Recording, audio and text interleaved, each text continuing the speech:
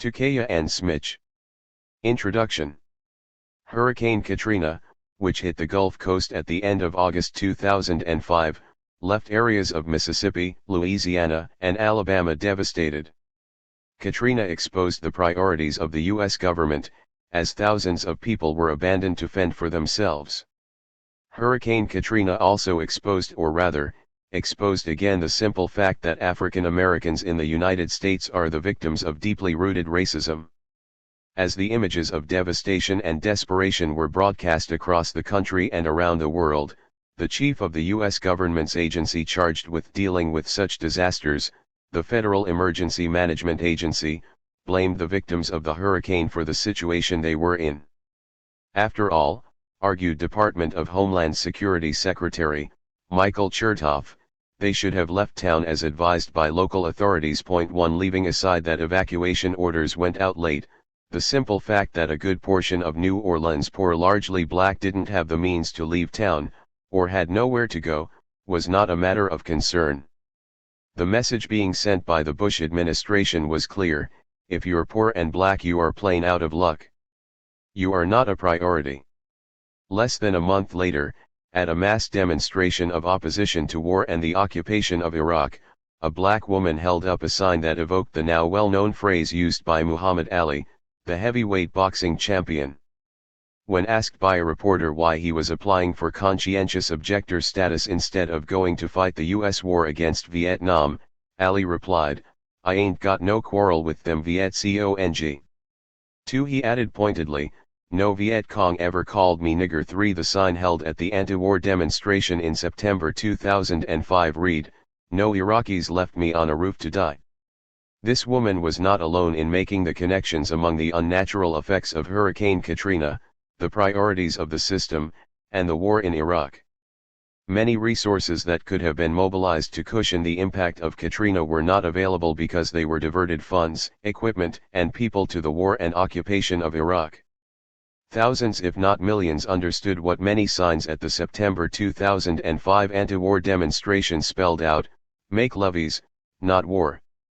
With their disgraceful mishandling of the aftermath of Katrina, George Bush and his administration stood naked in front of the world. This has fueled a tremendous anger already brewing in the United States against the way this society works or doesn't for the majority of people. As many writers have suggested, it is a grave mistake to think that U.S. society is stable, or that the promise of neoliberalism is the solution for most people.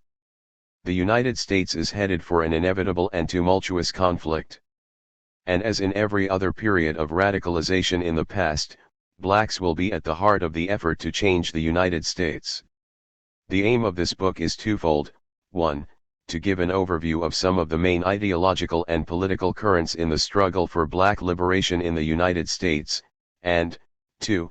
To argue the case that both historically and in the future, socialist ideas and organization are an integral part of this struggle. In today's political climate, many may find this idea untenable. But it is irrefutable that the United States has gone through waves of radicalization on a mass scale when millions of people showed their opposition to the existing system and how it is run. In the late 1960s, radical politics, including Marxism, were integrally connected to the movements for social change in the United States. Key figures and organizations in the black freedom struggle identified themselves with some form of socialist or Marxist politics. And the black struggle had profound effects on U.S. society. The mass mobilizations of the late 1950s and 1960s to end segregation in the South helped break the stranglehold of McCarthyism and conservatism that dominated U.S. politics. The civil rights movement smashed Jim Crow laws, the apartheid-like segregation laws introduced at the turn of the century that denied blacks the most basic rights. The Black Power movement of the late 1960s represented a further radicalization of the movement, involving hundreds of thousands of activists, black and white, in political activity and mobilization. All kinds of political ideas flourished during this period. For the first time since the demise of Marcus Garvey's Universal Negro Improvement Association, UNIA, in the 1920s, black nationalist ideas gained a hearing on a mass scale. By the late 1960s, sections of the movement underwent an even greater radicalization. The Black Panther Party and the League of Revolutionary Black Workers, for example, spoke of the need for revolution and declared themselves Marxist-Leninist organizations. It was commonly asserted, in however partial, confused, or ill-conceived ways, that reformism was a dead end and that only revolutionary politics could achieve black liberation. Whatever weaknesses the movement had, it remains a tremendous source of inspiration and holds many lessons for us today. Yet, more than 3 decades later, the situation has changed completely. While the officially sanctioned racism of Jim Crow is a thing of the past, there has been a steady erosion of the gains blacks won in the 1960s. Still today, in 2006, the polarization between blacks and whites in incomes, living standards, education, healthcare, and just about any other marker remains substantial. The State of Black America 2005, an annual report published by the National Urban League, documents the continuing reality of racism and discrimination in the United States. The executive summary of the report points out, the biggest divide between blacks and whites is economic status, nearly 20% worse than any other category. In 2005, black unemployment remained stagnant at 10.8% while white unemployment decreased to 4.7%, making black unemployment over 2.3 times more than whites. Home ownership. The home ownership rate for blacks is nearly 50% versus more than 70% for whites. While African Americans' mortgage denial and home improvement loans rates did improve, blacks are still denied these types of loans at twice the rate of whites. Health. The health index showed slight declines compared to 2004 due to a faster increase in obesity rates for African Americans than whites. Education. Teachers with less than 3 years' experience teach in minority schools at twice the rate that they teach in white schools. Social justice. 2005 showed the equality gap between whites and blacks in the criminal justice system is worsening, going from 73% to 68%. Blacks are 3 times more likely to become prisoners once arrested, and a black person's average jail sentence is 6 months longer than a white's for the same crime, 39 months versus 33 months. 4. At the same time as these major inequalities have hardened, there was a corresponding retreat from left-wing ideas, leading to an almost complete absence of mass political activity today around these fundamental questions. The decline and disorientation of the left movements of the 1960s began in the late 1970s and has affected not just blacks, but also the labor movement, and movements for women's and gay rights, among others. By 1987, the activist and scholar Manning Marable wrote, "The political mood across Black America had grown more pessimistic. Allies of the Black freedom struggle have abandoned their previous support for affirmative action and expanded civil rights legislation. Among blacks there is a deepening sense of social alienation and political frustration, generated partially by the continued popularity of President Ronald Reagan, the conservative trend in the Democratic Party, and the intense economic chaos which plagues black inner cities despite 3 years of national economic recovery. 5. And if the mood was pessimistic in the late 1980s, it is altogether bleaker today. There is a greater sense of alienation and powerlessness in Black America and an even greater fragmentation of organized forces at the very time the need for an organized movement of resistance has grown more urgent.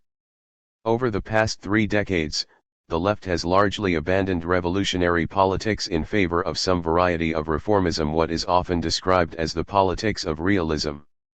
This development did not occur overnight. Many activists on the U.S. left, for example, supported Jesse Jackson's 1984 and 1988 presidential bids, arguing that the Rainbow Coalition was the historic continuation of the struggles of the 1960s. To quote Marable again, "The essence of the Jackson campaign was a democratic, anti-racist social movement, initiated and led by Afro-Americans, which had assumed an electoral mode. Its direct historical antecedents, the Montgomery bus boycott of 1955-56, the formation of SNCC and the sit-in movement of 1960, the Birmingham desegregation campaign of 1963 were revived in a new protest form within bourgeois democratic politics. 6. Leaving aside the validity of this argument for now, what is clear today is that supporting candidates like Jackson, once seen as a means to achieve left-wing or radical aims, by 2004 had morphed into supporting anyone who declared he or she was opposed to the right wing, regardless of their actual positions. Thus, virtually the entire left in the United States called for, and worked for, a vote for Democrat John Kerry against President George W. Bush, despite the fact that Kerry had virtually identical positions to Bush on the war in Iraq, the USA Patriot Act, marriage rights for gays and lesbians, and a host of other questions. In this way, much of the left radicalized in the 1960s and 1970s has migrated wholesale into the Democratic Party, the party that in the 1960s prosecuted the war in Vietnam and upheld Jim Crow in the South. In so doing, this left severed itself from the tradition of struggle that the 1960s revived. This book seeks to reaffirm the need for a struggle against racism and the economic and political system that maintains it, capitalism. An examination of the history of the fight for black freedom in the United States confirms the need for such a strategy. This elementary, but often forgotten or ignored, truth was summed up memorably by the abolitionist leader Frederick Douglass in 1857. Let me give you a word of the philosophy of reform. The whole history of the progress of human liberty shows that all concessions yet made to her august claims, have been born of earnest struggle. The conflict has been exciting, agitating, all-absorbing, and for the time being, putting all other tumults to silence. It must do this or it does nothing. If there is no struggle, there is no progress. Those who profess to favor freedom and yet deprecate agitation, are men who want crops without plowing up the ground, they want rain without thunder and lightning. They want the ocean without the awful roar of its many waters. This struggle may be a moral one, or it may be a physical one, and it may be both moral and physical, but it must be a struggle. Power concedes nothing without a demand. It never did and it never will. Find out just what any people will quietly submit to and you have found out the exact measure of injustice and wrong which will be imposed upon them, and these will continue till they are resisted with either words or blows, or with both. The limits of tyrants are prescribed by the endurance of those whom they oppress. In the light of these ideas, Negroes will be hunted at the North, and held and flogged at the South so long as they submit to those devilish outrages, and make no resistance, either moral or physical. Men may not get all they pay for in this world, but they must certainly pay for all they get. If we ever get free from the oppressions and wrongs heaped upon us, we must pay for their removal. We must do this by labor, by suffering, by sacrifice, and if needs be, by our lives and the lives of others. 7.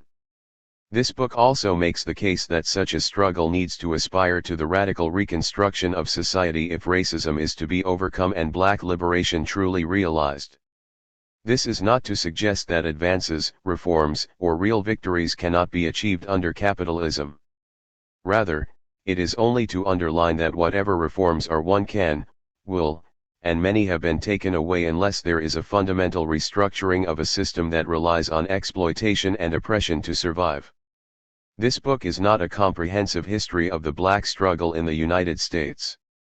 Nor is it a comprehensive history of all socialist currents and organizations and their relationship to the black movement. Rather, its aim is to highlight some of the political issues, ideological and organizational, in the relationship between socialism and the struggle for black liberation. The most commonly written about example of the relation between socialism and black liberation is the Communist Party, CP, in the 1930s.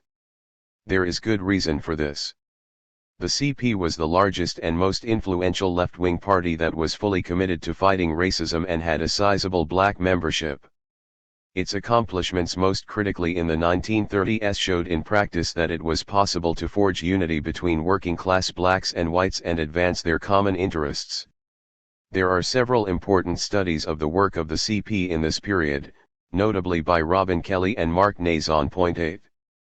But as important as the CP's work was during this period, it suffered from the fact that its perspective and outlook was shaped by the needs of the foreign policy of the Soviet Union rather than those of workers' interests in the United States, black or white. This book looks more closely at a current that emerged from the communist movement in the late 1920s, the Trotskyists, who have not been as carefully studied, but who helped shape and inform the politics and activities of several important currents both in the civil rights movements and in the Black Power movement. Another aspect of this book should be explained. I chose to quote extensively from some of the key figures that are discussed in the book.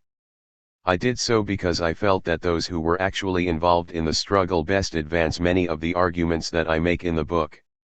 It is also the case that their words are less well known than they should be. Lastly, and on a more personal note, I want to acknowledge the significance of the 1960s struggle in helping shape a whole generation for the better.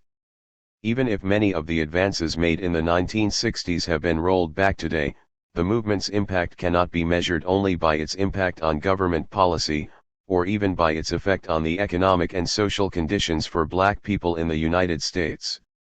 One of the most important legacies of periods of mass struggle is that those involved are transformed and that their actions also help shape and transform others.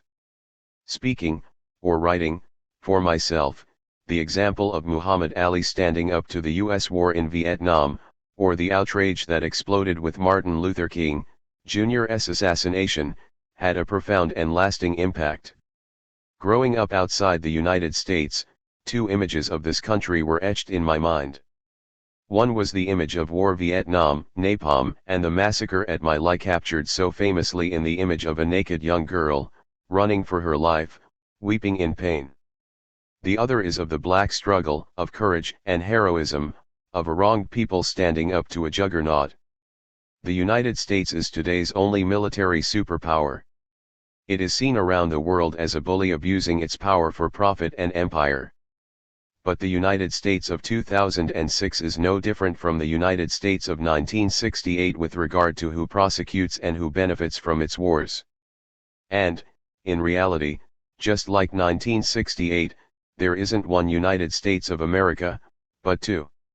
The difference is that those forces that represent opposition to the U.S. war machine are weaker today than those of the late 1960s. So there are two questions to contend with, one in changing reality, the other, which flows from the first, in changing perception. There is no doubt that the Bush administration and its policies are very unpopular with a very large segment of the population. Among blacks, the Bush administration scores all-time lows with an approval rating in the single digits, 0.9, but disapproval is one thing, active opposition is another, and organized oppositional politics and action yet another. For starters, the official opposition, the Democrats, offer no alternative and will not fight the Republicans. Indeed, they discourage any such idea. Second, the right wing is more confident, organized, and mobilized than other sections of U.S. society. Third, there has been a two-decade retreat on the part of the left in this country. This has meant that despite some quite substantial sentiment and opinion against Bush, there is not yet an instrument or organized means to express this. In addition, it must be said that the Democratic Party is unwilling to do anything that it feels will tar them with being liberal. Its strategy for more than 2 decades has been clear and best summed up during the Clinton presidency in the strategy of triangulation, to simply adopt the policies of the Republicans and repackage them. The result of this strategy has been to move politics in the United States to the right and to sharply limit what is acceptable in mainstream politics. This book argues that a different set of politics is needed and that there is a rich legacy of struggle from which we can learn. Chapter 1. Slavery in the United States. Direct slavery is as much the pivot upon which our present-day industrialism turns as are machinery, credit, etc.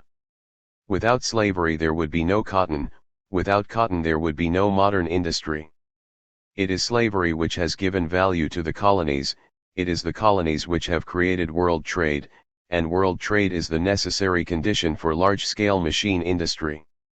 Consequently, prior to the slave trade, the colonies sent very few products to the Old World, and did not noticeably change the face of the world.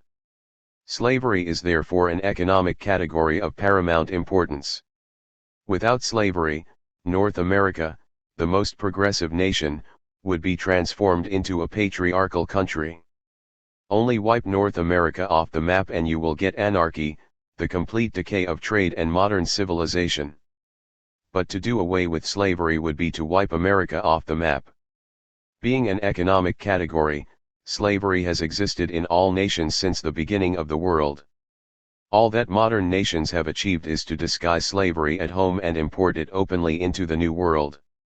Karl Marx 1. The labor of blacks, forced to come to the New World as slaves, was essential to the economic development not only of the new colonies, whether in the Caribbean, Latin America, or North America, but also the major powers of the Old World. But slavery did not come innocent of ideological trappings. A historically distinct ideology designed to justify and maintain the oppression of the slaves developed with the rise of the Atlantic slave trade.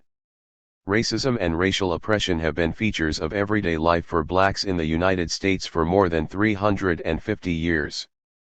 But the persistence of racism is not inevitable, and racism, certainly in its modern form, has not always existed. Far from being the unavoidable result of interaction between different peoples, racism and racial oppression emerged in Europe's transition from feudalism to capitalism. Ancient and feudal societies before capitalism were able to do without this form of oppression. Specifically, racism emerged in Western Europe and the New World as a consequence of the slave trade, as the ideological justification for slavery. Prejudice against strangers, xenophobia, and distinctions between barbarian and civilized existed, but did not take the form of modern racism. So, for example, North American Indians whom European settlers first encountered had a conception of outsider, i.e., non-members of the band, tribe, or nation. But the fact that it carried no racial connotation is shown not only by the practice of adoption of Indian captives of other nations into the tribe to replace lost loved ones, but also of the adoption of captured white Europeans as full-fledged members of the tribe. Thousands of Europeans are Indians, complained Hector de Crevecoeur in his 1782 letters from an American farmer, but we have no examples of even one of those aborigines having from choice become Europeans, too. As historian Frank Snowden has argued, color prejudice has been a major issue in the modern world. Notable, therefore, is the fact that the ancient world did not make color the focus of irrational sentiments or the basis for uncritical evaluation. The ancients did accept the institution of slavery as a fact of life, they made ethnocentric judgments of other societies, they had narcissistic canons of physical beauty, the Egyptians distinguished between themselves, the people, and outsiders, and the Greeks called foreign cultures barbarian. Yet nothing comparable to the virulent color prejudice of modern times existed in the ancient world. This is the view of most scholars who have examined the evidence and have come to conclusions such as these: the ancients did not fall into the error of biological racism, black skin color was not a sign of inferiority, Greeks and Romans did not establish color as an obstacle to integration in society, and ancient society was one that for all its faults and failures never made color the basis for judging a man. 3. The slave system that developed in the New World was different in fundamental respects. Chief among these was the fact that it was racially based. Africans were the slaves even if the reasons for the enslavement of blacks were economic and not racial. The initial attempts to meet the enormous and ever-increasing demand for labor in the New World included attempts to enslave native peoples and whites. When these attempts failed, Africans became the chief source of labor. It has been said of the Spanish conquistadors, writes Eric Williams, one of the pioneering historians of New World slavery in From Columbus to Castro, The History of the Caribbean, that first they fell on their knees, and then they fell on the Aborigines, for so after claiming their colonies for God and the King, the Spaniards set about pressing into service the local indigenous population to pump out the colony's wealth for the benefit of the Spanish crown. The Indians were assigned in lots of 50, 100, or more, by written deed or patent, to individual Spaniards to work on their farms and ranches or in the placer mines for gold dust. Sometimes they were given to officials or to parish priests in lieu of part of their annual salary.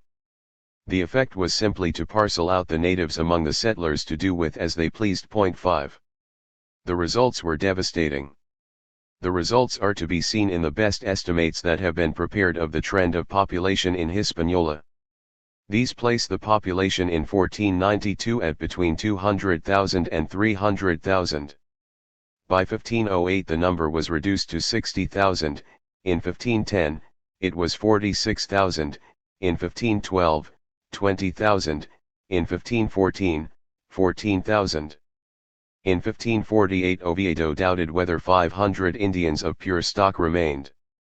In 1570 only 2 villages survived of those about whom Columbus had assured his sovereigns, less than 80 years before, that there is no better nor gentler people in the world. 6. African slave labor proved more plentiful and cheaper than either Native Americans or white indentured servants, and eventually slavery was confined exclusively to blacks. According to Williams. Here, then, is the origin of Negro slavery. The reason was economic, not racial. It had to do not with the color of the laborer, but the cheapness of the labor. As compared with Indian and white labor, Negro slavery was eminently superior. The features of the man, his hair, color, and dentifrice, his subhuman characteristics so widely pleaded, were only the later rationalizations to justify a simple economic fact, that the colonies needed labor and resorted to Negro labor because it was cheapest and best. This was not a theory, it was a practical conclusion deduced from the personal experience of the planter. He would have gone to the moon, if necessary, for labor. Africa was nearer than the moon, nearer too than the more populous countries of India and China. But their turn was to come. 7. Unfree labor in the North American colonies. The North American colonies started predominantly as private business enterprises in the early 1600s. Unlike the Spanish, whose colonies served to export precious metals back to the colonial center, settlers in the colonies that became Maryland, Rhode Island, and Virginia were planters. 8. The settlers' chief aim was to obtain a labor force that could produce the large amounts of indigo, tobacco, sugar, and other crops that would be sold back to England. From 1607, when Jamestown was founded in Virginia, to about 1685, the primary source of agricultural labor in English North America came from white indentured servants after the settlers failed to build a sustained workforce from the indigenous population. 9. After their terms expired, many white indentured servants sought to acquire land for themselves. Black slaves worked on plantations in small numbers throughout the 1600s. But until the end of the 1600s, it cost planters more to buy slaves than to buy white servants. 10. Some blacks who lived in the colonies were free, some were slaves, and some were servants. Free blacks in Maryland, Massachusetts, New York, North Carolina, Pennsylvania, and Vermont had voting rights. 11. In the 1600s, the Chesapeake Society of Eastern Virginia had a multiracial character. There is persuasive evidence dating from the 1620s through the 1680s that there were those of European descent in the Chesapeake who were prepared to identify and cooperate with people of African descent. These affinities were forged in the world of plantation work. On many plantations Europeans and West Africans labored side by side in the tobacco fields, performing exactly the same types and amounts of work. They lived and ate together in shared housing, they socialized together, and sometimes they slept together. 12. For most of the 1600s, the planters depended mainly on a predominantly white workforce of English, Scottish, and Irish servants. 13. But planters found the white workforce was becoming increasingly restive and expensive. As the 1600s was a time of revolutionary upheaval in England, many of the servants began demanding their rights. And those who finished their terms often became direct competitors to the planters in agriculture. With costs of servants increasing, planters asked colonial administrations to begin widespread importation of African slaves. By the end of the 17th century, a planter could buy an African slave for life for the same price as a white servant with a 10-year contract. This decision to turn to a racially specified labor force had enormous human consequences. Between 1640 and 1800, more than 4 million West Africans were forcibly transferred to the New World. 14 Perhaps 10 to 15 million black slaves made it to the Americas by the 1800s, an estimated one-third of the total captured in Africa. 15 The conditions of transport in the Middle Passage, the journey made by slave ships from Africa across the Atlantic, were horrendous, with human beings stacked and chained like firewood, and disease and suffocation killing hundreds of thousands. Many, if not most, historians place race rather than the demand for labor as the central driving force for slavery. The crudest version of this argument says that slavery developed because of European racism. 16 The more sophisticated version is almost identical except that it acknowledges the need for labor and concludes that slavery was settled upon as a solution, and in particular the enslavement of Africans because of the depths of racism. 17 But these arguments invert the process. As historian Barbara Fields has argued, probably a majority of American historians think of slavery in the United States as primarily a system of race relations, as though the chief business of slavery were the production of white supremacy rather than the production of cotton, sugar, rice, and tobacco. One historian has gone so far as to call slavery the ultimate segregator. He does not ask why Europeans seeking the ultimate method of segregating Africans would go to the trouble and expense of transporting them across the ocean for that purpose, when they could have achieved the same end so much more simply by leaving the Africans in Africa. No one dreams of analyzing the struggle of the English against the Irish as a problem in race relations, even though the rationale that the English developed for suppressing the barbarous Irish later served nearly word for word as a rationale for suppressing Africans and indigenous American Indians. 18 The dominant historical view of slavery places ideas, in particular, racial ideas, as the motor force of history. This view of history thoroughly underestimates the material connection between capitalism and the development of racism. Colonial slavery, however, was intimately tied to capitalist development, and was not a remnant of an older mode of production. As Karl Marx put it, the discovery of gold and silver in America, the extirpation, enslavement, and entombment in mines of the indigenous population of that continent, the beginnings of the conquest and plunder of India, and the conversion of Africa into a preserve for the commercial hunting of black skins, are all things which characterize the dawn of the era of capitalist production. These idyllic proceedings are the chief moments of primitive accumulation. 19 Slavery and the American Revolution. U.S. slavery developed primarily in the rice and tobacco plantations of the southern colonies. Slavery also existed in the North, although it was largely peripheral to the northern economy. By 1776, slaves composed 40% of the population of the colonies from Maryland south to Georgia, but well below 10% in colonies to the north. 20 Blacks made up 1 in 5 of the total population at the time of the American War of Independence in 1776.21. The American Revolution did not end slavery, despite the growth of a powerful current in favor of abolition.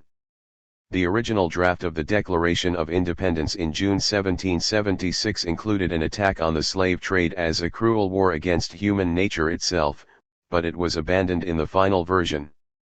Northern merchants were themselves involved in the slave trade, and the use of slavery had become widespread, especially in the southern states. 22 It is a paradox of the American Revolution that it cast off the chains of colonial rule, but shackled 1/5 of the population of the newly independent states in the chains of slavery.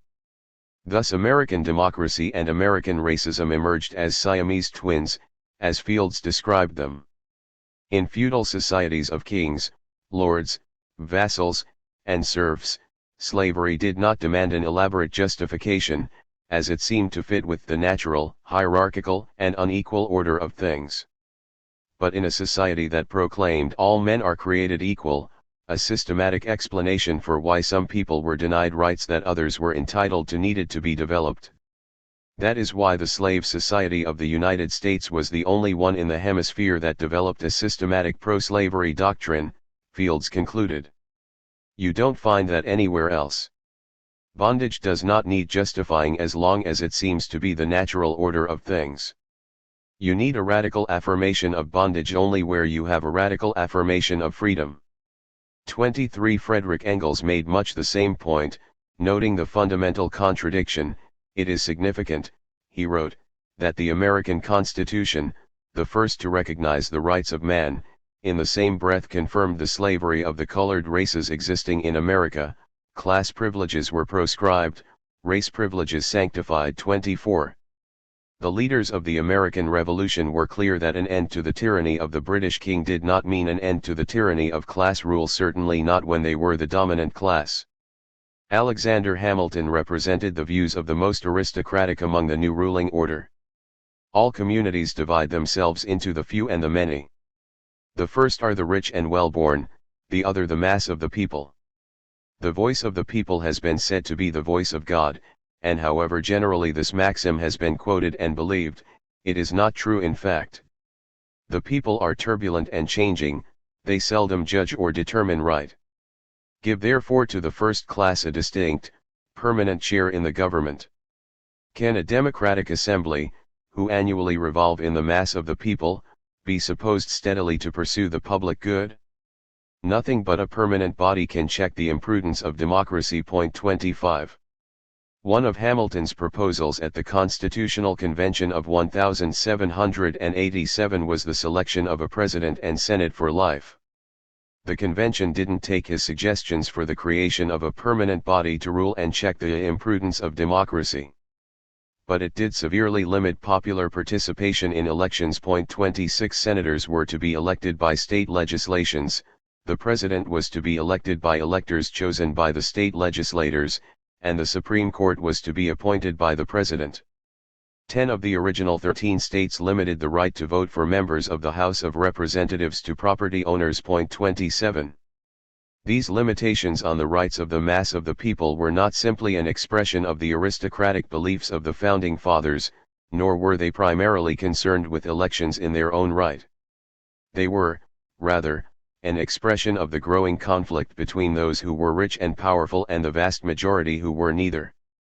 By 1787, the elites were acutely aware of the need to establish a strong central government to protect their interests and to suppress popular rebellions. The threat from below was very real. In the summer of 1786, an uprising in western Massachusetts by discontented farmers, Shays' Rebellion, underlined the point. As one farmer put it, "I have been greatly abused, have been obliged to do more than my part in the war, been loaded with class rates, town rates, province rates, continental rates, and all rates, been pulled and hauled by sheriffs, constables, and collectors, and had my cattle sold for less than they were worth. The great men are going to get all we have, and I think it is time for us to rise and put a stop to it, and have no more courts, nor sheriffs, nor collectors, nor lawyers." 28. The rich and powerful that ruled America decided to close ranks and try to resolve their differences in order to establish a strong, central state. A veteran of George Washington's army, General Henry Knox, founded an organization of army veterans who would be on alert for signs of rebellion from below. As Knox wrote to Washington in 1786 of Shays' Rebellion, "The people who are insurgents have never paid any, or but very little taxes, but they see the weakness of government, they feel at once their own poverty, compared with the opulent, and their own force, and they are determined to make use of the latter, in order to remedy the former. Their creed is that the property of the United States has been protected from the confiscations of Britain by the joint exertions of all, and therefore ought to be the common property of all. And he that attempts opposition to this creed is an enemy to equity and justice, and ought to be swept off the face of the earth." 29. At the Constitutional Convention of 1787, the rich and powerful gathered to debate and settle their differences. The convention brought together 55 men, many of whom were slaveholders and some of whom considered themselves abolitionists. The question of slavery loomed large.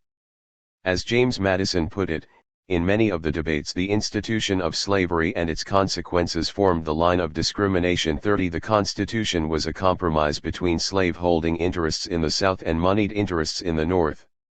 The Southern ruling class knew that its wealth and power derived almost exclusively from their ownership of slaves. The South Carolina delegation expressed this sentiment with the utmost clarity and with no hint of embarrassment. "Without slaves," stated General Pinckney, "South Carolina would soon be a desert waste."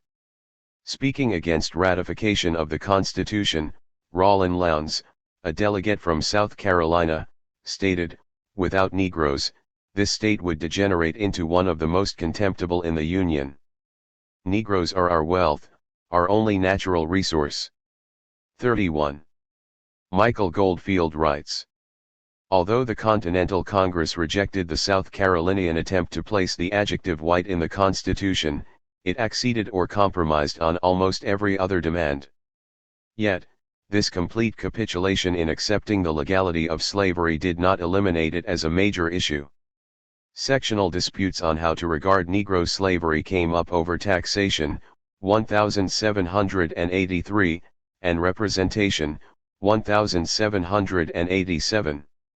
The Founding Fathers made a final compromise on July 12, 1787, by assigning 3/5 representation for both purposes. The 3/5 compromise had momentous consequences. 32. As Donald Robinson puts it, the 3/5 compromise gave constitutional sanction to the fact that the United States was composed of some persons who were free and others who were not.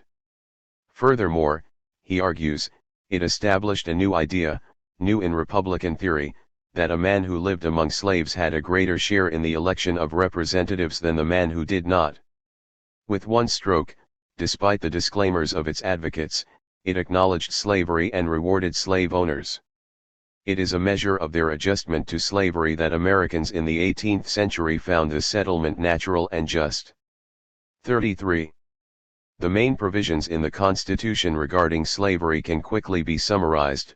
First, Congress was prohibited from outlawing the importation of slaves before the year 1808.34. Second, states were obliged constitutionally to return all fugitives from slavery to their owners. 35. Third, for purposes of electoral representation and taxation, 3/5 of the slaves and the free population would be counted. 36. Later in the Constitutional Convention, the delegates agreed upon the method for electing presidents. Rejecting direct elections, because the voters couldn't be trusted, the delegates agreed to set up an electoral college to select the president. Then, it was decided, each state would elect the president by casting a fixed number of winner-take-all electoral college votes equivalent to its total of representatives in the House. This in turn would be proportional to the state's population, artificially boosted in the South by the 3/5 clause. Enslaved and denied a vote, blacks added political power to their Southern white oppressors. In order to abate the sensibilities of some of the delegates at the convention, the words slave and slavery do not appear in the final document. Instead, the document refers to slaves as other persons and persons held to service or labor. Luther Martin, a Maryland attorney who strongly argued against ratification, noted that his fellow delegates anxiously sought to avoid the admission of expressions which might be odious in the ears of Americans. But, they were willing to admit into their system those things which the expressions signified. 37.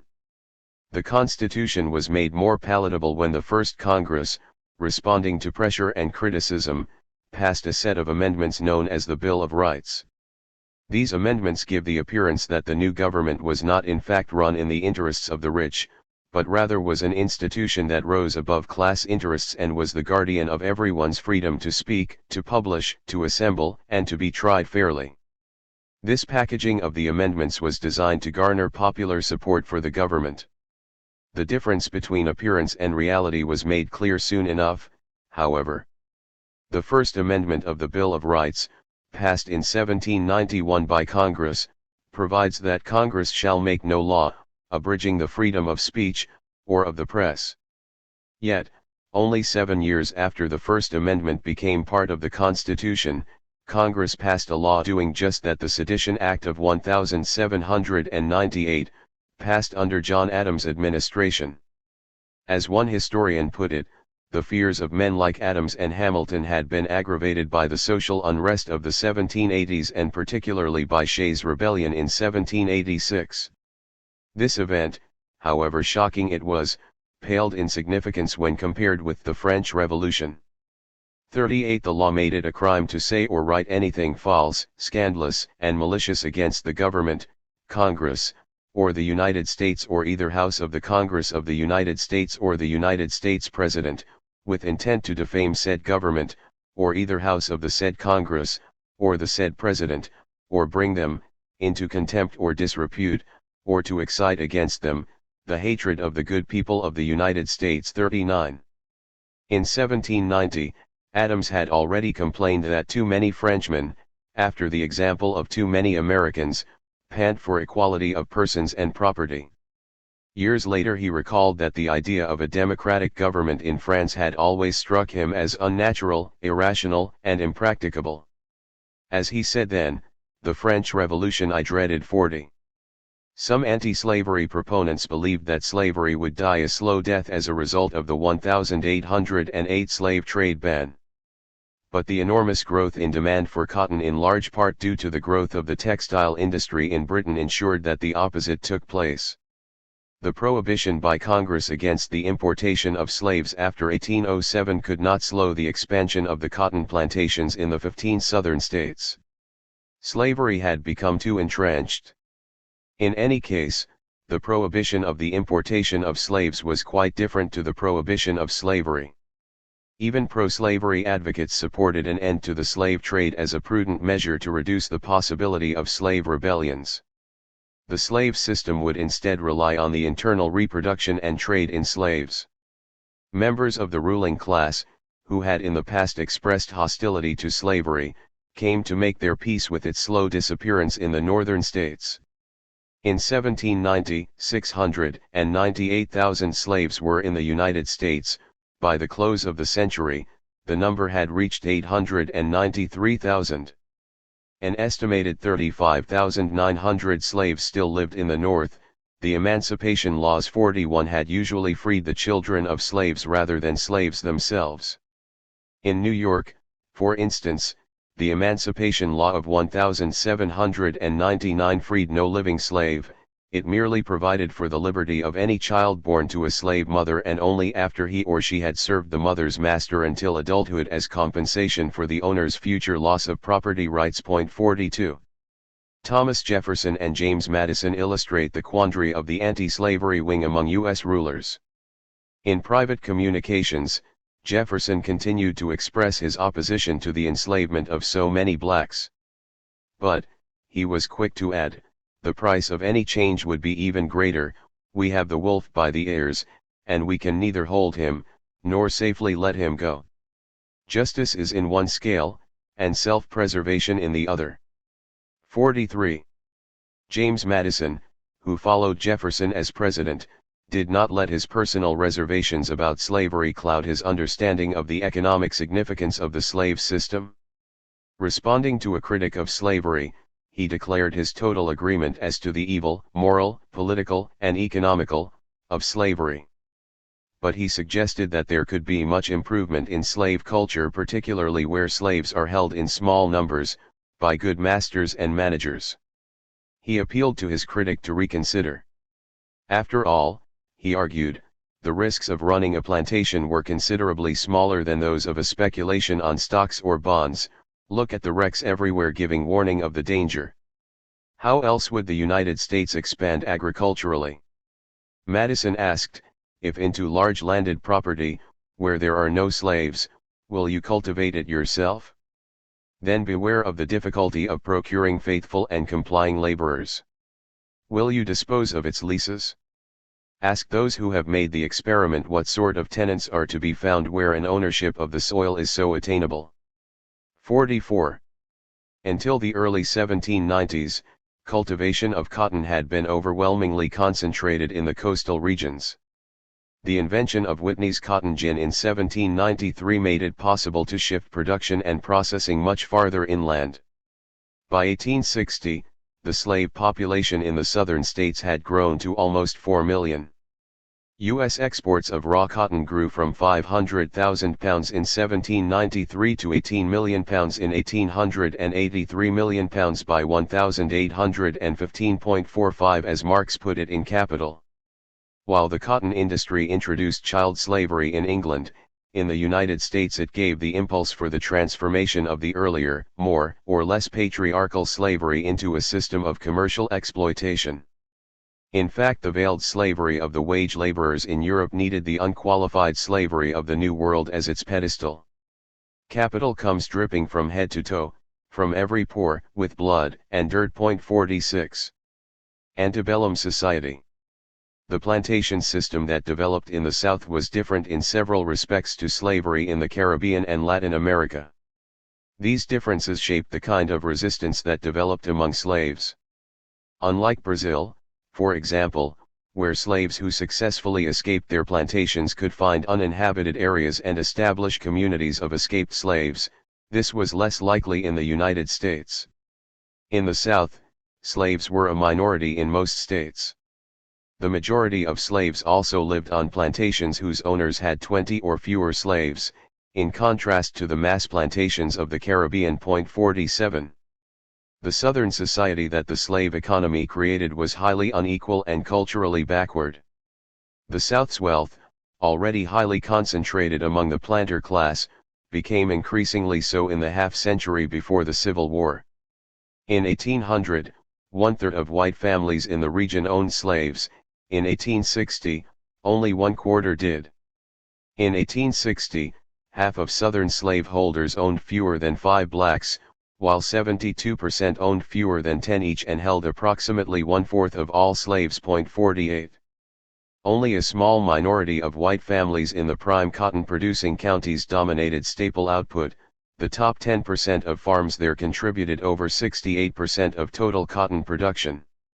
Of the farms in these counties, 28% produced no cotton at all, half of them held no slaves. 49. The wealth of the combined southern states was greater than either France or Germany in 1860, and income for the wealthiest of the planter class defined as owning 50 slaves or more was more than 60 times the per capita income of the day. Yet, only a few thousand families made up this planting elite, and over two-thirds of the white southern population owned no slaves at all. 50. And unlike the successful slave revolt of Saint-Domingue, where Toussaint L'Ouverture successfully used splits among the slave-holding powers to his advantage, both the North and South were committed to slavery until the 1860s. It is important to point out that the majority of the South's population did not have any direct interest in slavery.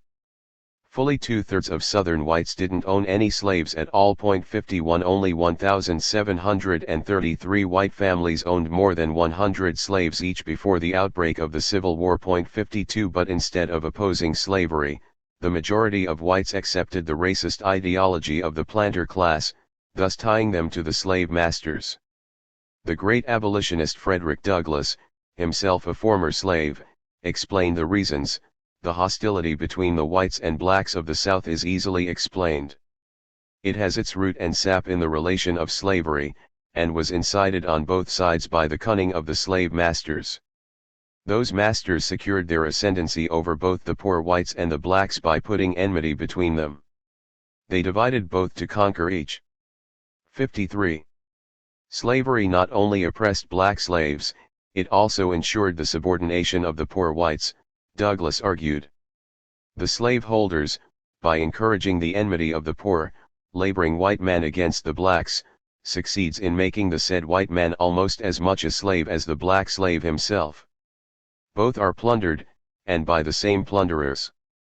The slave is robbed, by his master, of all his earnings, above what is required for his physical necessities, and the white man is robbed by the slave system, of the just results of his labor, because he is flung into competition with a class of laborers who work without wages. At present, the slaveholders blind them to this competition, by keeping alive their prejudice against the slaves, as men not against them as slaves.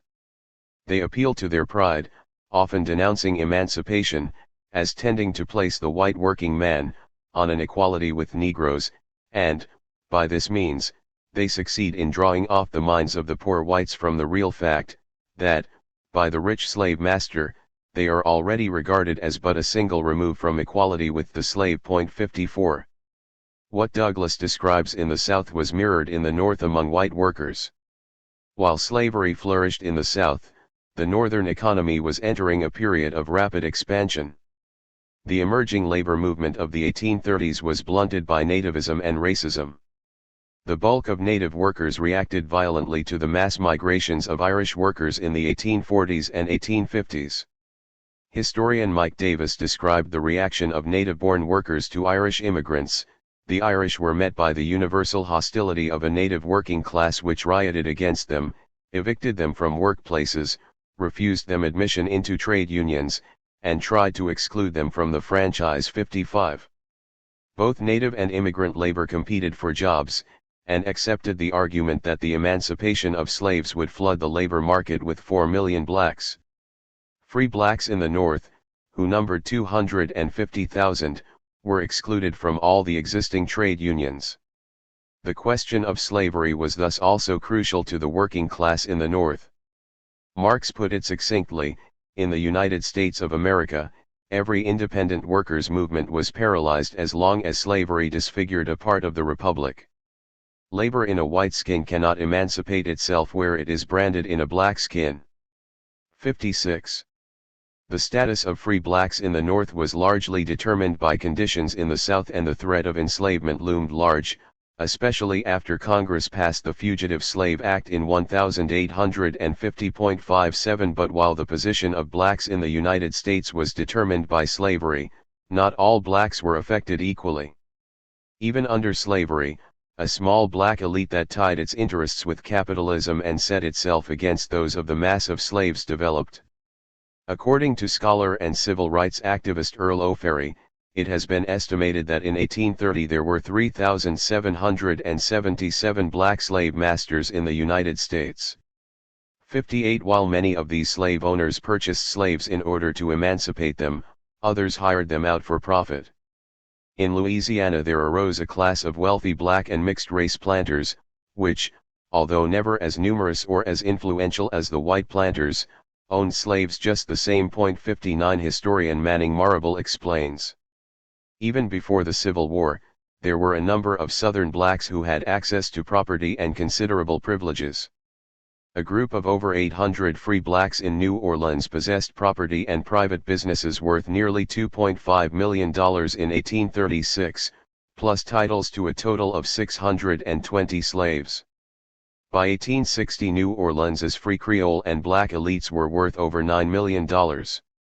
North Carolina free blacks owned about $1 million worth of personal property and real estate in 1860, and Virginia's free blacks controlled 60,000 acres of farm property. 60.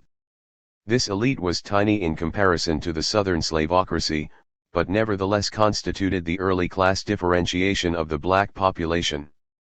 Moreover, as will become clear, the relatively insecure position of the black elite and skilled blacks generally became the material basis for the adoption of separatist black capitalist solutions that at the same time sought accommodation within U.S. capitalism. Chapter 2. Abolitionism.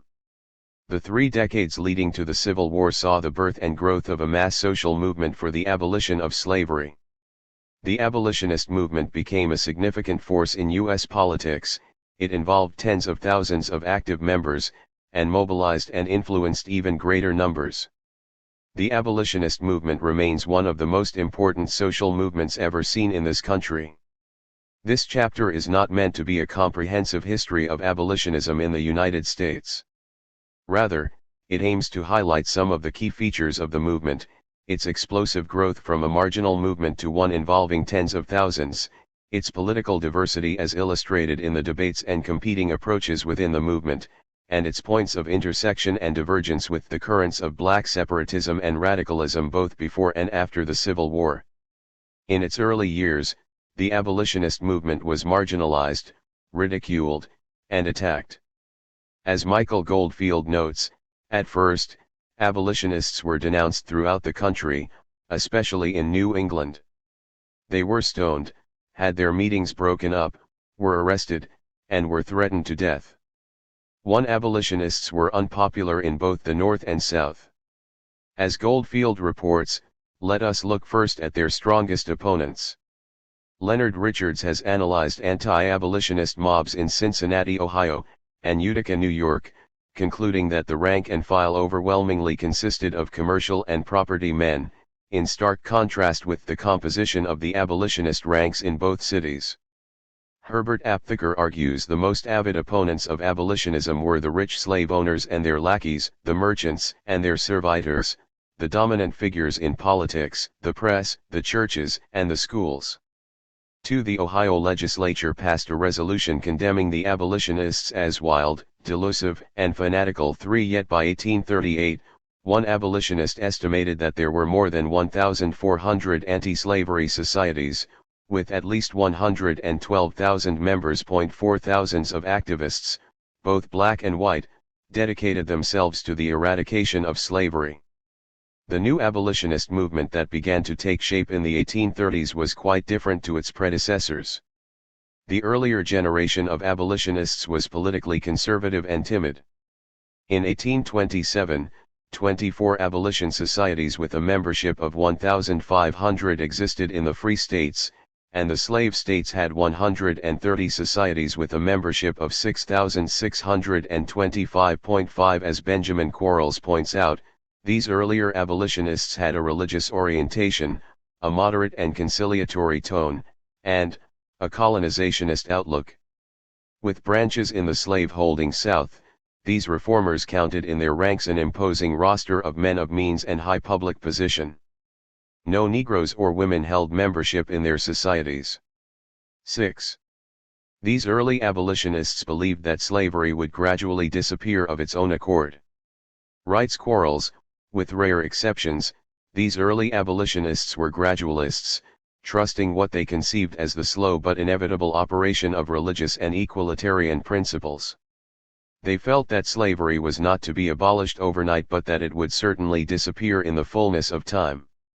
7. Moreover, the previous generation of abolitionists was not particularly hostile to slaveholders in the South and often crafted its appeal to them by making reference to the slaveholders' own best interests.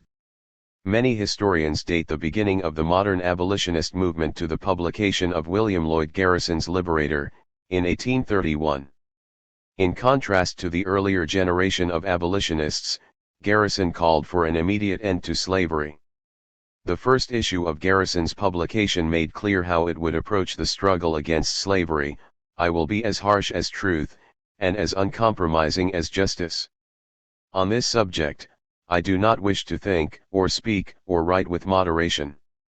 I am in earnest. I will not equivocate, I will not excuse, I will not retreat a single inch, and I will be heard." 8. Along with the Liberator, Garrison launched the New England Anti-Slavery Society in 1832.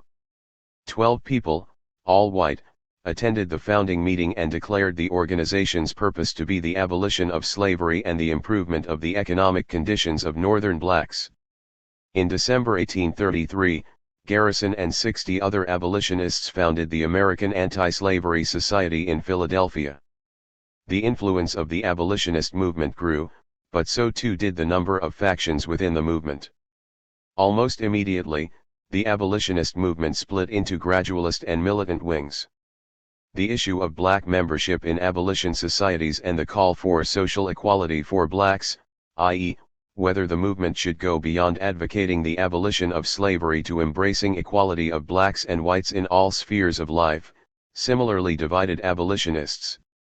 The militant wing of the abolitionist movement was itself divided over several questions, including the role of women in the abolitionist movement, the relationship between abolitionists and labor unions, the use of force or of moral suasion, and proposals for black emigration.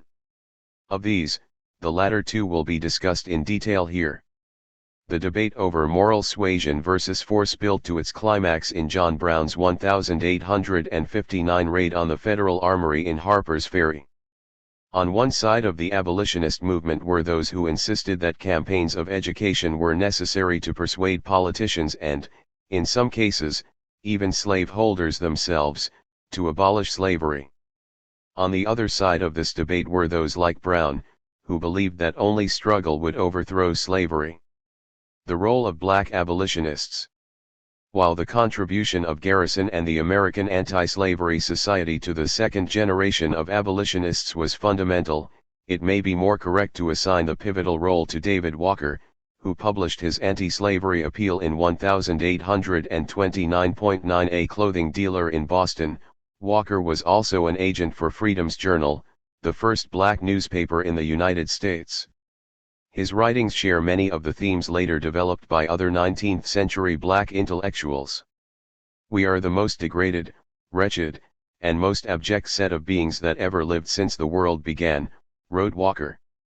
He targeted whites, like Thomas Jefferson, who spoke against slavery, but were themselves slaveholders and held that black people were inferior to whites. "For let no one of us suppose that the refutations which have been written by our white friends are enough. They are whites, we are blacks. We, and the world, wish to see the charges of Mr. Jefferson refuted by the blacks themselves, according to their chance, for we must remember that what the whites have written respecting this subject, is other men's labors, and did not emanate from the blacks." 10. Walker named 4 factors for the condition of blacks: slavery, ignorance, the preachers of Jesus Christ, and the influence of the American Colonization Society, an organization of whites that sought to repatriate blacks to Africa. 11. Walker argued that blacks had to fight for economic and political rights in the United States and therefore should oppose schemes of emigration.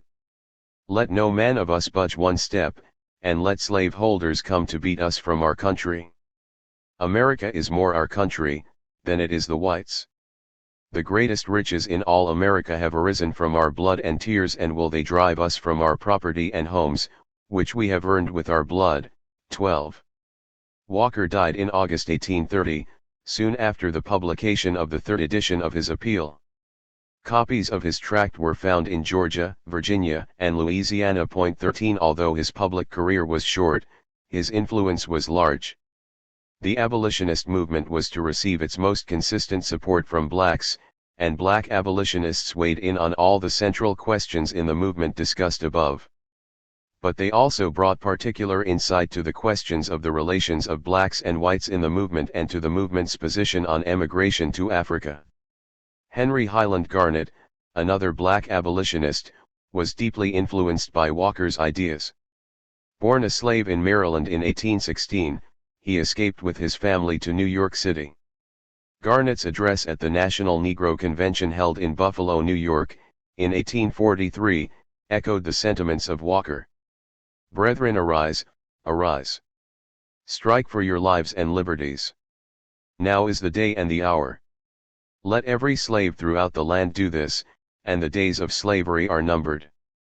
You cannot be more oppressed than you have been, you cannot suffer greater cruelties than you have already. Rather die freemen than live to be slaves. Remember that you are 4 millions. Let your motto be resistance. Resistance. Resistance." 14. Like Walker, Garnet stressed black resistance to slavery. His evolving political perspective illustrated in microcosm all the key questions the movement confronted. He helped bring to a head the debate among black abolitionists concerning the question of moral suasion and armed resistance. Garnet, like other black nationalists after him, initially opposed schemes of separation like the proposals to emigrate to Africa. "America is my home, my country, and I have no other," he explained in 1848.15. Yet Garnet was to change his position, as did several other black abolitionists, on emigrationism after 1850. Martin R. Delaney's The Condition, Elevation, Emigration, and Destiny of the Colored People of the United States is widely considered as the first manifesto of black nationalism in the United States, making Delaney the founding father of black nationalism. 16. A Harvard-trained physician, Delaney's early political activity included a stint in 1846 as co-editor of Frederick Douglass' abolitionist newspaper, North Star, and as a passionate opponent of the American Colonization Society. The American Colonization Society, with a congressional appropriation of $100,000 in 1819, purchased a strip of land 3 miles wide and 36 miles long on the west coast of Africa. This strip of land was named Liberia and its capital was named Monrovia, in honor of then-President James Monroe. However, with the passage in 1850 of the Fugitive Slave Act, FSA, which gave slaveholders the right to recapture escaped slaves even in free states and territories, Delaney grew quite pessimistic about the prospects for either coexistence with whites or for abolishing slavery itself. The FSA created a force of federal commissioners empowered to pursue fugitive slaves in any state and return them to their owners. No statute of limitations applied, so that even those slaves who had been free for many years could be, and were, returned.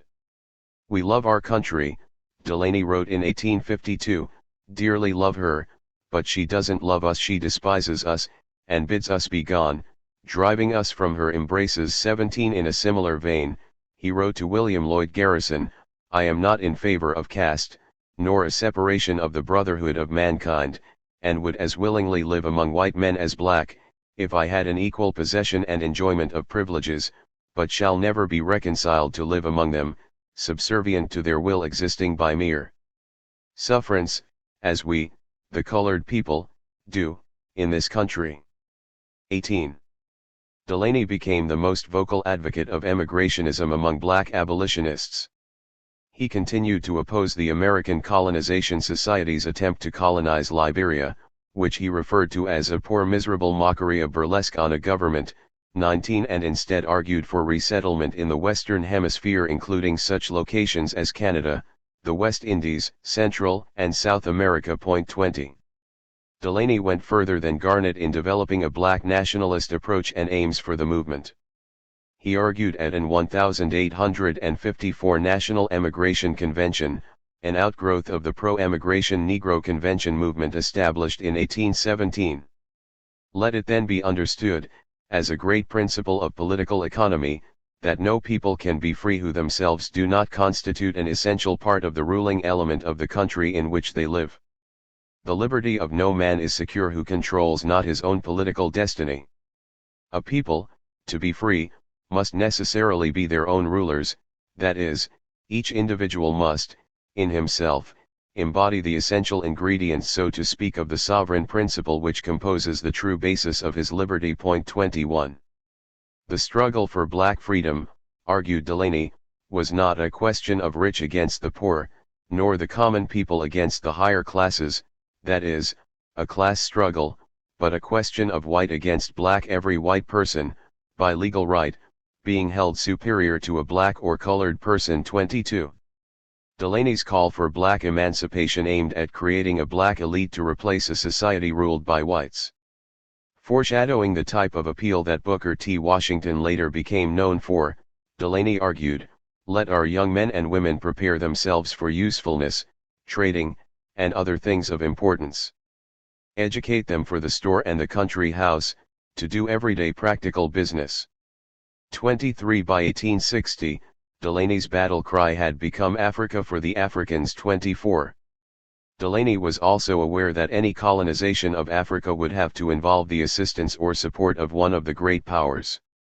Delaney looked to Britain and France for assistance in the colonization project. "The National Council shall appoint 1 or 2 special commissioners to England and France, to solicit the necessary outfit and support." 25 After all, he argued, Africa was ready for colonization, the land is ours, there it lies with inexhaustible resources, let us go and possess it. 26. Douglass and radical abolitionism. The preeminent black abolitionist of this period was Frederick Douglass. More than any other abolitionist of the time, Douglass tied the anti-slavery struggle to a general struggle against oppression in all forms, and, unlike the emigrationists, Douglass saw the black struggle as being rooted in the United States. Douglass was born a slave in 1817. At age 16, he recounts in his autobiography, he resisted a whipping by the plantation's overseer. "I was a changed being after that fight," he wrote. "I had reached the point at which I was not afraid to die. This spirit made me a freeman in fact, though I still remained a slave in form. When a slave cannot be flogged, he is more than half free." 27 Douglass escaped in 1838, and soon became active with William Lloyd Garrison's abolitionist group. Over the next 10 years, he became the most renowned black abolitionist in the United States. During this period, on most questions, Douglas lined up squarely with Garrison. Like Garrison, he strongly objected to Henry Garnett's 1843 call for insurrection, arguing it would only end in disaster.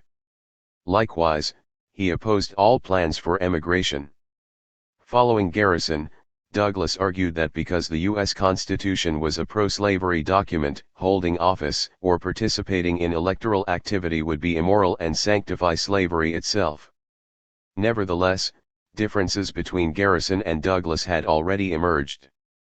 In 1847, Douglas had started publication of his own newspaper, the North Star, despite Garrison's objections.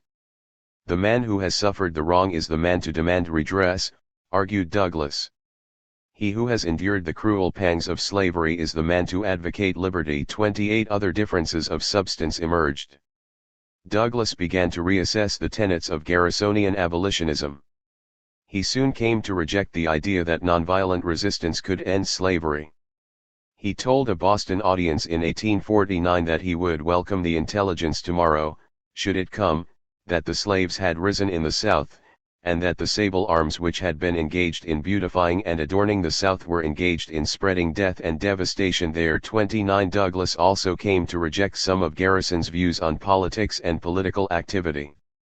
Instead of the wholesale rejection of political activity advocated by Garrison, Douglas came to see political action as another arena of action for the abolitionist movement, describing such action as a legitimate and powerful means for abolishing slavery. 30 Indeed, he came to believe that political action was necessary, and that the federal government had a responsibility to eradicate slavery. He also argued against Garrison's slogan of no union with slaveholders.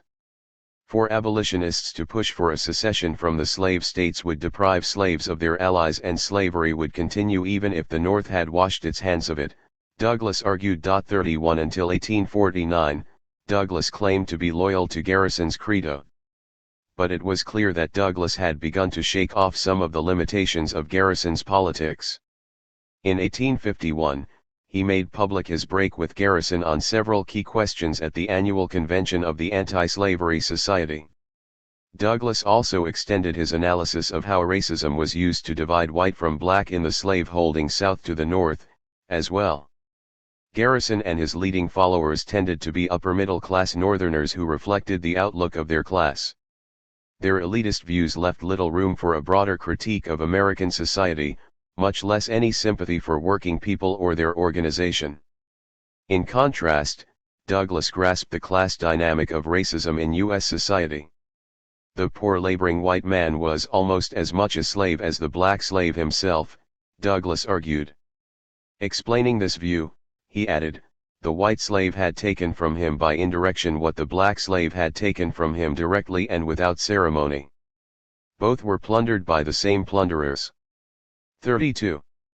Though Douglas had considerable illusions about republicanism, he shared none of Garrison's glorification of Northern society, had none of his sympathy for the very rich, and saw clearly how the North was complicit in the slavery of the South.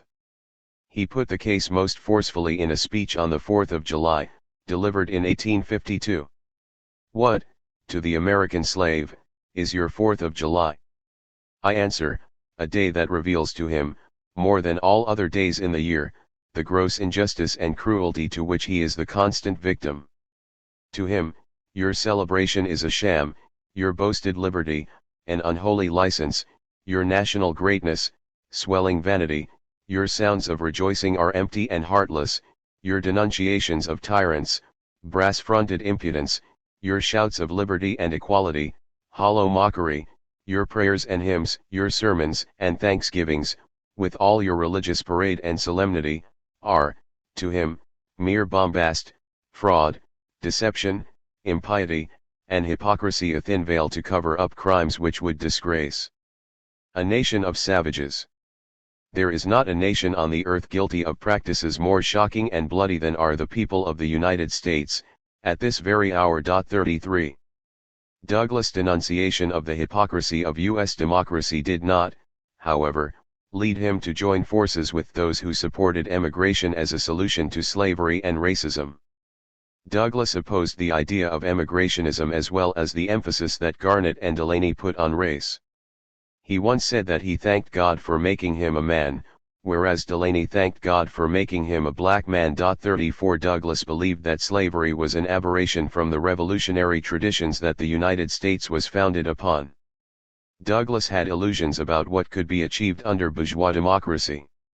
He served in a number of government posts after the Civil War, even while the U.S. government stepped back from granting blacks full citizenship. But in the pre-Civil War years, his politics were considerably more consistent and clearer than those of the early black nationalists. This short review of debates in the abolitionist movement, particularly among black abolitionists, allows us to make several observations about the character of the black struggle and black nationalism. These themes would recur over the next century in subsequent movements for black civil rights. First, the political paths that both Garnett and Delaney took demonstrated that black nationalism was not primarily a reflection of their primary aspirations or a reflection of any material base for a black nation. Rather, their adoption of separatism was a reaction to white racism. When the prospect for black and white unity seemed possible in fighting racism, as in the Civil War period, both abandoned their emigrationist positions. With the defeat of Reconstruction in 1877, see Chapter 4, they returned to separatist politics. Similarly, the only period when Frederick Douglass flirted with emigrationism was at the lowest point following the defeat of Reconstruction, when he considered the possibilities of any other form of struggle to be very dim. 35. Second, separatism and assimilation have to be seen as the expression of the contradictory position in which the small black elite under slavery found itself. This class aspired to fully become part of American capitalism, and therefore impelled it to seek assimilation, but the existence of slavery and racism placed severe limits on this process, forcing the elite into a separatist position. Finally, as Wilson Moses points out, in the pre-Civil War period there was no clear-cut distinction between black nationalism and assimilation. Nationalists like Delaney were dedicated to Christianizing and civilizing the African continent and actively solicited the support of whites to accomplish this goal. Avowed integrationists, like Douglas, were willing to participate in all black institutions, and defended their right to do so. 36. Revolutionary abolitionism. Despite its often on-target criticisms of the largely white-led abolitionist movement, the politics that Garnett and Delaney represented didn't offer a militant strategy to confront slavery and racism. On this score, Douglas, the avowed integrationist, was in the vanguard. In breaking with the Garrisonian politics of moral suasion, Douglas came to the conclusion that armed force would be necessary to rid the country of slavery. Above all, throughout his career Douglas never lost sight of the importance of struggle. It was this commitment to struggle that led Douglas to see both the necessity of black self-activity and the need for unity with whites who sought to fight slavery. He thus moved from advocacy of moral suasion to advocating armed resistance. "The slaveholder has been tried and sentenced," he declared in 1857. "He is training his own executioners." 37. One of the abolitionists who influenced Douglas to question the idea of non-resistance, or moral suasion, was John Brown. Brown's conviction that slavery was actually a state of war made an impression on Douglas. Douglas writes of Brown, "T. Hoff, a white gentleman, is in sympathy with a black man, and as deeply interested in our cause, as though his own had been pierced with the iron of slavery." 38. John Brown stood out as a white abolitionist who was never charged with racism. Writes Quarles, Brown's relationships with Negroes had been close, continuous, and on a peer basis. Apparently no Negro who ever knew Brown ever said anything in criticism of his attitude or behavior toward colored people. Brown's attitude toward slavery and his grim and forceful response to it were shaped by many things, of which his own personal experiences with Negroes was not the least. 39. Brown had distinguished himself as an anti-slavery fighter in the 1850s in Kansas, where a civil war between pro-slavery and anti-slavery forces raged in the decade before the outbreak of the nationwide Civil War. The attempt of Brown and 18 other armed men to capture the federal armory in Harper's Ferry, Virginia, with the intent of arming slaves in the South for an insurrection, was certainly the boldest blow struck against slavery before the Civil War. Although Douglas demurred from participation in the failed 1859 raid, he defended Brown, even after Brown and his comrades were executed for treason and insurrection. Did John Brown fail? He certainly did fail to get out of Harper's Ferry before being beaten down by United States soldiers. He did fail to save his own life, and to lead a liberating army into the mountains of Virginia. But he did not go to Harper's Ferry to save his life.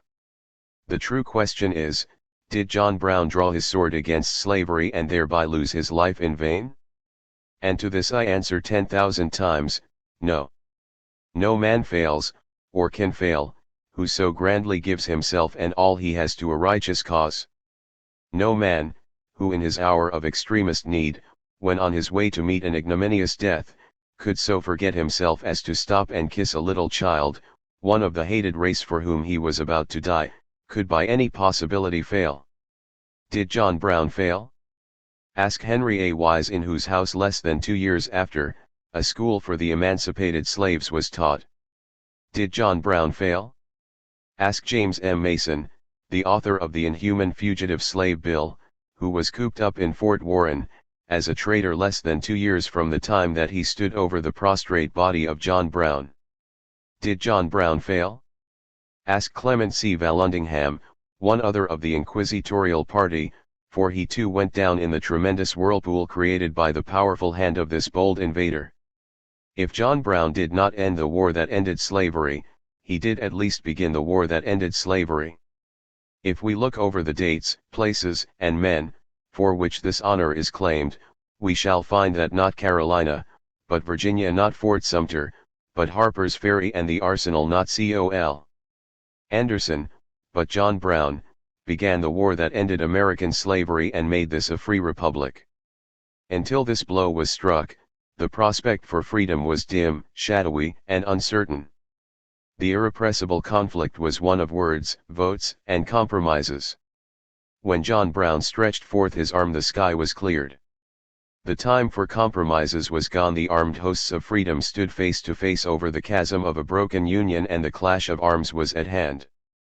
The South staked all upon getting possession of the federal government, and failing to do that, drew the sword of rebellion and thus made her own, and not Brown's, the lost cause of the century. 40. Chapter 3. The Civil War. The election of Abraham Lincoln, the Republican Party's presidential candidate in 1860, was greeted with horror by the Southern slaveholders. For the Southern ruling class, a Republican presidency was a revolution threatening to destroy their social system, above all slavery. 1 Rather than submit to Republican rule, they decided to secede from the Union. In February 1861, a convention of slave owners established the Confederate States of America, CSA, and elected a provisional government. The secession of 11 slave states precipitated a crisis that led to the outbreak of war between North and South. The Civil War was a titanic 4-year struggle that had a profound effect on the United States. Often described as the first modern war, it completed the bourgeois revolution of 1776. The war abolished slavery and, as a continuation of the bourgeois revolution begun during the Revolution/founding period, swept away those obstacles to pure market relations in the North and West and established the dominance of the cash nexus in social relations, making this perhaps the most purely bourgeois of all countries. 3 The revolutionary nature of the war stemmed from the increasingly irreconcilable coexistence of Southern slave labor and an expanding Northern capitalism based on free wage labor. The present struggle between the South and the North, wrote Karl Marx shortly after the outbreak of war, is nothing but a struggle between two social systems, the system of slavery and the system of free labor. The struggle has broken out because the two systems can no longer live peacefully side by side on the North American continent.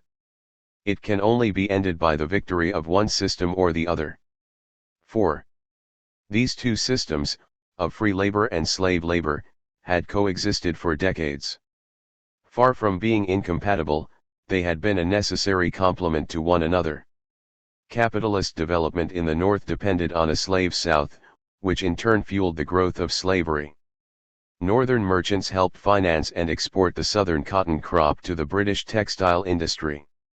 British capitalists provided credit for northern exports and for imports of British-made manufactured goods. 5 But there was a growing contradiction between the two economies.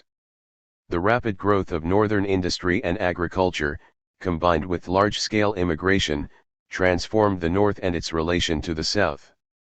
A new coalition of forces emerged, united in its opposition to the expansion of slavery. Composed of industrial capitalists, Midwest farmers, workers, and artisans, this coalition formed the basis of the new Republican Party. The chief slogan the Republicans advanced was "Free Soil, Free Labor," embodying the aspiration of a modern economy based on widespread property ownership, free soil, and artisanal enterprise, free labor. The main impediment to achieving either of these goals, argued the Republicans, was the slavocracy's domination of government and the continued expansion of slavery into new territories. For Northern capital, slavery had become an impediment to capitalist development. Consolidation of political and economic power required limiting the further expansion of slavery. The South was economically backward compared to the North, but its political power was greater. Of 16 presidents elected between 1788 and 1848, half were Southern slaveholders. 6 The slaveholders' power stemmed from the Constitution's provision that 3/5 of the disenfranchised slave population would be counted in determining a state's representation in Congress and the allocation of electoral votes. The economic divergence between North and South grew more stark in the decades leading up to the war. As the historian James McPherson describes it, more striking was the growing contrast between farm and non-farm occupations in the two sections. In 1800, 82% of the Southern labor force worked in agriculture compared with 68% in the Free States. By 1860 the Northern share had dropped to 40%, while the Southern proportion had actually increased slightly, to 84%. 7 When it came to race, the demographics were clear. The most crucial demographic difference between North and South resulted from slavery. 95% of the country's black people lived in the slave states, where blacks constituted 1/3 of the population in contrast to their 1% of the northern population. 8. The North-South conflict also expressed the growing competition between American and British capitalism. On the eve of the Civil War, the South's output of cotton amounted to 3/4 of the world's output. Cotton was the country's most important export and source of foreign exchange, with most of the profits from shipping, warehousing, and manufacturing ending up in northern hands. During the cotton boom of the 1850s, Southern planters demanded the South build its own fleet to ship cotton directly to England so it wouldn't have to depend on Yankee shippers. 9 The fortunes of the Southern ruling class were therefore completely tied to British, not Northern, capitalism. Northern capital could only fully establish itself by imposing its interests over those of the South. Above all, this meant breaking the slaveholders' control of the state. The Republican Party was able to unite otherwise antagonistic classes against the slavocracy. The Republican Party, however, did not oppose slavery as such, only its expansion. Lincoln's 1860 election campaign repeatedly stressed that the Republican Party did not wish to end slavery or grant social and political rights to blacks. Lincoln's views are representative of the Republican Party's approach. I will say then, that I am not, nor ever have been in favor of bringing about in any way the social and political equality of the white and black races, that I am not nor ever have been in favor of making voters or jurors of Negroes, nor of qualifying them to hold office, nor to intermarry with white people. 10 So long as there were blacks in the United States, he added, there must be the position of superior and inferior. And I, as much as any other man, am in favor of having the superior position assigned to the white race. 11 All I ask for the Negro, Lincoln explained, is that if you do not like him, let him alone. If God gave him but little, that little let him enjoy. 12. Lincoln's initial response to secession included several attempts to avoid an escalation of the conflict. He was especially concerned to maintain the loyalty of the border slave states, insisting that restoration of the Union could be achieved without any challenge to slavery. Indeed, as historian Cedric Robinson writes, as late as August 1862, in a meeting with black leaders, Lincoln appealed for support for voluntary emigration. Not a single man of your race is made the equal of a single man of ours. The abolitionists were sorely disappointed in the president. Wendell Phillips, perhaps the leading white abolitionist orator, who had cautiously championed Lincoln's election, not an abolitionist, hardly an anti-slavery man, Mr. Lincoln consents to represent an anti-slavery idea, now characterized him as stumbling, halting, prevaricating, irresolute, weak, besotted. 13. In August 1862, Horace Greeley, the editor of the New York Tribune 14 wrote to Lincoln, "We think you are strangely and disastrously remiss." 15. In a public reply, Lincoln explained, "My paramount object in this struggle is to save the Union, and is not either to save or to destroy slavery. What I do about slavery and the colored race, I do because I believe it helps to save the Union." 16. Since the 1960s, many historians have clearly exposed the myth that Lincoln fought the war to free the slaves, stressing his belief in colonization, his desire to conciliate with the South, and his attempts to limit the scope of the conflict. This is indeed a necessary critical corrective to the mythic view of Lincoln. By the same token, however, many of these historians fail to grasp the revolutionary character of the Civil War and the period of Reconstruction that followed it. A revisionist effort that began as a challenge to the dominant racist histories of the Civil War is today used to justify pessimistic and conservative ideas.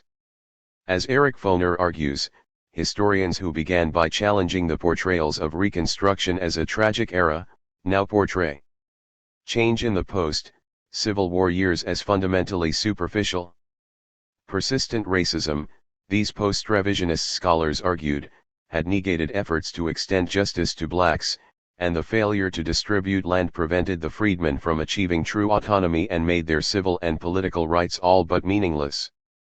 In the 1970s and 1980s, a new generation of scholars, black and white, extended this skeptical view to virtually every aspect of the period. Recent studies of Reconstruction politics and ideology have stressed the conservatism of Republican policymakers, even at the height of radical influence. Summing up a decade of writing, C. Van Woodward observed in 1979 that historians now understood how essentially non-revolutionary and conservative Reconstruction really was. 17. Such interpretations of the Civil War and Reconstruction downplay the significance and impact of these events, and crucially dismiss the possibility of any outcome other than the one that occurred. But the importance of this period is precisely that it showed that racism was not immutable and that ideas can change rapidly in periods of social upheaval. Lincoln, for example, was forced to move left during the course of the war, much as Oliver Cromwell and Maximilian Robespierre did during the English and French revolutions. As James McPherson describes Lincoln, although it may seem like an oxymoron, Lincoln can best be described as a conservative revolutionary. That is, he wanted to conserve the Union as the revolutionary heritage of the Founding Fathers. Preserving this heritage was the purpose of the war, all else became a means to achieve this end. 18. Karl Marx's assessment of the situation was astute. Describing Lincoln as a first-rate, second-rate man, Marx wrote, "All Lincoln's acts appear like the mean pettifogging conditions which one lawyer puts to his opposing lawyer. But this does not alter their historic content. The events over there, the United States, are a world upheaval." 19. An assault on slavery was the inevitable precondition for a Union victory. Events themselves, he wrote in 1861, drive to the promulgation of the decisive slogan "Emancipation of the Slaves." 20. That events themselves forced the war to take on the character it did was admitted by Lincoln himself. "I claim not to have controlled events, but confess plainly that events have controlled me. 21. A number of factors made emancipation the key question of the war. The role of slaves in the Southern economy was decisive. Summing up the views of both sides at the start of the war, historian Cedric Robinson writes, "The majority of the civilian and military leaders on both sides expected a quick, 3-month conflict. They anticipated no major battles, rather a few decisive skirmishes that would demonstrate the cause of secession as being too tenuous militarily, as Loyalists anticipated, or the Union as without the resources or resolve to end the rebellion, as Southerners hoped. That the war extended into a protracted struggle spelled the end of only one side. However, the slave regime was undone. Being a slave regime, constantly on alert for threats from the domestic enemy, the White South had the advantage in military readiness and the habit of mobilizing armed militias. But they mistakenly imagined that they could call up a good portion of the white males without disrupting the economy, that black coerced labor would release sufficient free laborers and small farmers for war duties, that their human property would manage the production of staple crops, construct fortifications, transport supplies, and serve as support in the battle camps, that slaves would go on, according to the Southern racist mantra, being dependent, loyal, and simple. 22. Almost any comparison of forces appeared to favor an easy victory for the North. Its population numbered 22 million, compared with 9 million in the Confederacy, 4 million of them slaves. In every measure of economic strength, the North also proved dominant. But the North's initially half-hearted prosecution of the war and above all its refusal to appeal to the 4 million slaves behind enemy lines soon led to significant losses and demoralization. Radical elements within the Republican Party began to urge the war be turned into a war for emancipation, and raised the demand that blacks be brought into the Union Army. Reluctantly at first, and later more decisively, Lincoln began to move toward abolition. In September 1862, Lincoln issued a preliminary Emancipation Proclamation. It was conceived primarily as a military move. It gave the South 4 months to stop rebelling and threatened to emancipate their slaves if the Confederates continued to fight. At the same time, it promised to leave slavery untouched in states that came over to the North. Of course, the Confederacy did not surrender. In response, Lincoln lifted the 4-month time limit and issued the Emancipation Proclamation of January 1, 1863.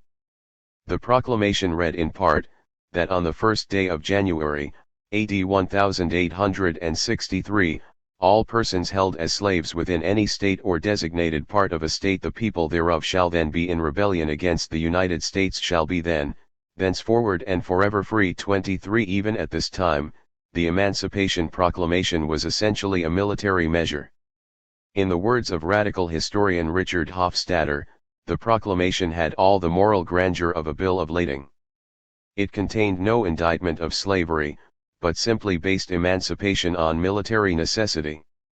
This led a cynical London Spectator writer to put it bluntly, the principle is not that a human being cannot justly own another, but that he cannot own him unless he is loyal to the U.S. 24. The proclamation did not affect 450,000 slaves in border states loyal to the Union, Delaware, Kentucky, Maryland, and Missouri, or in Southern territory occupied by the Union Army, in Louisiana, Tennessee, Virginia, but it declared the more than 3 million Southern slaves are henceforth and shall be free. 25. The practice of returning escaped slaves to their former owners was halted, and slaves joined the Union Army in the thousands. By the war's end, 189,000 slaves had served in the Army, out of a force of 2.1 million. 26. The new policy transformed the course of the war. A single Negro regiment would have a remarkable effect on Southern nerves, Marx predicted correctly. A war of this kind must be conducted on revolutionary lines while the Yankees have thus far been trying to conduct it constitutionally. 27. But by 1863 Lincoln was clearly tying the Emancipation Proclamation to the North's military success. My enemies pretend I am now carrying on this war for the sole purpose of abolition, Lincoln wrote in 1863. So long as I am president, it shall be carried on for the sole purpose of restoring the Union. But no human power can subdue this rebellion without the use of the emancipation policy, and every other policy calculated to weaken the moral and physical forces of the rebellion. Freedom has given us 200,000 men raised on southern soil. It will give us more yet. Just so much it has subtracted from the enemy. 28. The transformation of the Civil War into a war of emancipation was greeted enthusiastically by blacks, abolitionists, and the nascent socialist movement. Frederick Douglass took to the pages of his newspaper, Douglass Monthly, to urge blacks to enlist in the Union Army. The chance is now given you to end in a day the bondage of centuries, and to rise in one bound from social degradation to the place of common equality with all other varieties of men. Remember Denmark VC of Charleston, remember Nathaniel Turner of Southampton, remember Shields Green, and Copeland, who followed noble John Brown, and fell as glorious martyrs for the cause of the slave. Remember that in a contest with oppression, the Almighty has no attribute which can take sides with oppressors. The case is before you. This is our golden opportunity. Point 29. Blacks proved themselves to be able and brave fighters. In fact, James McPherson concludes that the North would not have won the war as quickly as it did without black soldiers, and it may not have won the war at all. Point 30. The courage and fighting spirit of the black soldiers also affected their white comrades. A surgeon in a black artillery regiment, writing to his wife, spoke of how the term rabid abolitionist used to be considered an insult. But now, if you will substitute the adjective earnest, which is all that was meant then by rabid, it is a title of honor. We are all abolitionists, unless we are copperheads, which is now a contemptuous epithet. 31. But despite the great advances made in the fight against racism, its legacy also found expression in brutal race riots. Needing to replenish the ranks of the Union Army, the federal government initiated the military draft in 1863. In response to the enforcement of conscription in July 1863, thousands of New York workers, most of them Irish immigrants and their descendants, protested by launching a virtual insurrection and pogrom against blacks. Tired of the war and its financial burden, they were hostile to conscription. But their hostility to the rich, who could buy a deferment for $300, was combined with anti-black hatred. The 5-day riot was one of the most violent and graphic examples of the hold racist ideas exercised, even among groups of workers who were themselves the victims of racist pogroms. The New York riots against blacks in 1863 left more than 100 dead. 32. That racism persisted should not blind us to how the victory of the North over the South smashed the hideous system of slavery and marked a dramatic advance for freedom and equality. The key to the Civil War was the role that the black slaves themselves played in achieving their own emancipation. As W.E.B. Du Bois puts it in his seminal work, Black Reconstruction, the Negro became in the first year contraband of war, that is, property belonging to the enemy and valuable to the invader. And in addition to that, he became, as the South quickly saw, the key to Southern resistance. Either these 4 million laborers remained quietly at work to raise food for the fighters, or the fighters starved. Simultaneously, when the dream of the North for manpower produced riots, the only additional troops that the North could depend on were 200,000 Negroes, for without them, as Lincoln said, the North could not have won the war. But this slow, stubborn mutiny of the Negro slave was not merely a matter of 200,000 black soldiers and perhaps 300,000 other black laborers, servants, spies, and helpers. Back of this 500,000 stood 3.5 million more. Without their labor the South would starve.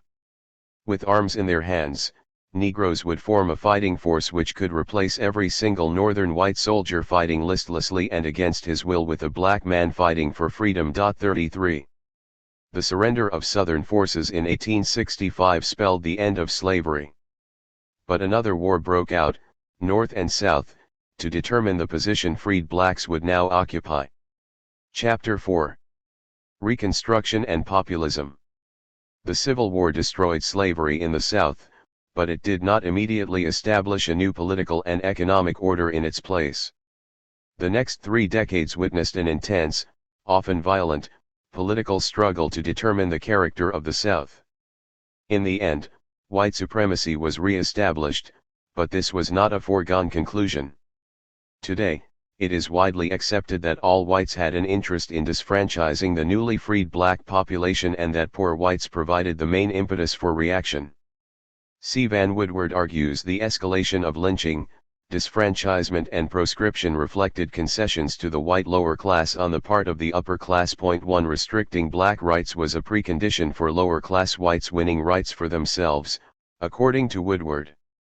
The barriers of racial discrimination mounted in direct ratio with the tide of political democracy among whites. Various left-wing academics share the basic thrust of this analysis, and therefore draw the inevitable conclusion that racist ideology among the mass of whites was the cause of continued black oppression. 3. The political conclusion of such an approach is simple: the majority of whites, if not all whites, have a stake in maintaining racism.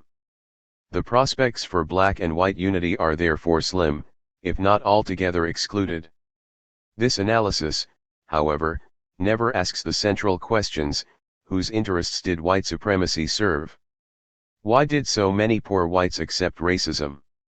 And, if we understand that slavery gave rise to racism, why did racial oppression survive its abolition?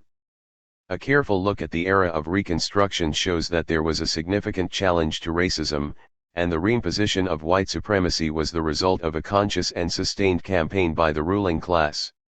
Jack Bloom argues cogently that Reconstruction unfolded in a revolutionary period. The Civil War had destroyed the class system of the Old South, unleashing a fight over what type of society would replace it. Many different possibilities for a new racial order clashed. Therefore, it was not a foregone conclusion that whites would join in concert against blacks. White small farmers had long borne their own grudges against the wealthy slaveholders, and the economic squeeze they felt after the Civil War reinforced their anger against the upper class. The newly freed slaves had similar interests. Separately, each group constituted a problem for the planters; together, especially with the support of the federal government, they were a genuine threat to the existence of the landed aristocracy. 4. The South was devastated by the Civil War. As Eric Foner writes in Reconstruction, even apart from the disorganization caused by the end of slavery, however, the widespread destruction of work animals, farm buildings and machinery, and the deterioration of levees and canals, ensured that the revival of agriculture would be slow and painful. So too did the appalling loss of life. 37,000 blacks, the great majority from the South, perished in the Union Army, as did tens of thousands more in contraband camps, on Confederate Army labor gangs, and in disease-ridden urban shantytowns. Nearly 260,000 men died for the Confederacy, over one-fifth of the South's adult white male population. Many more were wounded, some maimed for life. Mississippi expended 20% of its revenue in 1865 on artificial limbs for Confederate veterans. The region, moreover, was all but bankrupt, for the collapse of Confederate bonds and currency wiped out the savings of countless individuals and the resources and endowments of colleges, churches, and other institutions. 5. This was the situation that confronted Andrew Johnson, who assumed the presidency after President Abraham Lincoln's assassination in April 1865. Johnson, a former slaveholder and the only senator from a seceding state to remain loyal to the Union, led a retreat from any notion of black equality. Johnson was not interested in the plight of the newly emancipated slaves. He appointed provisional governors for the southern states and conferred a blanket pardon to any former Confederate who took an oath of loyalty to the Union. Wealthy Confederate officials and owners of property valued at more than $20,000 were excluded, but they could apply for individual pardons, which Johnson granted generously. 6. After establishing a new government and acknowledging the illegality of secession and the abolition of slavery, each state could resume its place in the Union. Johnson denied the franchise to blacks and ordered that former slaves be evicted from plantations they had occupied at the end of the war. Blacks resisted any policy designed to scale back the full freedom they had been fighting for. When they were forced to sign exploitative labor contracts with employers, blacks resisted en masse. Writes Cedric Robinson, the Army frequently arrested blacks striking against the near slavery of labor contracts and used force against blacks unwilling to surrender land they were now cultivating. 7. By the summer of 1865, Johnson's direction was clear. Johnson is quoted as saying to the California Senator, John Conness, "White men alone must manage the South," and declaring this is a country for white men, and by God, so long as I am president, it shall be a government for white men. 8. Slavery had been the source of wealth and power for the planter class in the antebellum South. After the war, the Southern ruling class had two choices to respond to the labor shortage. It could try to transform the plantation economy using capital-intensive methods of production as in the case of Britain and the North and thereby increase the productivity of labor. Or it could impose a sharp limitation on labor mobility through formal laws and informal practices and terror to keep workers tied to the land and limit their access to other employment. 9. Given a free hand, the old Southern ruling class began to re-establish itself. For the planter class, obtaining and controlling cheap labor were crucial. Black codes were enacted to regulate the lives of blacks, which, insisted a Louisiana Republican, were aimed at getting things back as near to slavery as possible. 10. The laws required blacks to possess written evidence of employment. In Mississippi, any black person who failed to sign a labor contract or left a job could be arrested for vagrancy and forced to work for a white person who would pay the fine. Several states passed laws limiting the right of blacks to carry firearms. Blacks were also prohibited by law from hunting, fishing, and grazing livestock. Virginia and Georgia made theft of a horse or mule a capital crime. North Carolina even made the intent to steal a punishable crime, decreeing that all attempted thefts, even if unsuccessful, should be treated as larceny. 11. A wave of violence was unleashed against Republicans, both black and white. Among those assassinated in this campaign of terror were Arkansas Congressman James M. Hines, 3 members of the South Carolina legislature, and several men who had served in state constitutional conventions. 12. Ex-Confederate Army officers in Pulaski, Tennessee, formed a secret organization called the Ku Klux Klan in 1865, aimed at re-establishing white supremacy. Initially formed as a social club for former Confederate Army officers, it made its true aims clear at its first convention, held in Nashville. The secret order pledged its members to maintaining the purity of white blood, if we would preserve for it that natural superiority with which God has ennobled it. 13. Summarizing their aims, Eric Foner writes that the Klan aimed to reverse the interlocking changes sweeping over the South during Reconstruction, to destroy the Republican Party's infrastructure, undermine the Reconstruction state, re-establish control of the black labor force, and restore racial subordination in every aspect of Southern life. 14. Blacks and radical Republicans increasingly began to voice opposition to Johnson's accommodation to the South. The split between moderates and radicals deepened. Many Republicans who supported Johnson's program began to urge a different policy. These included Northern capitalists who believed that the end of the war would quickly lead to their control of the South. Expressing this view, General Philip Henry Sheridan wrote in 1865. There are without doubt many malcontents in the state of Louisiana and much bitterness, but this bitterness is all that is left for these people. There is no power of resistance left, the country is impoverished, and the probability is that in 2 or 3 years there will be almost a total transfer of landed property. The North will own every railroad, every steamboat, every large mercantile establishment, and everything which requires capital to carry it on. The slave is free and the whole world cannot again enslave him, and with these facts staring us in the face we can well afford to be lenient to this last annoyance, impotent ill-feeling. 15. Sharing Johnson's leniency toward the leaders of the Old South, Sheridan continued, the poor whites and Negroes of the South have not the intelligence to fill the offices of governors, clerks, judges, etc., and for some time the machinery of state government must be controlled by the same class of whites as went into the rebellion against us. 16. But the plan backfired. Once the Civil War ended, the Republican coalition began to disintegrate. The Democratic Party began to make headway among Northern farmers and layers of workers who had grown disillusioned with the Republicans. The Democrats identified the Republican Party as an agent of economic privilege and political centralization, and a threat to individual liberty and the tradition of limited government.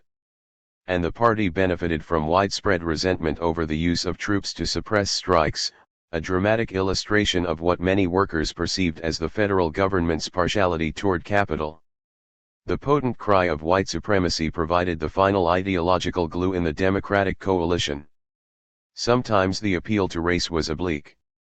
The Democratic slogan, "The Union as it is, the Constitution as it was," had as its unstated corollary, "Blacks as they were, that is, as slaves." Often, it was remarkably direct. "Slavery is dead," the Cincinnati Enquirer announced at the end of the war, "the Negro is not, there is the misfortune 17." The growth in Democratic support in the North was paralleled by its strength in the South, especially as blacks were not permitted to vote. In state elections in the North, the Democrats polled 45% in 1865, 45.4% in 1866, and 49.5% in 1867.18. Republicans, fearing a Democratic presidential victory in 1868, began to support granting blacks the right to vote.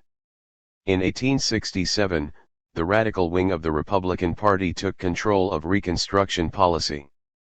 Legislation enfranchising Southern blacks was enacted.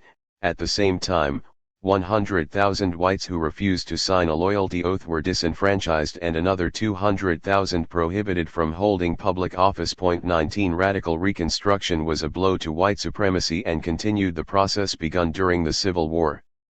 As W.E.B. Du Bois put it in Black Reconstruction, the inevitable result of the Civil War eventually had to be the enfranchisement of the laboring class, black and white, in the South. It could not, as the South clamored to make it, result in the mere legalistic freeing of the slaves. 20. The principal base of support for the Republican Party in the South was among blacks, but it also began to recruit whites on a class basis. An appeal from the Georgia Republican Party read: "Poor white man of Georgia, be a man. Let the slave-holding aristocracy no longer rule you. Vote for a constitution which educates your children free of charge, relieves the poor debtor from his rich creditor, allows a liberal homestead for your families, and more than all, places you on a level with those who used to boast that for every slave they were entitled to 3/5 of a vote in congressional representation." 21. Across the South, the Reconstruction governments experimented with unprecedented social reforms that benefited both blacks and poor whites. In South Carolina, white farmers armed themselves to prevent foreclosures on their properties. 22 The military governor of the state halted foreclosures and closed debtors' prisons. Free public education began to appear in the South for the first time. 23 Thus, the new Reconstruction governments established conditions that were more favorable to the lower classes, black and white.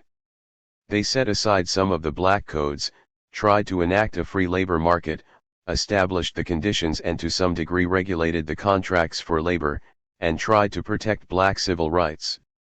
In some cases racial discrimination was specifically forbidden. 24. Now able to vote, blacks began to participate in large numbers in local and national elections. 14 blacks were elected to Congress from 6 southern states, and 2 from Mississippi were elected to the Senate. 25. There was not a single black representative from the North in Congress until the 1920s, and none in the Senate until the 1960s. The demand for education also became central to blacks, especially since 90% emerged from slavery illiterate. 26 By 1869, there were 9,000 teachers in the South instructing the children of ex-slaves. By 1870, there were 4,300 schools with close to 250,000 black children in attendance. 27. Despite these important reforms, Radical Reconstruction foundered because it was unable to solve the question of land reform in the South. While seizure and redistribution of plantation land was a chief demand of newly freed slaves and most radical Republicans, the majority of Republicans would not countenance such an idea. A division of rich men's lands, argued the nation, would give a shock to our whole social political system from which it would hardly recover without the loss of liberty. 28. The Southern planters also mounted increasing resistance to Reconstruction. In some cases, planters entered the new Republican Party organizations in order to subvert them and render them ineffective. Simultaneously, they launched a campaign against Negro domination and projected the Democratic Party as the party of whites in the South. Terror, intimidation, and fraud were used to prevent blacks from voting. The Ku Klux Klan built its ranks on opposition to the Radicals' political program. As Alan Trelease puts it, the Klan became in effect a terrorist arm of the Democratic Party, whether the party leaders as a whole liked it or not. 29. The results of this violence and fraud can be seen in election results around the South. In Louisiana, many parishes with a black majority went Democratic. In Natchitoches Parish, Louisiana, which had a black majority, the vote was 2,800 Democratic, 0 Republican in 1878. In another majority black parish, not a single Republican vote was counted for 1,878. More than 50 blacks were killed and dozens driven from their homes during the campaign. 30. The planters' campaign for redemption home rule without federal intervention was successful because of the federal government's acquiescence. Reconstruction fell in a dirty deal cut in Washington back rooms over the disputed 1876 presidential election. The Republican-led federal government agreed to withdraw troops from the South if the South agreed to cast its electoral college votes for the Republican candidate, Rutherford B. Hayes, rather than the Democrat Samuel J. Tilden, who had won the popular vote. The Republican Party's abandonment of Reconstruction stemmed from two related developments. First, Northern capital had successfully extended its dominance into the South. Massive tracts of public land in the South had made their way into the hands of Northern railroads and speculators. More integrated into the rapidly expanding Northern economy, the Southern ruling class sought reconciliation with the North. Second, Northern capitalists were eager to put an end to Reconstruction, especially in the wake of the Depression of 1873 and a rising level of class struggle. Southern redeemers and Northern capitalists closed ranks in fear of a revolt from below. With the Paris Commune still fresh in his mind, a Northern Republican warned readers of the New York Tribune on June 21, 1871, that if the poor white population joined with the black population, so vast a mass of ignorance would be found that, if combined for any political purpose, it would sweep away all opposition the intelligent class might make. Many thoughtful men are apprehensive that the ignorant voters will, in the future, form a party by themselves as dangerous to the interests of society as the Communists of France. 31. The Southern ruling class successfully defeated Reconstruction by using racism, terror, and fraud. The Republican Party's influence declined dramatically as the Democratic Party's hegemony extended. The ruling class no longer owned slaves, but the plantation economy was still the cornerstone of the South. Despite an increase in the number of farms in the Deep South between 1860 and 1880, there was also a sharp decrease in the average amount of acres per farming unit. 32 By 1880, every Southern state showed an increase in its large plantations. 33 Sharecroppers, tenants, and farmers now worked the land under a crop lien system. Typically, sharecroppers would rent several acres of land and pay the planter with a portion of the crop, usually one-half.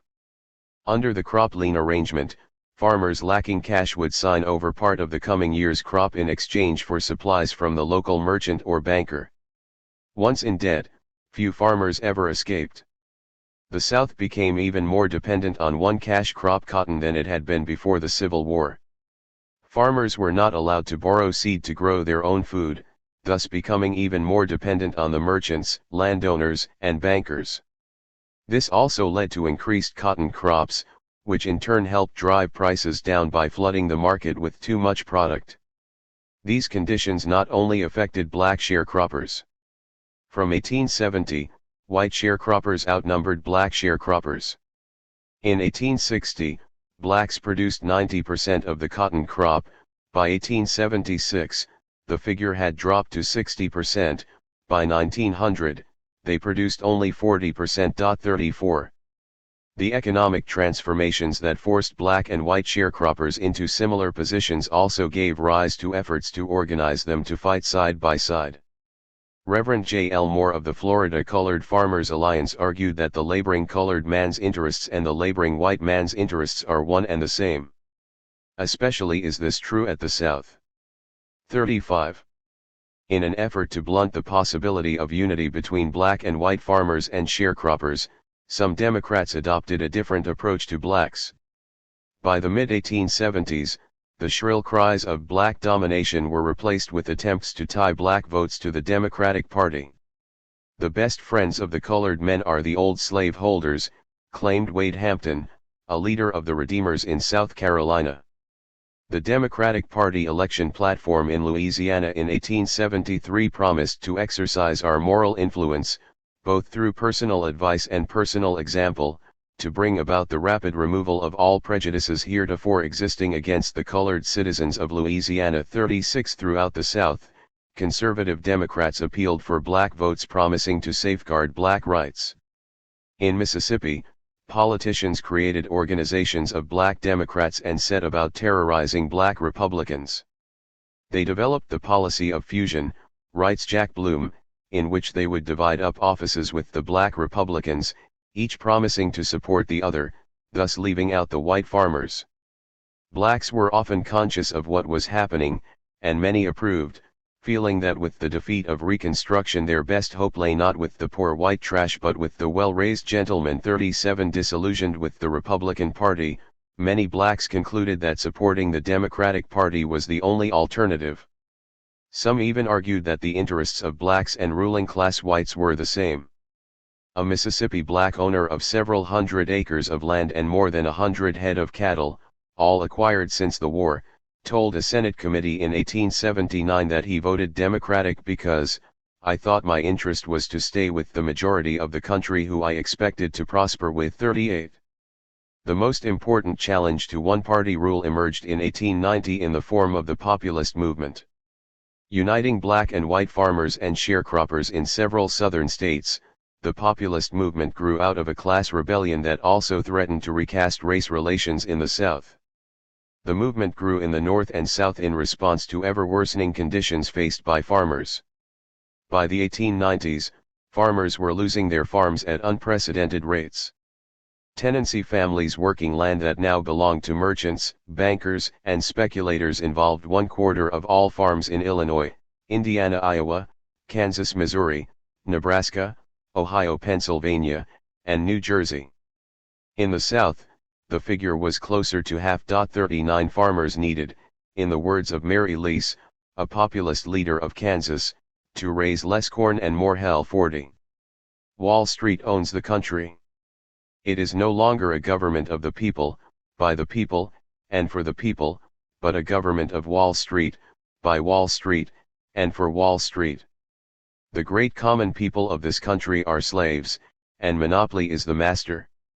The West and South are bound and prostrate before the manufacturing East. Money rules, and our vice president is a London banker. Our laws are the output of a system which clothes rascals in robes and honesty in rags. The parties lie to us and the political speakers mislead us. There are 30 men in the United States whose aggregate wealth is over $1.5 billion. There are 500,000 looking for work. We want money, land, and transportation. We will stand by our homes and stay by our firesides by force if necessary, and we will not pay our debts to the loan shark companies until the government pays its debts to us. The people are at bay, let the bloodhounds of money who dogged us thus far beware. 41. The populists aimed much of their fire at the financial and corporate interests that were ruining the farmer. Their program included regulation of the trusts, public ownership of the railroad and communications systems, revision of the lien laws in favor of the farmers, lowered interest rates, and extension of public schools. The Southern populists were the most radical element in the populist movement. While the populists of the far West and Midwest spoke of reform, Southern populists talked of revolution. While this system lasts, argued Georgia populist Tom Watson, there are no pure politics, no free men, in Georgia. It is rotten to the core, and there is no remedy for it but destruction. He later proclaimed, "Men of the country, let the fires of this revolution grow brighter and brighter. Pile on the fuel till the forked flames shall leap in wrath around the foul structure of government wrong, shall sweep it from basement to turret, and shall sweep it from the face of the earth." 42.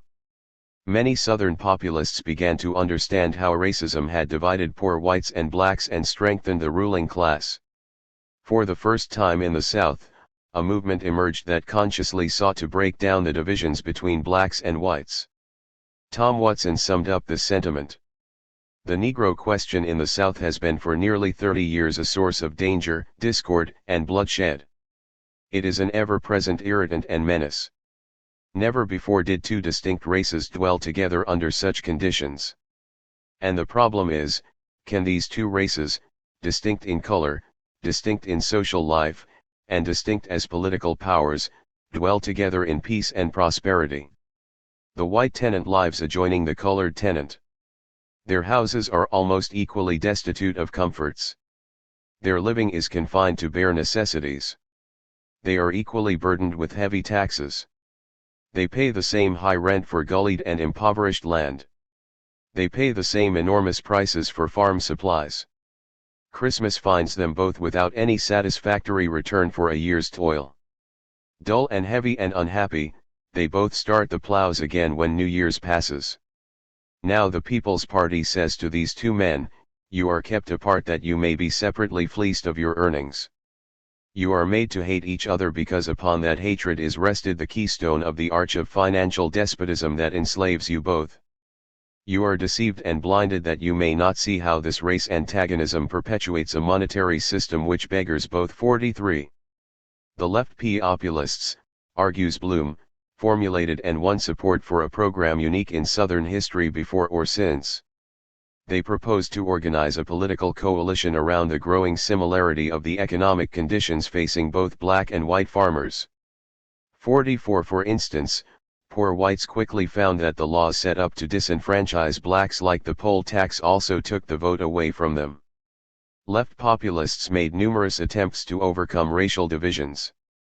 In Georgia, a state that led all others in the number of lynchings, the populists announced their intention to make lynch law odious to the people. 45. This commitment was not simply verbal. In 1892, for example, when the black populist Reverend R.S. Doyle was threatened with lynching, 2,000 white farmers responded to Tom Watson's appeal for help to defend Doyle. There were also many attempts to involve blacks in the movement on an equal footing.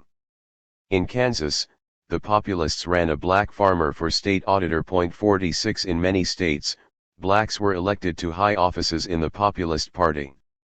In Georgia, Watson nominated a black man to serve on the state executive council, and in Texas, a populist convention elected two blacks to serve on their state executive. 47. By 1890, the Southern Alliance, the southern wing of the populist movement, claimed 3 million members, and the Colored Farmers Alliance claimed more than 1.25 million black members. The movement became a mass movement that threatened the stability of the Southern regimes. Thousands attended populist meetings. In the early 1890s, the populists defeated the Democratic Party in local and statewide elections. 48. This country, reported the Weekly Progress of Charlottesville, Virginia, is upon the edge of a great revolution. A test of strength is to be made in blood between labor and capital. 49. For the Southern ruling class, the populists were a threat to their class rule. And they responded with the same tactics to the populists as they had to the advocates of Reconstruction. Above all, they resurrected a campaign of violence, fraud, intimidation, and vitriolic race hatred. The cry of black domination was raised once more in an attempt to convince poor whites that racial supremacy was in their interest. Summarizing the period, one historian concludes: the agrarian struggles that gripped the South during the 1880s and 1890s were accompanied by widespread violence. As the Farmers' Alliance and populist movements fought to check corporate and banking domination of the South, racists employed terror as a means of retaining power for the privileged few. Whereas the agrarian radicals would argue that class was the crucial dividing line in society, the racists would make white supremacy the all-important issue. 50. Despite the violence and intimidation, the populists continued to gain support. In 1894, the populist candidates garnered almost 1.5 million votes nationally, an increase of 42% over 1,892.51. The recession of 1,893 only fueled the movement's growth. The 1,896 elections, however, resulted in an abrupt collapse of the populist movement.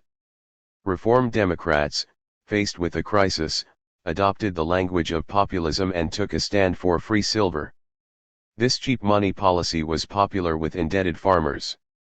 The populist rhetoric of Democratic Party presidential candidate William Jennings Bryan promised to lead the masses against the classes. 52. But Bryan was by no means a populist. The People's Party, he said, was plotting a social revolution and the subversion of the American Republic. But before suppressing populists, he wanted their votes. In the end, many populists supported Bryan, arguing that a victory for William McKinley, the Republican candidate, would be worse.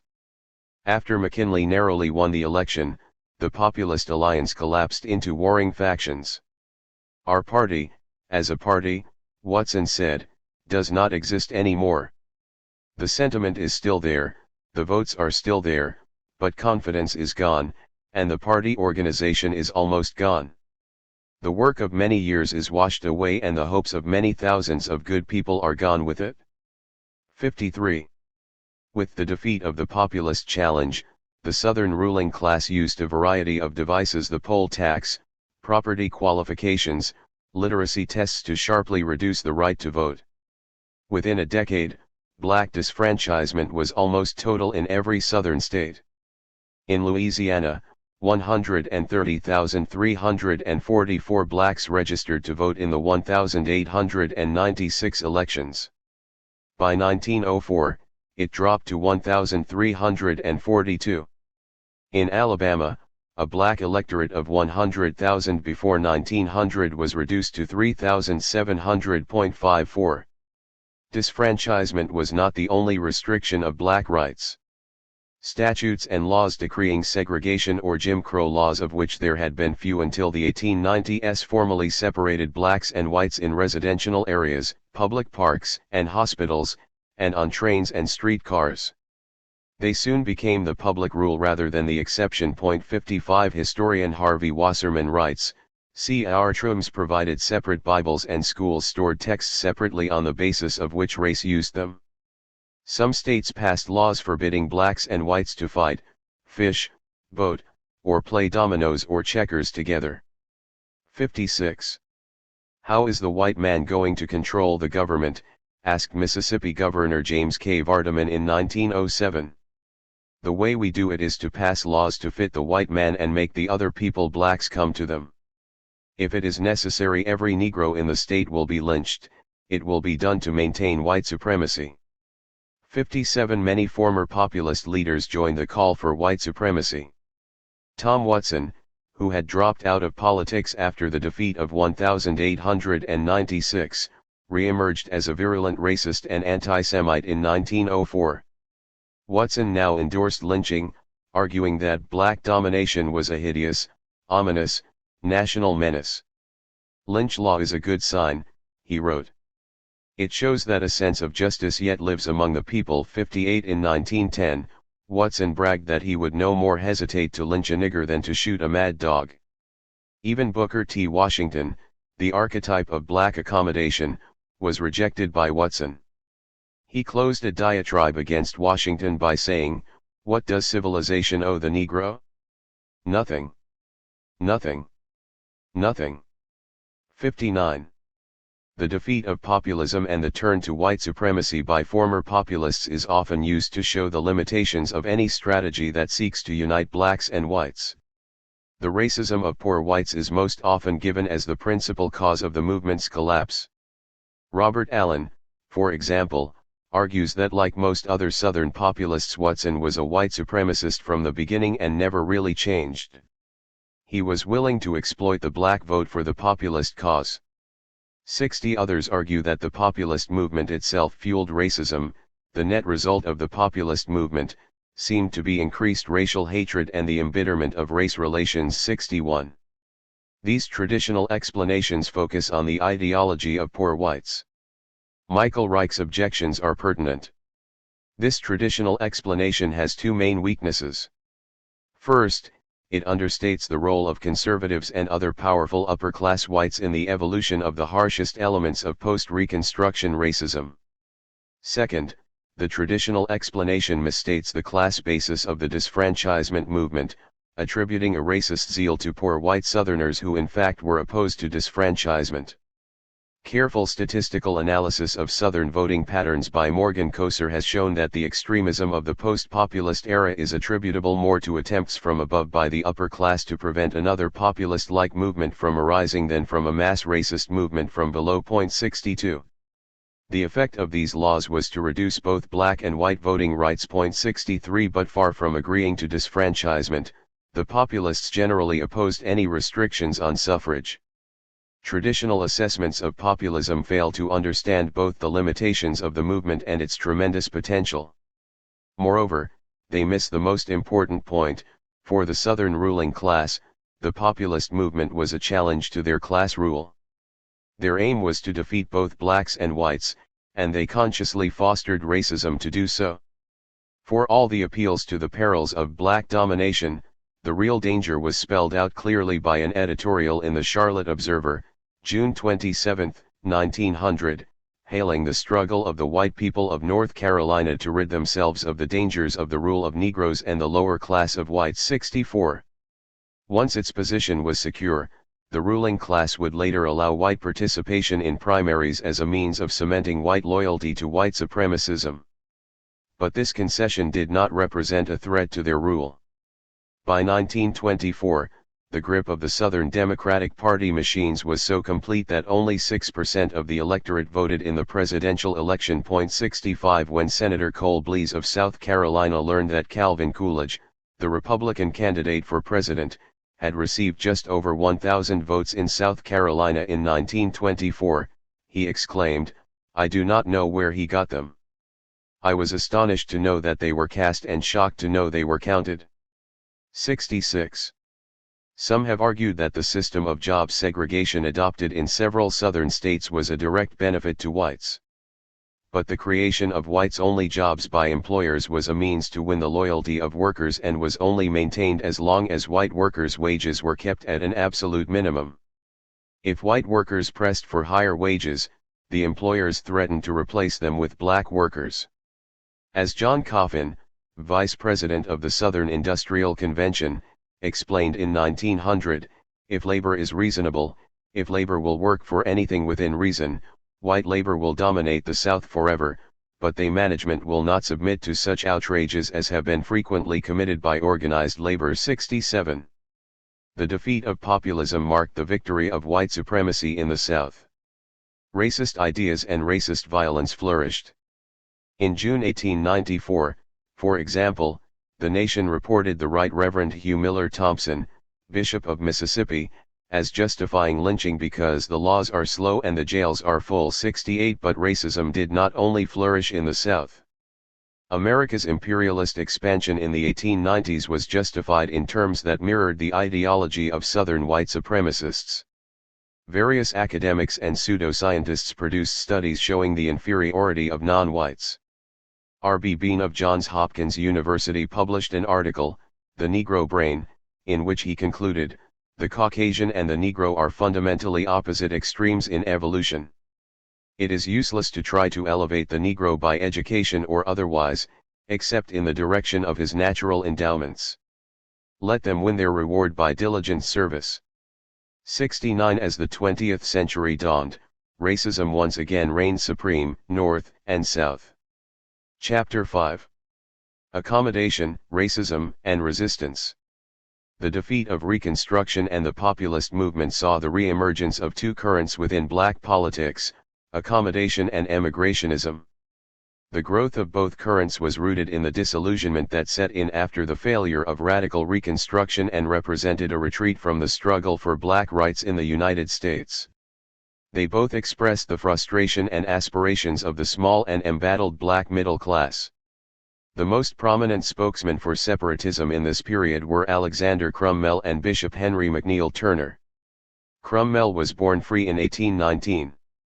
Crummell typified the influences of Victorian civilization on the black nationalist ideology and gave voice to a common belief that Africans were universally lacking in civilization, which they would have to acquire in order to avoid the fate of the American Indian, writes historian Wilson Moses. 1 To this end, Crummell spent 20 years, from 1853 to 1873, in Liberia, where he found that darkness covers the land, human sacrifices, and devil worship is devouring men, women, and little children. 2. Unlike other proponents of emigration, Crummell remained aloof from the Civil War struggle and instead toured the United States to recruit missionaries, arguing that black oppression stemmed from a lack of civilization and Christianity. Crummell dismissed the charge that his ideas were undemocratic. All historic fact shows that force, that is, authority, must be used in the exercise of guardianship over heathen tribes.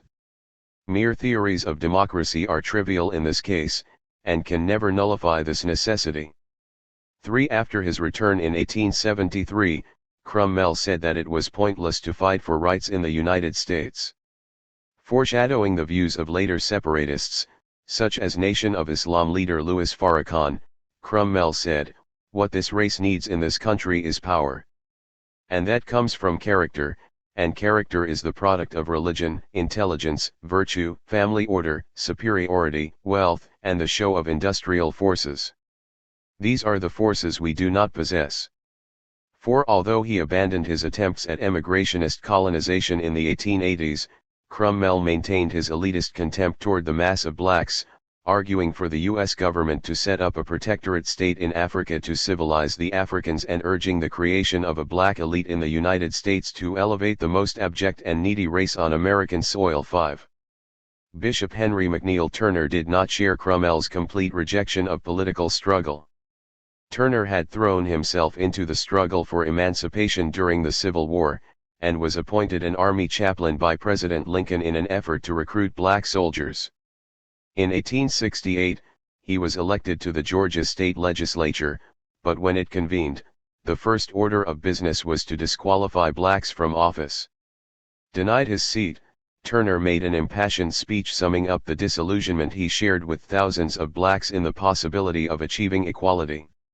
Never, in the history of the world, has a man been arraigned before a body clothed with legislative, judicial, or executive function, charged with the offense sick of being a darker hue than his fellow men. Cases may be found where men have been deprived of their rights for crimes or misdemeanors, but it has remained for the state of Georgia, in the very heart of the 19th century, to call a man before the bar, and there charge him with an act for which he is no more responsible than for the head which he carries upon his shoulders. We blacks have pioneered civilization here, we have built up your country, we have worked in your fields, and garnered your harvests, for 250 years. We are willing to let the dead past bury its dead, but we ask you now for our rights. The black man cannot protect a country if the country doesn't protect him, and if, tomorrow, a war should arise, I would not raise a musket to defend a country where my manhood was denied. 6. Addressing the black state representatives, Turner said, "White men are not to be trusted. They will betray you. Do not fight for a country that refuses to recognize your rights. Black men, hold up your heads. This thing means revolution." 7. Turner expressed the anger and frustration felt by many blacks, but like Crummell was unable to provide consistent leadership or direction in the struggle. Turner first turned to advocacy of a return to Africa, leading him to support South Carolina Senator Matthew Butler's bill calling on the federal government to provide funds to transport any blacks wishing to leave the United States. 8 But Turner found that emigration proved to be a difficult and utopian project, and he subsequently lost interest. 2 decades later, when populism held out the possibility of an interracial alliance of poor farmers, Turner and many other prominent black Georgians instead supported the Democratic Party in 1892. In doing so, they helped to elect a governor who opposed lynching, but they helped to bolster a Democratic Party that was the principal force behind black disfranchisement. 9. Black separatism was one response to the disfranchisement of Southern blacks. The other response was accommodation to the new order, typified by the rise of Booker T. Washington. Washington emerged as a national figure after his speech at the Cotton States and International Exposition in Atlanta, Georgia, in 1895. Washington's speech began by criticizing efforts to obtain black equality during Reconstruction. Ignorant and inexperienced, Washington asserted, "It is not strange that in the first years of our new life we began at the top instead of the bottom, that a seat in Congress or state legislature was more sought than real estate or industrial skill, that the political convention or stump speaking had more attractions than starting a dairy farm or truck garden." 10. On another occasion, Washington argued that the South provided the most opportunities for black advancement, and he urged that blacks develop the skills necessary to advance economically. Cast down your bucket where you are. Cast it down among the 8 million Negroes whose habits you know, whose fidelity and love you have tested. Cast down your bucket among those people who have, without strikes and labor wars, tilled your fields, cleared your forests, builded your railroads and cities, and brought forth the treasures from the bowels of the earth, and helped make possible this magnificent representation of the progress of the South. In all things that are purely social we can be as separate as the fingers, yet one as the hand in all things essential to mutual progress. 11. In an effort to reassure Southern whites, he pledged the complete fidelity of blacks, whom he described as the most patient, law-abiding, and unresentful people that the world has seen. 12. Nor was social and political equality with whites an issue of contention, according to Washington. The wisest among my race understand that the agitation of questions of social equality is the extremest folly. 13. He added, as we have proved our loyalty to you in the past, in nursing your children, watching by the sick bed of your mothers and fathers, and often following them with tear-dimmed eyes to their graves, so in the future, in our humble way, we shall stand by you with a devotion that no foreigner can approach, ready to lay down our lives, if need be, in defense of yours. 14.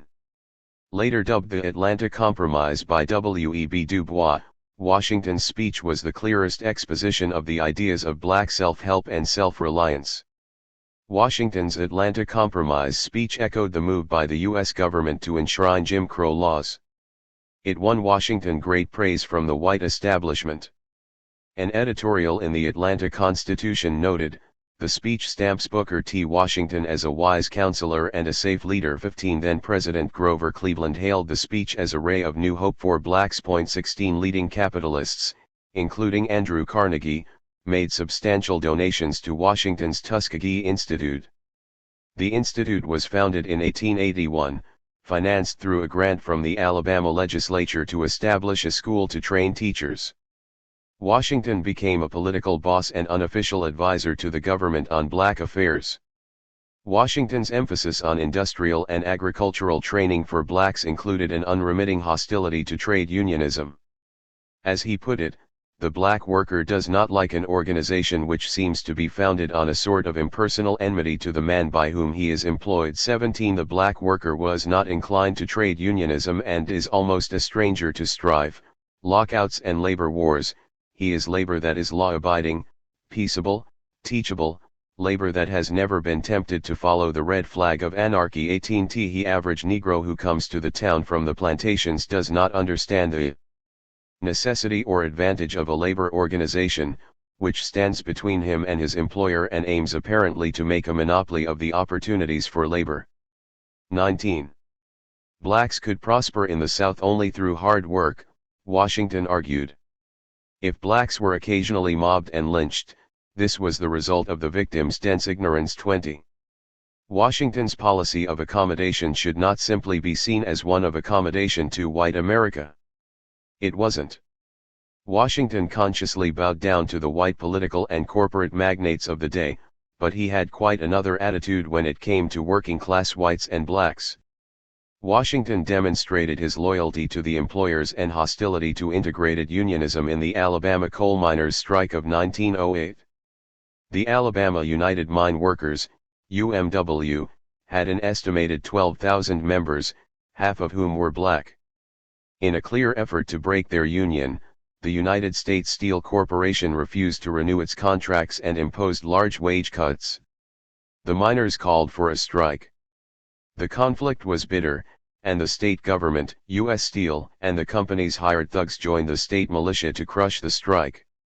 Washington was solidly on the side of the employers. He opposed collective bargaining rights for the miners. The company fired the strikers and hired black strike breakers. Initially, opposition to Washington's ideas among blacks was limited. Cromwell and Turner criticized Washington's accommodation, but they carried little influence, and both also shared many of his ideas about self-help. Although W.E.B. Du Bois would later lead an assault on Washington and the Tuskegee Institute, he was at first sympathetic to Washington's proposals. Less than a week after the Atlanta speech, Du Bois wrote Washington, "Let me heartily congratulate you upon your phenomenal success in Atlanta." It was a word fitly spoken. 21 This was not out of character for Du Bois, who in the late 1800s shared many of Washington's assumptions. Du Bois, the leading black scholar of his generation and first African American to earn a doctorate at Harvard University, lived a separate existence from the majority of African Americans of the time. As one historian writes, like Washington, Du Bois combined an enthusiasm for racial solidarity with one for economic development and the middle-class virtues. 22. Initially, Du Bois stressed racial solidarity as the precondition to the development of black capitalism. "We must cooperate or we are lost. 10 million people who join in intelligent self-help can never be long ignored or mistreated," he asserted. 23 Like many of the leading intellectuals of the day, he accepted the importance of the race spirit, which he regarded as the greatest invention for human progress. 24 And while Du Bois was unwilling to acquiesce to the stripping away of all black political rights, he was willing to compromise on the matter. Thus, he did not object to legitimate efforts to purge the ballot of ignorance, pauperism, and crime, and he conceded that it was sometimes best that a partially developed people should be ruled by the best of their stronger and better neighbors for their own good, until they were able to fend for themselves. 25. Du Bois and the NAACP. At first, Du Bois remained aloof from black politics, supporting Washington's policy of separate black economic development through industrial education and non-engagement in politics. But by 1903, Du Bois and the rest of the black intelligentsia were compelled to take sides in the dispute between Washington and Boston newspaper editor William Monroe Trotter. A former Harvard classmate of Du Bois, Trotter had long accused Washington of being a traitor to blacks. Trotter exposed Washington's use of his Republican Party connections to build a patronage machine at the expense of the black masses. At a 1903 Boston meeting of the Washington-sponsored National Negro Business League, Trotter and his supporters heckled Washington. The scuffles that followed were reported with much exaggeration as the Boston riot in daily newspapers across the country. After this incident, it was impossible for Washington to claim a monopoly on black politics. He faced rising criticism from a number of black middle-class intellectuals, especially from Du Bois, who, in 1906, helped to organize a new activist organization, the Niagara Movement. Where Washington avoided all political struggle, the Niagara Movement plunged into the fight for civil rights, challenging segregation and other forms of racial discrimination. The Du Bois-Washington debate was not only about abstract principles, as a 1906 anti-black pogrom in Atlanta showed all too clearly. Hearing about the race riot while in Alabama, Du Bois purchased a shotgun and returned home to protect his family. "If a white mob had stepped on the campus where I lived, I would have without hesitation have sprayed their guts over the grass," he wrote later. 26 Du Bois' growing concern for the dynamics of anti-racist struggle was reflected in his next book, John Brown. In an era when scholars portrayed Brown as a deranged terrorist, Du Bois defended the militant abolitionists' violent tactics as progressive and historically necessary. Washington's access to presidents and the inner circles of the Republican Party had benefited only a tiny elite within the black middle class. Life for the mass of black Americans was getting steadily worse, and not only in the Jim Crow South. For example, the race riot of 1908 in Springfield, Illinois, killed 6 blacks and resulted in the expulsion of 2,000 blacks from the city. 27. The shock of the Springfield pogrom led to the formation of the National Association for the Advancement of Colored People, NAACP, in 1909. The NAACP, with its aims of stopping lynchings, securing voting rights, and ending Jim Crow segregation, was in many ways the antithesis of the Washington program. Du Bois folded the Niagara movement into the NAACP. By 1910, Du Bois was probably the best-known black leader in America after Washington. He was the only black member of the interracial NAACP when the civil rights organization was formed. Giving up his academic career, he moved to New York to edit the organization's newspaper, The Crisis. The election of Democratic President Woodrow Wilson in 1912 cut off Washington from his source of patronage and power. As a favor to his fellow Southern Democrats, Wilson systematically removed black appointees from federal offices. Without federal patronage and clearly lacking any perspective to confront the racist attacks of the day, Washington's accommodationist politics began to lose their influence. By the time Washington died in 1915, black leadership was clearly passing to the NAACP and similar civil rights groups. Class solidarity between black and white. The NAACP's coalition between white liberal reformers and black middle-class professionals was one of the few interracial ventures in a period of racial reaction and retreat. But it was not the only example of interracial cooperation, particularly among workers, even in the Jim Crow South. It is true that these were the exceptions, not the rule. But the exceptions are extremely important because they demonstrate that racism can be overcome in the process of struggle. 2 examples of Southern unity among white and black workers stand out in particular: the United Mine Workers, UMW, and the Timber Workers. The United Mine Workers, founded in 1890 as one of the first industrial unions in the nation, counted more than 250,000 members by 1905. While the UMW exhibited some racism and segregation, the mine workers also acted with a substantial level of interracial egalitarianism and solidarity in this period. By 1902, more than 20,000 of the UMW's members, most of them working in the bituminous coal fields in Alabama and West Virginia, were black. They made up more than half the total number of blacks organized in the AFL at that time.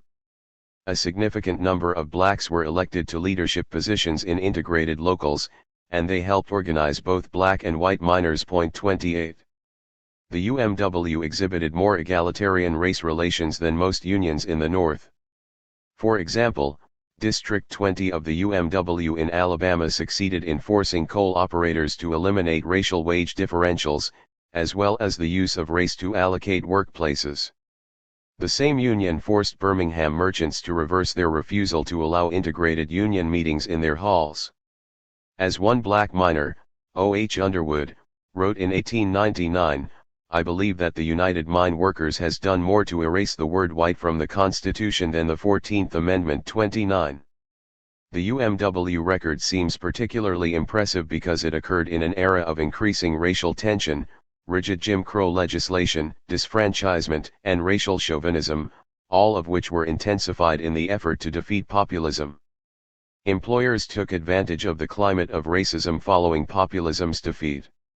With all these differences, a Senate-created Industrial Commission study of the mining industry concluded in 1901, "It is an easy matter for employers and foremen to play race, religion, and faction one against the other."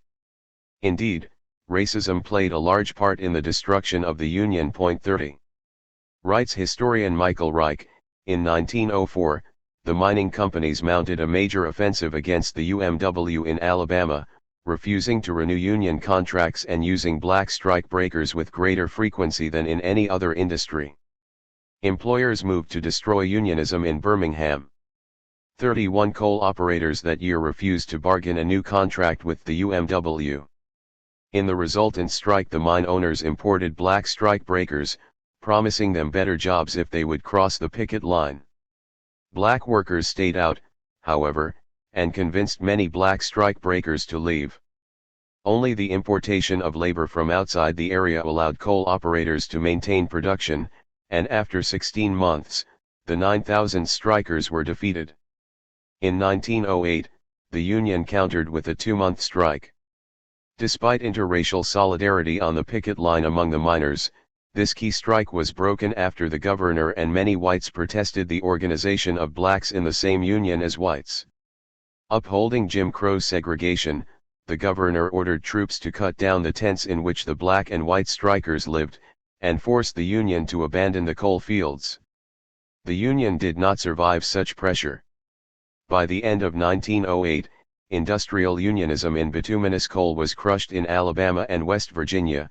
After the strike failure, union membership dropped to the point where only 5% of the mine workers in the state were organized, and by 1915, less than 2%. 32. In 1902, the International Longshoremen's Association, ILA, counted 20,000 members, 6,000 of them blacks. A Great Lakes region officer of the ILA commented, "We have many colored members in our association, and some of them are among our leading officials of our local branches. In one of our locals, there are over 300 members, of which 5 are colored, of these 2 hold the office of president and secretary." 33. According to a report from the New Orleans ILA office, "We are the only craft in that city who have succeeded in wiping out the color question. Our members meet jointly in the same hall and are the highest paid workmen in New Orleans." 34. The 1919, 1200 Bogalusa, Louisiana, workers participated in the town's Labor Day parade. Bogalusa then boasted the largest lumber mill in the world, the Great Southern Lumber Company. Although Great Southern had made enormous profits during the First World War, its workers, both black and white, still earned less than 30 cents an hour. In 1919.35, when the company decided to lock out the workers, they answered with the first strike in Bogalusa's history. Great Southern responded by bringing large numbers of black workers from New Orleans as strike breakers.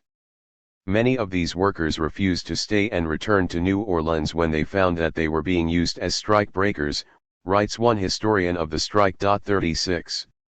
To break the strike, Great Southern launched a huge campaign accusing the union of being integrated, and called for mob violence against the ANR-loving union. 37. This was despite the fact that blacks were organized in a separate local at the impetus of Sol Dacus, the black president of the black local. But even the attempt to organize blacks and whites to fight side by side in one union threatened the Great Southern bosses. Great Southern spearheaded the creation of a vigilante squad, the Self-Preservation and Loyalty League, SPLL, composed of company supervisors, businessmen, and some Army veterans. The SPLL declared Dacus the bad Negro, and ordered him to leave Bogalusa. Dacus fled to the swamps, but returned later under the protection of the white-led Central Trades Assembly. Hearing of Dacus' return, SPLL thugs attacked the Trades Assembly headquarters, killing Dacus and 3 white trade unionists. SPLL gunmen were later acquitted of the unionists' murders. Whiteness triumphant. Mainstream historians have largely ignored these examples of interracial solidarity. This is to be expected, of course, since they largely ignore any workers' struggles. On the other hand, there are those contemporary labor historians who write extensively about working people's struggles and interracial organizing, but often only with the aim of illustrating their thesis that unconquerable white supremacism among white workers explains the defeats of these attempts at interracial unionism. This academic trend focuses on the influence of whiteness on white workers to explain the defeats of interracial unionism. 38. In this reading, white workers consistently put their racial identity before all else, including their material interests. Yet this is a one-dimensional view that even the previous accounts of defeated strikes challenge. As the accounts of struggles in the mines, on the docks, and in the timber camps show, the issue of whether white workers will fight for their material interests and stand with their black brothers and sisters, or opt for white supremacy, was not a fixed one, but contested. Moreover, these battles took place in a context in which employers, the state, armed militias, the Ku Klux Klan, the media, and the pulpit were fanning the flames of racism. To single out for blame the white supremacist ideology inside workers' heads is, at the very least, a selective reading of history when every major institution of society was promoting white supremacy. Frederick Douglass understood better than many historians who have written on the subject how white supremacist ideology became so dominant. He put it succinctly. Now where rests the responsibility for the lynch law prevalent in the South? It is evident that it is not entirely with the ignorant mob. The mob who breaks open jails and with bloody hands destroys human life are not alone responsible. These are not the men who make public sentiment. They are simply hangmen, not the court, judge, or jury. They simply obey the public sentiment of the South, the sentiment created by wealth and respectability, by the press and pulpit. A change in public sentiment can be easily effected by these forces whenever they shall elect to make this effort. 39. If one does not take the approach of Douglass, one is left with the notion that combating racism in the workplace is futile. Clear away all the academic rhetoric, and one is left with the assertion that race and white racism are insurmountable barriers to the class struggle. Not only does this define white workers only by their whiteness, it has the corollary effect of seeing the black working class primarily as victims of white racism. According to Barbara Fields, a critic of whiteness theory, invocation of self-propelling attitudes and tragic flaws assigns Africans and their descendants to a special category, placing them in a world exclusively theirs, and outside history a form of intellectual apartheid no less ugly or oppressive, despite its righteous, not to say self-righteous, trappings, than that practiced by the bio and theo-racists, and for which the victims, like slaves of old, are expected to be grateful. They are the academic liberals and progressives in whose version of race the neutral shibboleths difference and diversity replace words like slavery, injustice, oppression, and exploitation, diverting attention from the anything but neutral history these words denote. 40. Ultimately, the literature on whiteness has no feel whatsoever of struggle, of dynamic, of change. As a result, it is a wholly inadequate way of understanding the relationship between race and class in U.S. history. But grasping the relationship between racism and the class struggle is essential, especially for understanding what came after the period covered in this chapter. In 1910, 70.2% of all blacks lived in the rural South. Even after the First World War, the majority of blacks still lived in the South. Blacks accounted for only 2.2% of the non-agricultural employment outside the South, and the majority of these jobs were in household service. 41. Following the Great Migration of blacks to northern cities in the early decades of the 20th century, when approximately 1 million, or 10% of the total black population of the country, moved from the rural South to the northern cities, the presence of African Americans as a substantial section of workers in the main U.S. industries was established. 42. This social transformation of the black population laid the basis for Marcus Garvey's Universal Negro Improvement Association, the first mass urban-based movement of blacks, and, later, for the rise of the industrial unions and socialist and communist parties to which the African American struggle for equal rights was crucial. We turn to these two developments in the subsequent chapters. Chapter 6. The Rise of Marcus Garvey. The end of the First World War was accompanied by a wave of strikes across the United States. Though the strikes were most commonly for wage increases and shorter working days, several important ones, including the Seattle General Strike and the Boston Police and Steel Strikes, threatened to transform this post-war strike wave into a generalized challenge to the employers and the state. The ruling class certainly viewed the strikes as a threat, and launched an anti-communist crusade. Immigrant workers were singled out as foreign agitators. In late April 1919, newspapers around the country warned, as one headline writer phrased it, of Reds planning to overthrow U.S. on May Day. May Day marches were either broken up, with numerous marchers arrested, or simply prevented from taking place. Judges issued injunctions to break strikes, and commonly impose severe limits on the number of pickets. At Toledo, Ohio, judge had the distinction of limiting the number of picketers and adding that they had to be native-born. 2 Deportation became a favorite government tool, since laws provided for the deportation of immigrant undesirables. Government officials were appalled at the release of two-thirds of arrested Wobblies, members of the radical industrial workers of the world, and thus simply passed an act making membership in a radical organization a deportable offense. The government-sponsored Red Scare was a signal to employers to do whatever it took to break strikes. 1919 was also marked by brutal and bloody racial violence, which came to be known as the Red Summer of 1919. From May to September of that year, major race riots broke out in Charleston, Knoxville, Omaha, Washington, Chicago, Longview, Texas, and Phillips County, Arkansas.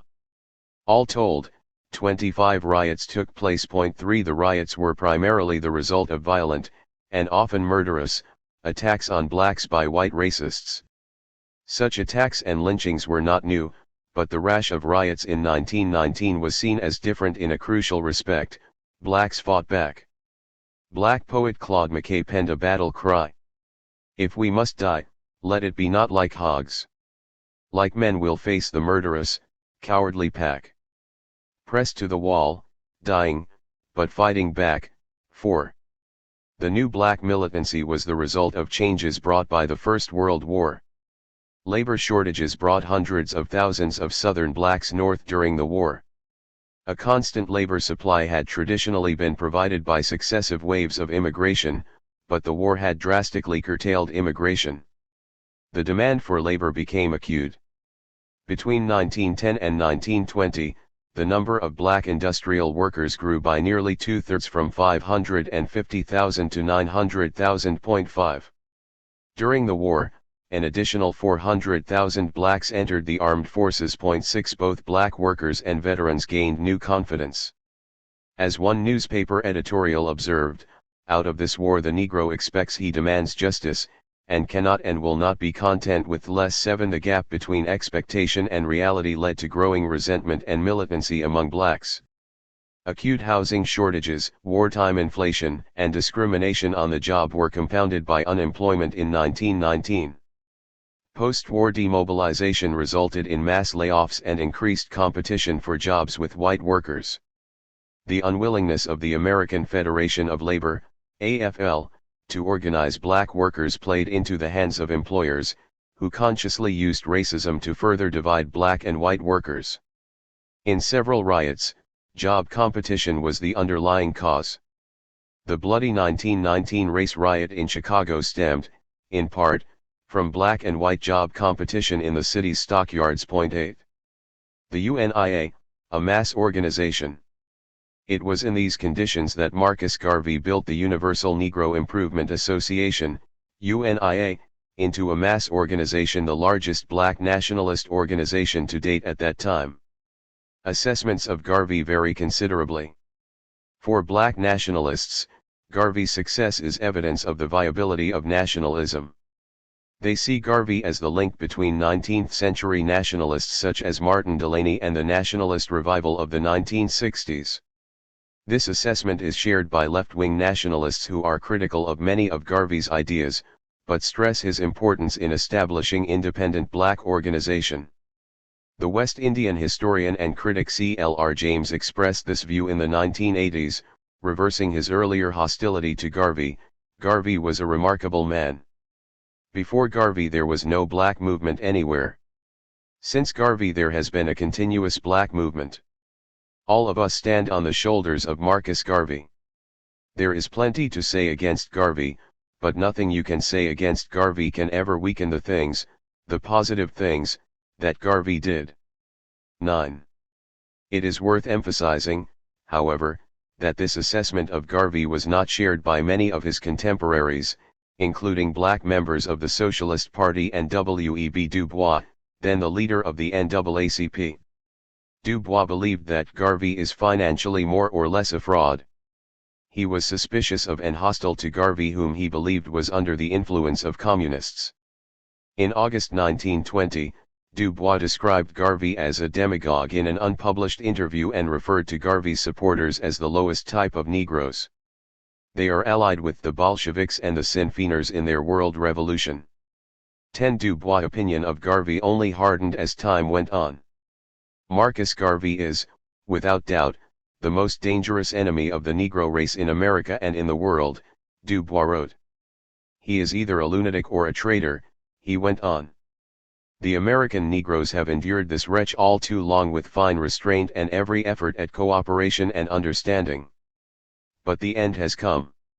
Every man who apologizes for or defends Marcus Garvey from this day forth writes himself down as unworthy of the countenance of decent Americans. 11. It would have been hard to predict that Garvey would generate such raw feelings when he arrived in the United States in 1916. Here he hoped to build his recently formed and floundering organization, the UNIA. Born in Jamaica in 1887, Garvey entered politics inadvertently. A printer by trade, he became a foreman in one of Kingston's largest printing companies. When workers at the company voted for strike action in 1909, Garvey joined the walkout. The strike was defeated, and Garvey was fired for his role in the strike. During the next 3 years, he traveled across the West Indies and Latin America. He then moved to London, where he spent the next 2 years. Garvey's political ideas began to cohere during this period. Influenced by Egyptian nationalist Duse Muhammad Ali, Garvey learned of conditions in colonial Africa and began to relate them to those of blacks internationally. I asked myself, where is the black man's government? Where is his king and his kingdom? Where is his president, his country, and his ambassador, his army, his navy, his men of big affairs? I could not find them, and I declared I will help to make them. I saw before me then, a nation of sturdy men making their impress upon the human race. I could not remain in London any more. 12. 5 days after his return to Jamaica in July 1914, Garvey founded the UNIA. Under the slogan One God, One Aim, One Destiny, he defined the UNIA's tasks as uniting all the Negro peoples of the world into one great body to establish a country and government absolutely their own. 13. The aims and objectives of the UNIA were to establish a universal confraternity among the race, to promote the spirit of pride and love, to reclaim the fallen, to administer to and assist the needy, to assist in civilizing the backward tribes of Africa, to assist in the development of independent Negro nations and communities, to establish a central nation for the race, where they will be given the opportunity to develop themselves, to establish commissaries and agencies in the principal countries and cities of the world for the representation of all Negroes, to promote a conscientious spiritual worship among the native tribes of Africa, to establish universities, colleges, and academies and schools for racial education and culture of the people. To improve the general conditions of Negroes everywhere. 14. Garvey's nationalism did not lead him to oppose the major imperialist powers. Instead, he praised them for helping to civilize blacks. Garvey believed the UNIA could continue the colonial project, leading to the establishment of black nations ruled by blacks. To do this, he argued, we must get the cooperation and sympathy of our white brothers. 15. Garvey looked for support from several sources, including Britain. In a letter to the Secretary of State for the Colonies in September 1914, Garvey wrote, "We sincerely pray for the success of British arms on the battlefields of Europe and Africa, and at sea, in crushing the common foe, the enemy of peace and further civilization. We rejoice in British victories and the suppression of foreign foes. Thrice we hail, God save the King. Long live the King and Empire." 16. Garvey's efforts to build the UNIA met with little success. In 1916, he could claim only 100 members. A supporter of Booker T. Washington's ideas, Garvey arrived in New York in March 1916 intending to raise funds for an industrial farm and trade school in Jamaica modeled after Washington's Tuskegee Institute. But Washington died shortly before Garvey arrived in the United States, forcing him to change his plans. He established a branch of the UNIA in Harlem, and set out to build the organization. At first it looked as though he would have as little success in Harlem as he did in Jamaica. Nervous and under pressure from hecklers, his first public speech ended with him fleeing the speaker's platform. Garvey's fortune soon changed dramatically, however. By 1920, Marcus Garvey was the most prominent black figure in the United States, and in the early years of the decade, the organization claimed to have more than 700 branches in the United States, with 35,000 dues-paying members in New York City alone. The UNIA also claimed to have established branches in 42 countries, and its newspaper Negro World was a widely read black publication in the United States. 17 During this period, Garvey identified himself as a leader of black resistance in the United States. In 1919, he urged black supporters to have a white man lynched for every Negro who was lynched. 18 In 1920, he claimed that the colors of the UNIA flag showed their sympathy with the Reds of the world, and the green their sympathy for the Irish in their fight for freedom. 19 But the depths of Garvey's radicalism and identification with the left were quite shallow. The idea that during the period 1918 to 1921 Garvey was profoundly sympathetic with the international left and with mass workers' movements against capital, as Manning Marable writes, is to overstate the case. 20 Judith Stein rightly stressed that Garvey adopted militant rhetoric in 1919 because he understood that it was necessary to attract members to the UNIA. 21 And while Garvey praised the Bolshevik Revolution for doing in Russia what he envisioned for blacks, he quickly added, "We are not very much concerned as partakers in these revolutions." 22 In other words, Garvey tried to identify with the possibility of social change that the Bolshevik Revolution represented, without endorsing the socialist aims of the revolution. Race consciousness and the Back to Africa movement. Modern-day commentators who exaggerate Garvey's sympathy with the left during this period also attempt to gloss over his subsequent development, without acknowledging the fundamental continuity in his ideas. This is not to say that Garvey's ideas did not change at all from 1916 to 1920. Influenced by events around him, Garvey moved away from the conciliatory and assimilationist approach of Booker T. Washington, and began to stress the importance of racial pride and racial purity. Garvey also began to argue more clearly for racial separation. He attacked other blacks who believed that black equality could be achieved in a white America. The professional Negro leader and the class who are agitating for social equality feel that it is too much work for them to settle down and build up a civilization of their own.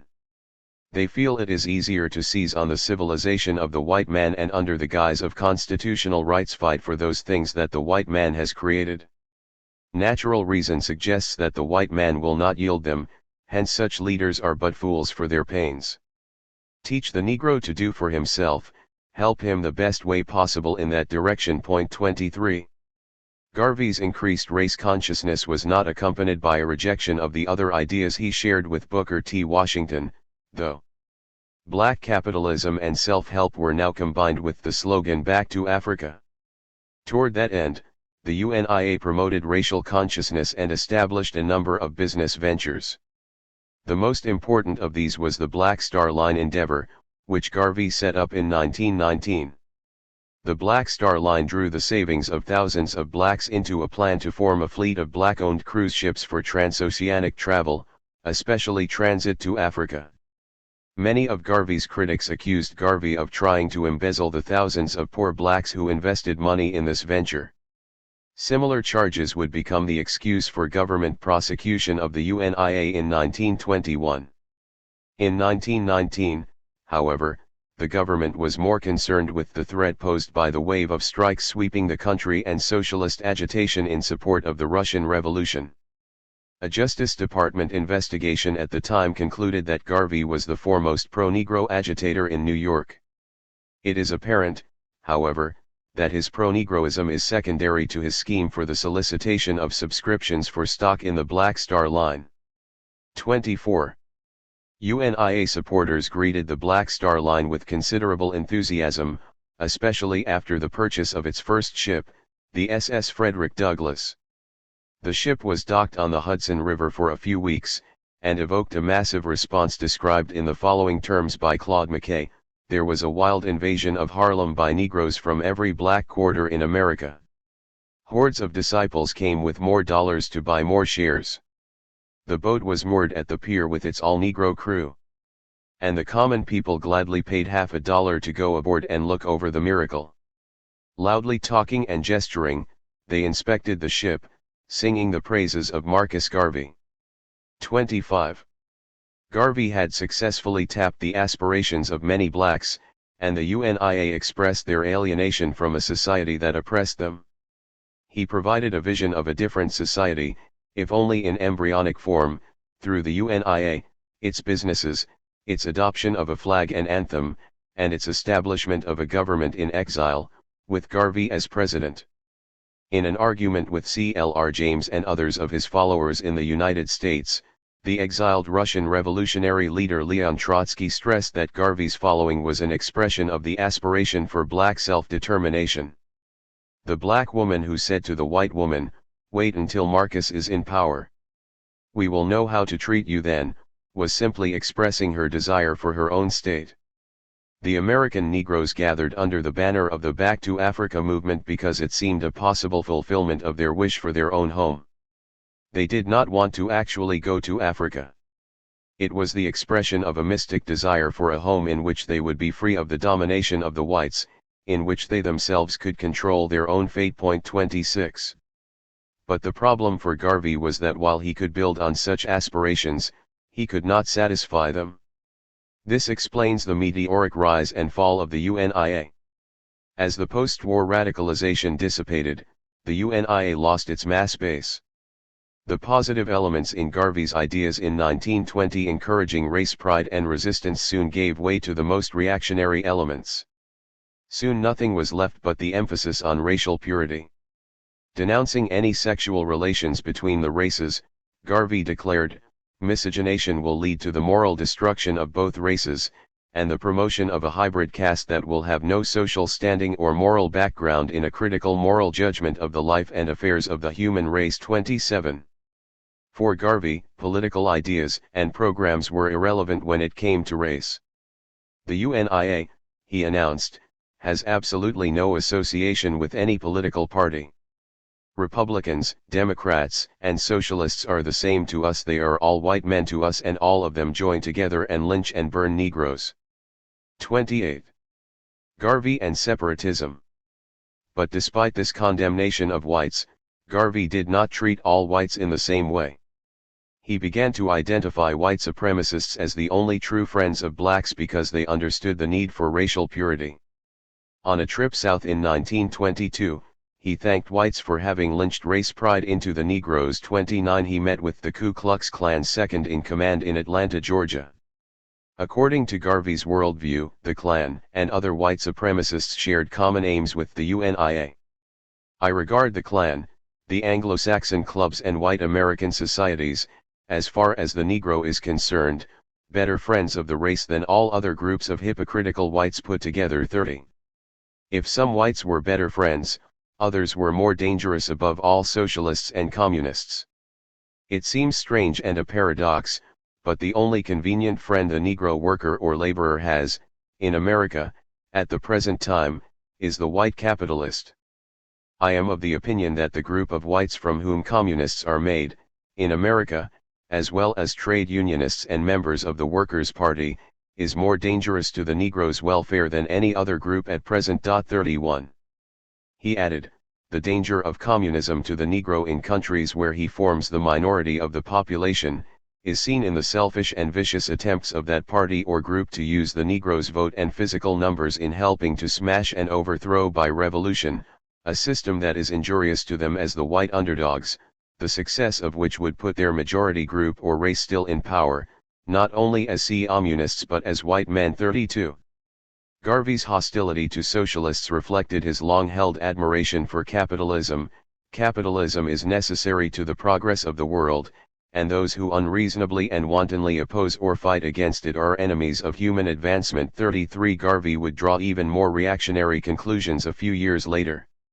In 1937, Garvey gave an interview in London in which he claimed, "We were the first fascists, when we had 100,000 disciplined men, and were training children, Mussolini was still an unknown. Mussolini copied our fascism. 34 later the same year, he declared that the UNIA was before Mussolini and Hitler ever were heard of. Mussolini and Hitler copied the program of the UNIA, aggressive nationalism for the black man in Africa. 35. By the time he expressed his admiration for Hitler and Mussolini, few black Americans paid much attention to what Garvey had to say. The U.S. government deported him in 1927, and the UNIA spiraled downward to collapse. Although Garvey and the UNIA espoused quite reactionary positions as the organization declined, the Garvey movement left behind thousands of blacks who became activists in subsequent community, labor, and political struggles. Many of them or their children would emerge as key leaders in the struggles of the 1930s, 1940s, and 1950s. Chapter 7. The Socialist, Communist, and Trotskyist Parties. In the 4 decades before the Civil War, several communitarian and utopian socialist societies were established in the United States.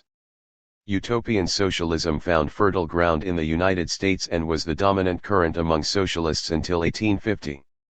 During 1820-1850, wrote historian Philip Foner, the American countryside was liberally dotted with communities established by searchers for the utopias promised by Robert Owen and Charles Fourier I. In the 1850s, German immigrants, many of whom were exiles of the revolutions of 1830 and 1848, established a Marxist movement in the United States. Joseph Wade Meyer, a comrade and friend of Karl Marx and Friedrich Engels, came to the United States in 1851 and was, until his death in 1866, the most important Marxist propagandist in the country. Wade Meyer and 4 friends formed the first explicitly Marxist organization, or Proletarierbund, in the summer of 1852. A number of other organizations were established by Marxists, perhaps most importantly the Communist Club of New York in 1857. Communists set up similar clubs in Chicago and Cincinnati the following year. 3. Marxists and utopian socialists had fundamentally different approaches to the questions of slavery and racism. The first difference involved the attitude toward blacks and their involvement in the movement. Robert Owen opposed slavery but was a supporter of emigrationism and excluded blacks from his own colony, New Harmony, in Indiana. Blacks could be helpers if necessary, Owen said, or if it be found useful, to prepare and enable them to become associated in communities in Africa. 4. In contrast, the Communist Club of New York invited blacks to become members. Its constitution required all members to recognize the complete equality of all persons no matter of whatever color or sex. 5. In 1858, the club unanimously adopted a resolution that stated, "We recognize no distinction as to nationality or race, caste or status, color or sex. Our goal is nothing less than the reconciliation of all human interests, freedom and happiness for mankind, and the realization and unification of a world republic." 6. Another resolution demanded the repeal of all discriminatory laws, while another favored the eligibility of all citizens for office. 7. The second difference that separated utopians from Marxists was their attitude to abolition. Slaveholders, unlike blacks, could become members of Owenite communities, and they were not required to relinquish their slaves. 8. The Communist Club of New York expressly prohibited membership of slave owners, but in addition expelled any member who expressed sympathy for the slaveholders' point of view. Finally, while opposing slavery, the utopians did not call for its immediate abolition.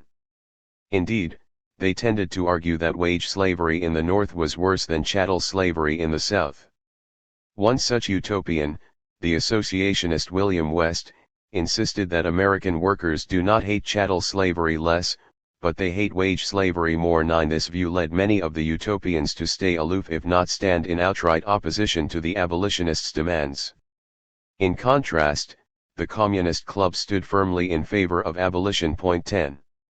In part, the strength of conviction of the Marxist current can be attributed to the attitude and position adopted by Karl Marx in favor of black emancipation.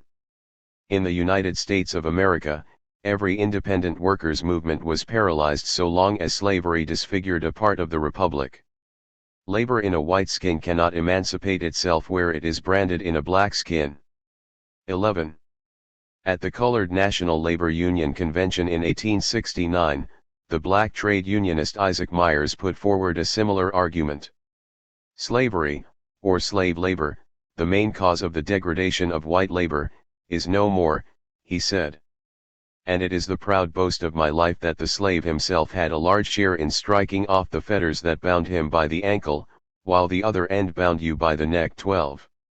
Despite their revolutionary understanding of the situation, however, the small size of the early Marxist groups, combined with a language barrier for many émigré Marxists, meant that, as Mike Davis observes, their heroic efforts had little impact upon the mainstream of the labor movement. 13. With the outbreak of the Civil War, the Communist Club of New York virtually disappeared. The club did not meet for the duration of the war because most of its members had joined the Union forces. Several Marxists became high-ranking Union Army officers, having gained considerable experience in the Prussian military. By 1867, organizers had revived the Communist Club of New York, and voted to become a section of the International Workingmen's Association, IWA, otherwise known as the First International. The IWA was formed in September 1864 and brought together a wide assortment of unionists, radicals, and socialists to establish a mechanism for international collaboration and coordination between different countries. But the organization was not to exist very long. In 1872, the International's headquarters were moved from London to New York. Only 4 years later, the International was dissolved after a serious split developed in the organization between the Marxists, other socialists, and the anarchists. The approach adopted by the Communist Club of New York on slavery and black emancipation could have provided a solid foundation for later generations of socialists. Unfortunately, this was not to be the case. The early Marxists never broke out of their isolation, and remained largely on the fringes of the labor movement. As Karl Marx's lifelong collaborator, Friedrich Engels, wrote in a letter, "I think also the Keynites of LA were a most important factor in the movement which ought not to be pooh-poohed from without but to be revolutionized from within, and I consider that many of the Germans there have made a grievous mistake when they tried, in the face of a mighty and glorious movement not of their creation, a kind of alien seligmakendes necessary to salvation dogma and to keep aloof from any movement which did not accept that dogma.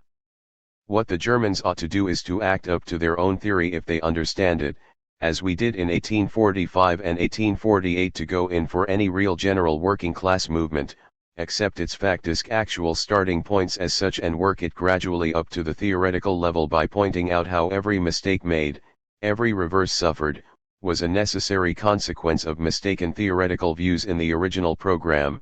They ought, in the words of the Communist Manifesto, to represent the movement of the future in the movement of the present. 14. If the German émigré socialist movement went to pieces, a frustrated Engels told Friedrich Albert Zarga, a German socialist émigré to the United States, it would be a gain.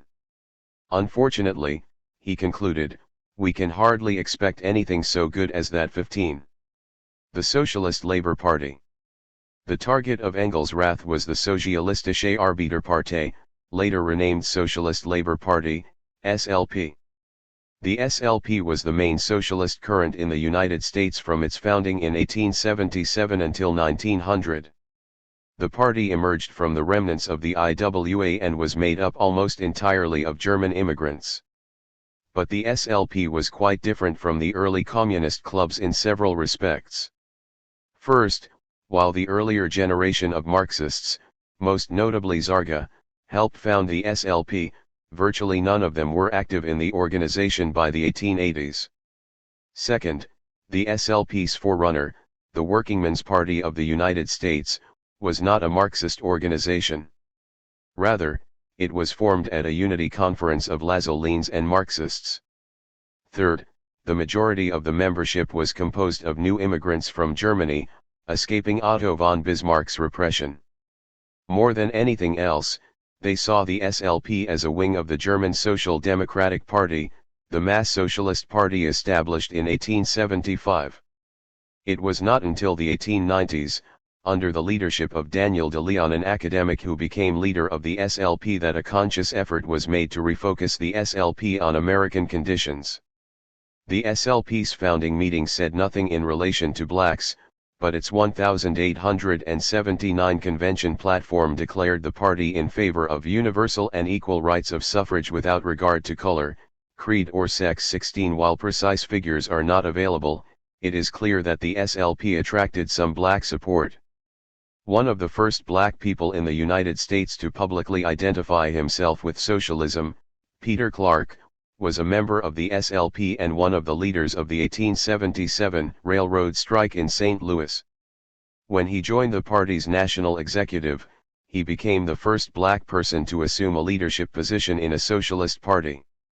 Clark was one of 2 congressional candidates in Ohio's 1878 election. 17. It is also clear that some members of the SLP were exemplary in their opposition to racism. Among the leaders of District Assembly 49 of New York's Knights of Labor were several white SLP members like Timothy Quinn, a master workman, Victor Drury, a former leader of the French section of the First International in the United States, and Thomas Maguire, an Irish-American socialist. The district's secretary-treasurer was Frank Farrell, one of the most well-known black members of the Knights of Labor. Going against the massive anti-Chinese racism in the United States, the District Assembly 49 leadership argued for organizing Chinese workers into the Knights. They succeeded in organizing 2 groups of workers in New York, only to have the General Executive Board of the Knights refuse to grant them a charter. In a minority report, they argued that the first and basic principle of the organization was the obliteration of lines of distinction in creed, color, and nationality. 18 After the Chinese assemblies were dissolved, they were welcomed in District 49. Another instance of District 49's fight against racism took place at the Knights of Labor 1886 convention. A few months before the convention, Quinn had sent a delegation to Richmond, Virginia, to see what hotels would be available for convention delegates. They concluded an agreement with a Colonel Murphy, a former Confederate officer. When he discovered that Farrell was one of the delegates, he canceled the contract, arguing that customs here must be respected. He offered to find accommodations for Farrell at a black hotel. 19 District 49 unanimously rejected these terms and went to Richmond with tents, planning to sleep outdoors, rather than abandon their black brother. Even the New York Times remarked, "The delegates are determined to fight the battle on the color line right in the midst of that part of the country where race prejudice is the strongest, and they will insist on carrying on what they claim is a fundamental principle of their order, that the black man is the equal of the white socially as well as politically, and that all races stand upon an equal footing in all respects." 20. Unfortunately, as an organization, the SLP did not generalize from the example set by its members in District 49. Neither the party leadership nor its press had very much to say about blacks or racism. They didn't even report on the struggles involving District 49. Daniel de Leon's assumption of the SLP's leadership in the 1890s would transform the organization on many questions, including its relationship to blacks. Whatever his other weaknesses, de Leon deserves credit for bringing the Negro question to the attention of the readers of the SLP newspaper The People, writes Philip Foner. While James Benjamin Stalvey is correct when he writes of de Leon that the People did not at any time make the Negro question a special feature, it was nevertheless the first American socialist paper to feature it at all. 21. De Leon was an outspoken critic of the AFL's adoption of exclusionary Jim Crow policies and opposed the formation of segregated locals in the South.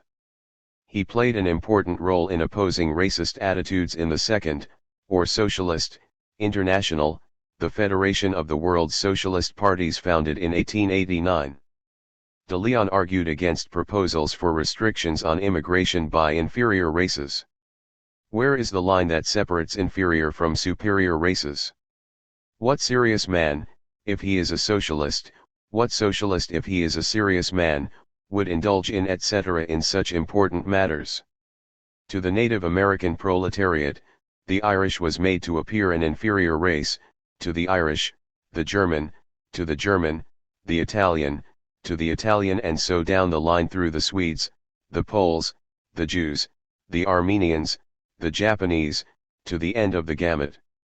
Socialism knows not such insulting iniquitous distinctions as inferior and superior races among the proletariat. It is for capitalism to fan the fires of such sentiments in its schemes to keep the proletariat divided. 22. De Leon's opposition to racism flowed from his understanding that discrimination against one group of workers could only weaken all workers. Like most socialists in this period, though, he saw racism only as a class question. Black workers, he argued, were like white workers, and their problems were those of all workers. Racial oppression was simply a manifestation of class oppression. Therefore, he concluded, agitation around non-economic questions, segregation, lynching, or race riots could only distract from the real struggle, the abolition of the wage system. De Leon's views on the struggle against segregation and for black equality were also shaped by his completely sectarian and doctrinaire politics. That is, he only saw the struggle for the ultimate goal, the struggle for socialism, as meaningful. De Leon would invariably remind his listeners, says Arnold Peterson, a national secretary of the party, that there was no such thing as a race or Negro question. There was only a social, or labor question, and no racial or religious question so far as the socialist and labor movements were concerned. 23. De Leon's approach to the black question represented his failure to understand oppression in general. De Leon's failure to understand this question led some in the SLP to challenge him. Thus, for example, Charles G. Baylor, a black member of the SLP, actually, the only black member of the SLP at the time, drafted a letter to De Leon at the height of the populist revolt in 1895, expressing his desire to organize Southern blacks into the SLP. We should make the expression of Southern and the worst-known American oppression of the Southern Negro a special feature of the people. This attitude of the SLP and the people will give us and the paper not only a stronghold on the Southern Negro population but in the colored population of the North. I believe that it alone will add 10,000 names to your subscription list. 24. De Leon didn't answer Baylor's letter. Later he argued, unconvincingly, that blacks constituted a special division within the ranks of labor, but in no economic respect is he different from his fellow wage slaves of other races. 25. In part, De Leon's attitude stemmed from his opposition to any struggle for reforms. The essence of this revolution, the overthrow of wage slavery, cannot be too forcefully held up. Nor can the point be too forcefully kept in evidence that, short of the abolition of wage slavery, all improvements either accrue to capitalism, or are the merest moonshine where they are not sidetracks. 26. The Socialist Party. While the Socialist Labor Party had the distinction of being the first Marxist party in the U.S., the Socialist Party, founded in 1901, has the distinction of being the first socialist party to attract a mass following. Formed from the fusion of several smaller socialist groups, the Socialist Party, SP, was a peculiar organization, even by the standards of the Second International. Unlike the social democratic parties of Europe, the Socialist Party cannot be described as a mass working class party. Founded in 1901, the SP was much broader, and looser, than any of the European parties. It was a heterogeneous organization, combining several tendencies in the working class movement. Its radical wing emerged from mass working class struggles, including the battles of the Western Federation of Miners led by Big Bill Haywood, and the railroad struggles that made the Indiana-born railroad union leader Eugene Debs a socialist. It had a right wing composed of municipal reformers based in several cities, led by Victor Berger. Its center was grouped around Morris Hillquit of New York, a former member of the SLP. Its biggest electoral support came from agrarian Midwestern and Western populists. And just before and during the First World War, a large number of new immigrants joined the SP, grouped around foreign language federations that had their own publications and were largely autonomous from the party. Despite this rather motley assemblage, the Socialist Party quickly became the largest and most important socialist organization in the United States as de Leon's SLP declined in influence and size in the late 1890s. Leon Trotsky was unsparing when describing the character of the Socialist Party. To this day, I smile as I recall the leaders of American socialism. Immigrants who had played some role in Europe in their youth, they very quickly lost the theoretical premise they had brought with them in the confusion of their struggle for success. In the United States there is a large class of successful and semi-successful doctors, lawyers, dentists, engineers, and the like who divide their precious hours of rest between concerts by European celebrities and the American Socialist Party. Their attitude toward life is composed of shreds and fragments of the wisdom they absorbed in their student days. Since they all have automobiles, they are invariably elected to the important committees, commissions, and delegations of the party. They think that Wilson was infinitely more authoritative than Marx. And, properly speaking, they are simply variants of Babbitt, who supplements his commercial activities with dull Sunday meditations on the future of humanity. 27. The Socialist Party's approach to black oppression mirrored the existence of different tendencies within the organization. There were those who professed a complete indifference to questions of racism and blacks. Worse, was the right wing, which was openly racist. Victor Berger, the first socialist elected to Congress, wrote in 1902. There can be no doubt that the Negroes and mulattoes constitute a lower race, that the Caucasian and indeed the Mongolian have the start of them in civilization by many thousand years, so that Negroes will find it difficult ever to overtake them. The many cases of rape that occur whenever Negroes are settled in large numbers prove, moreover, that the free contact with the whites has led to the further degeneration of the Negroes, as of all other inferior races. The Negro question will one day give the socialists a good deal of headache, and will never be settled by mere well-phrased resolutions. 28. Berger was consistently racist, and argued at the party's December 1907 National Executive Meeting that the SP should favor sharply curbing immigration. Berger warned that we would soon have 5 million yellow men invading the country every year. We already have one race question, said Berger, and if something was not done at once, this country is absolutely sure to become a black and yellow country within a few generations. 29. He was not isolated in his views and reflected a common view, especially within the right wing of the Second International, which favored colonization and believed in the civilizing mission of the great powers. Balancing between the different factions was the SP's most famous propagandist, Eugene Debs, who, though a romantic and a preacher, in the words of Trotsky, was a sincere revolutionary. 30. Unfortunately, Debs' influence inside the SP was limited by his lack of interest in the day-to-day affairs of the organization. Debs represented a different current, one that opposed Berger and the SP right wing. While on occasion Debs suggested that blacks were not equal to whites because of the legacy of slavery, he opposed the view that blacks were innately inferior. He opposed discrimination, and when he toured the South, encouraged blacks to reject doctrines of meekness and humility. 31. He argued that blacks should join the Socialist Party and consistently refused to speak to segregated audiences. Philip Foner concludes. Compared with the racist Berger, Debs was a forthright supporter of Negro rights. Despite all the ideological weakness of his 1903 writings on the Negro question, these writings also demonstrate that as early as 1903 he clearly understood that the history of the Negro in the United States is a history of crime without a parallel.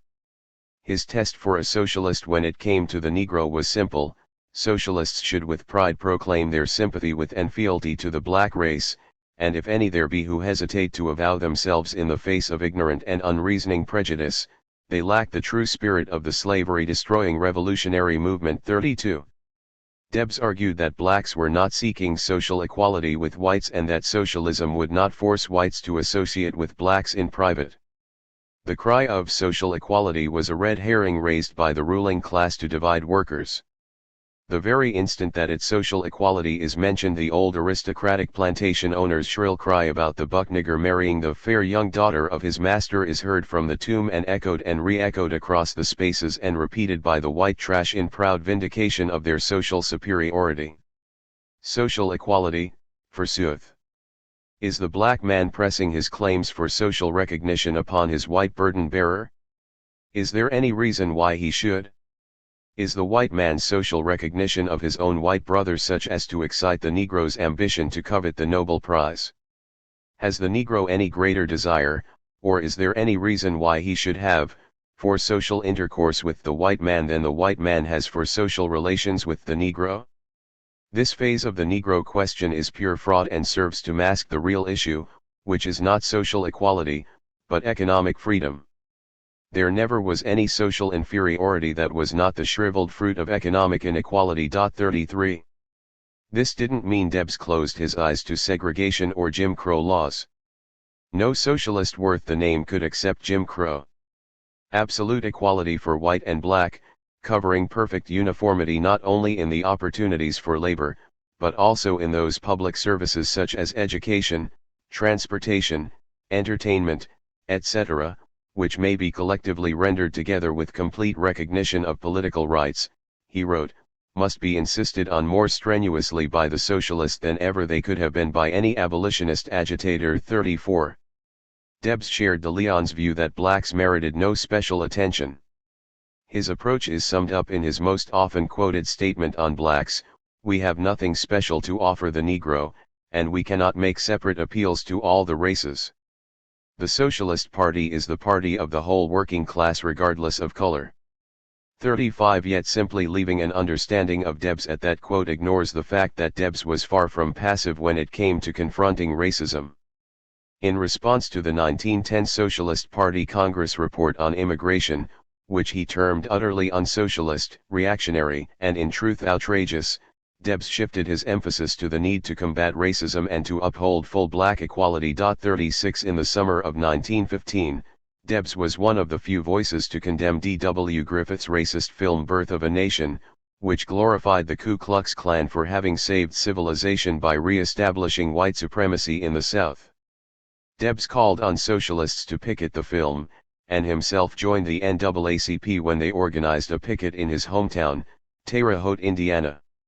He authored several articles denouncing white supremacy, lynching, and black oppression. In 1915 and 1916, Debs worked closely with Oklahoma socialists to challenge new ruses by the Democratic Party to achieve black disfranchisement. Calling on black and white workers to defeat the capitalist conspiracy to disenfranchise black voters, the Socialist Party succeeded in defeating several attempts by the Democrats to limit the voting rolls, an impressive achievement given the widespread success of disfranchisement in other parts of the country. The racism of sections of the Socialist Party can be attributed to their lack of what Debs called true revolutionary spirit.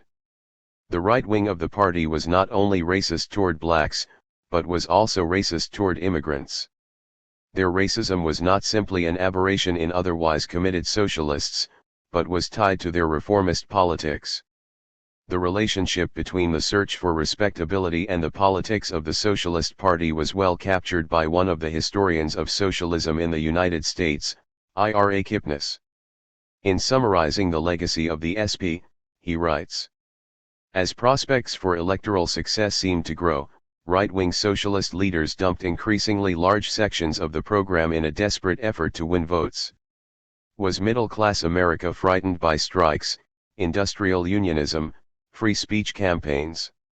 Left-wing members of the party were expelled, industrial unionism dismissed as unimportant, imprisoned labor leaders abandoned. Were some Americans prejudiced against Negroes and the foreign-born? Negroes were attacked as lynchable degenerates, and immigrants as saboteurs of America's high standard of living. 37. In contrast, the left in the Socialist Party was the most consistent in fighting racism and segregation. Many of these socialists were active in the labor movement. Especially important were the efforts of socialists to organize black and white workers into a common organization, the Industrial Workers of the World, IWW. The IWW was established in 1905 as an alternative to the conservative craft unionism of the American Federation of Labor, AFL. Eugene Debs, Daniel De Leon, and Big Bill Haywood were among the many socialists in the IWW.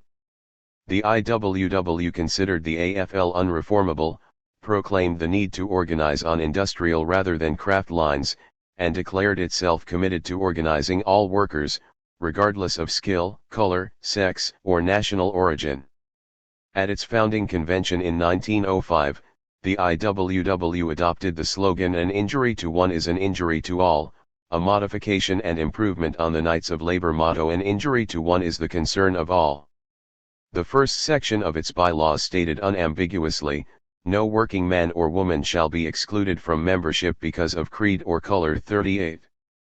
The socialists who helped found and lead the IWW believed that the SP's emphasis on electoral respectability was a mistake and that the true power of workers lay in organizing at the point of production.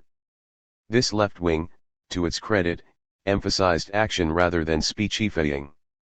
But this division produced a dichotomy between politics and economics, as well as electoral work and industrial work, and it left the SP in the hands of the right wing.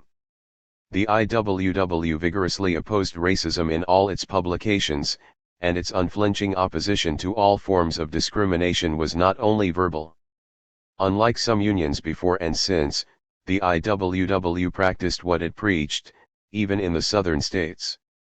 The Wobblies, as IWW members called themselves, launched an impressive campaign to recruit black workers in 1910, and at no time in its history did the IWW organize a segregated union.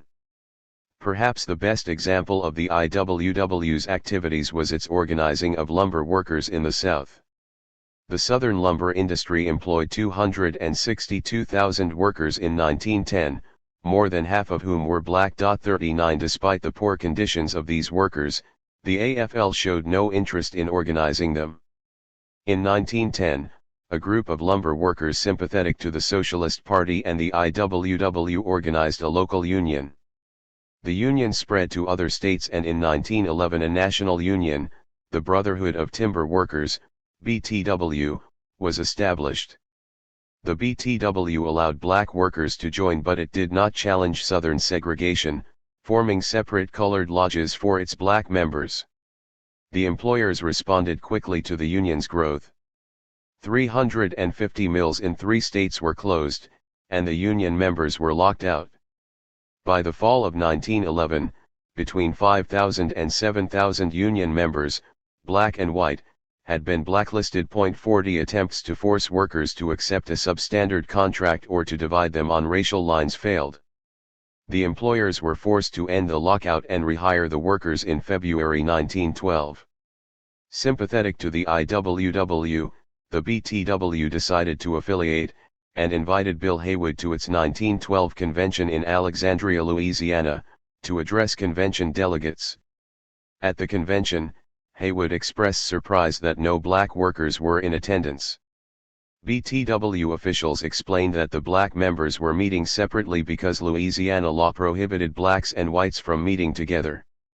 Haywood answered, "You work in the same mills together. Sometimes a black man and a white man chop down the same tree together. You are meeting in convention to discuss the conditions under which you labor. This can't be done intelligently by passing resolutions here and then sending them out to another room for the black man to act upon. Why not be sensible about this and call the Negroes into this convention? If it is against the law, this is one time when the law should be broken." 41. Covington Hall, a Mississippi-born former adjutant general in the United Sons of the Confederate Veterans who had become a socialist and wobbly, told delegates he supported Haywood's suggestion. "Let the Negroes come together with us, and if any arrests are made, all of us will go to jail, white and colored together." 42 The proposal was accepted. The black and white lumber workers voted in favor of affiliation, and elected black and white delegates to the upcoming IWW convention. That evening Haywood and Hall addressed a non-segregated mass meeting at the Alexandria Opera House. This was an unprecedented event in the city's history. Even the Louisiana Socialist Party did not hold mixed meetings. Haywood noted the meeting had a tremendous effect on workers who discovered that they could mingle in meetings as they mingled at work. 43 Philip Foner continues. Feudal-minded lumber barons made intense efforts to destroy the unity of black and white workers and to smash the union. They resorted to every weapon in the arsenal of anti-unionism: blacklisting of union members, Negro and white, eviction of union members from company houses, and spreading the charge throughout the South that the Union was a revolutionary organization that sought, through its policy of equality for black and white, to undermine the entire fabric of Southern society. None of the measures succeeded. In November 1913, 1,300 Unionists struck at the American Lumber Company in Maryville, Louisiana. The company brought in non-union workers, mostly black, in an effort to break the strike.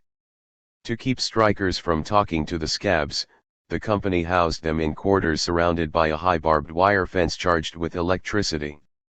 But these efforts failed, and many of these workers refused to scab and instead joined the Union. Foreign-born workers and Mexicans who were brought into scab likewise refused to scab. The IWW announced, "It is a glorious thing to see, the miracle that has happened here in Dixie. This is coming true of the impossible, this union of workers regardless of color, creed, nationality." To hear the Americans saying, "You can starve us, but you cannot whip us," the Negroes saying, "You can fence us in, but you cannot make us scab."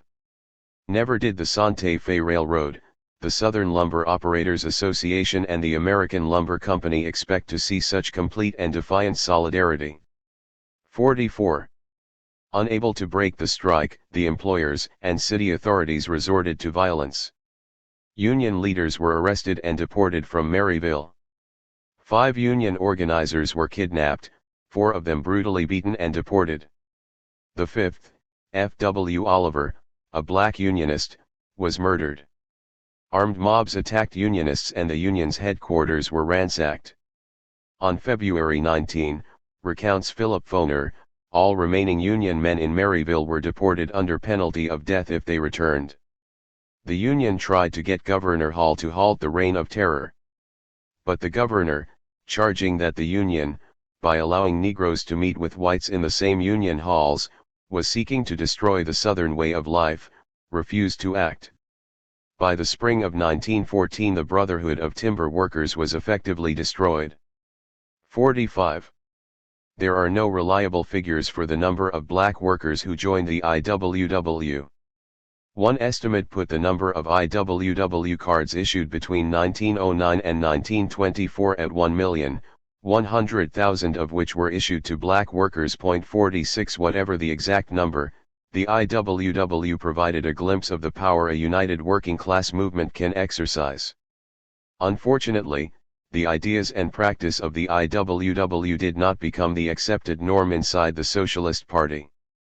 Leaders of the party frowned upon the militancy of the IWW, and they successfully organized to expel Haywood and other IWW members in 1912. But there was another reason for the relatively limited influence of the IWW inside the Socialist Party. In rejecting the narrow electoral reformism of the right wing, the IWW dismissed politics in favor of economic struggles. This led them not only to see elections as irrelevant, but led to a general deprecation of the need to provide an overall political alternative to the right wing of the party. The Communist Party. In August 1919, the Socialist Party of the United States split. At the heart of the split was the SP's attitude toward the successful 1917 Russian Revolution. The left wing of the SP supported the revolution and garnered a majority within the party. The right-wing minority, which controlled the party's apparatus, responded by expelling the majority. 47. Not one, but 2, communist parties emerged from this conflict: the Communist Party, CP, and the Communist Labor Party. The two would soon merge under pressure from leaders of the Russian Revolution and be renamed the Workers' Party in 1922. Though they were largely made up of left-wing SP members and revolutionaries, neither of which accepted racists such as Berger in their ranks, both organizations initially shared the position advanced by Debs on racial oppression. The CP's position was summarized in the program adopted at its founding convention: "The Negro problem is a political and economic problem. The racial question of the Negro is simply the expression of his economic bondage and oppression, each intensifying the other. This complicates the Negro problem, but does not alter its proletarian character. The Communist Party will carry on agitation among the Negro workers to unite them with all class-conscious workers. 48.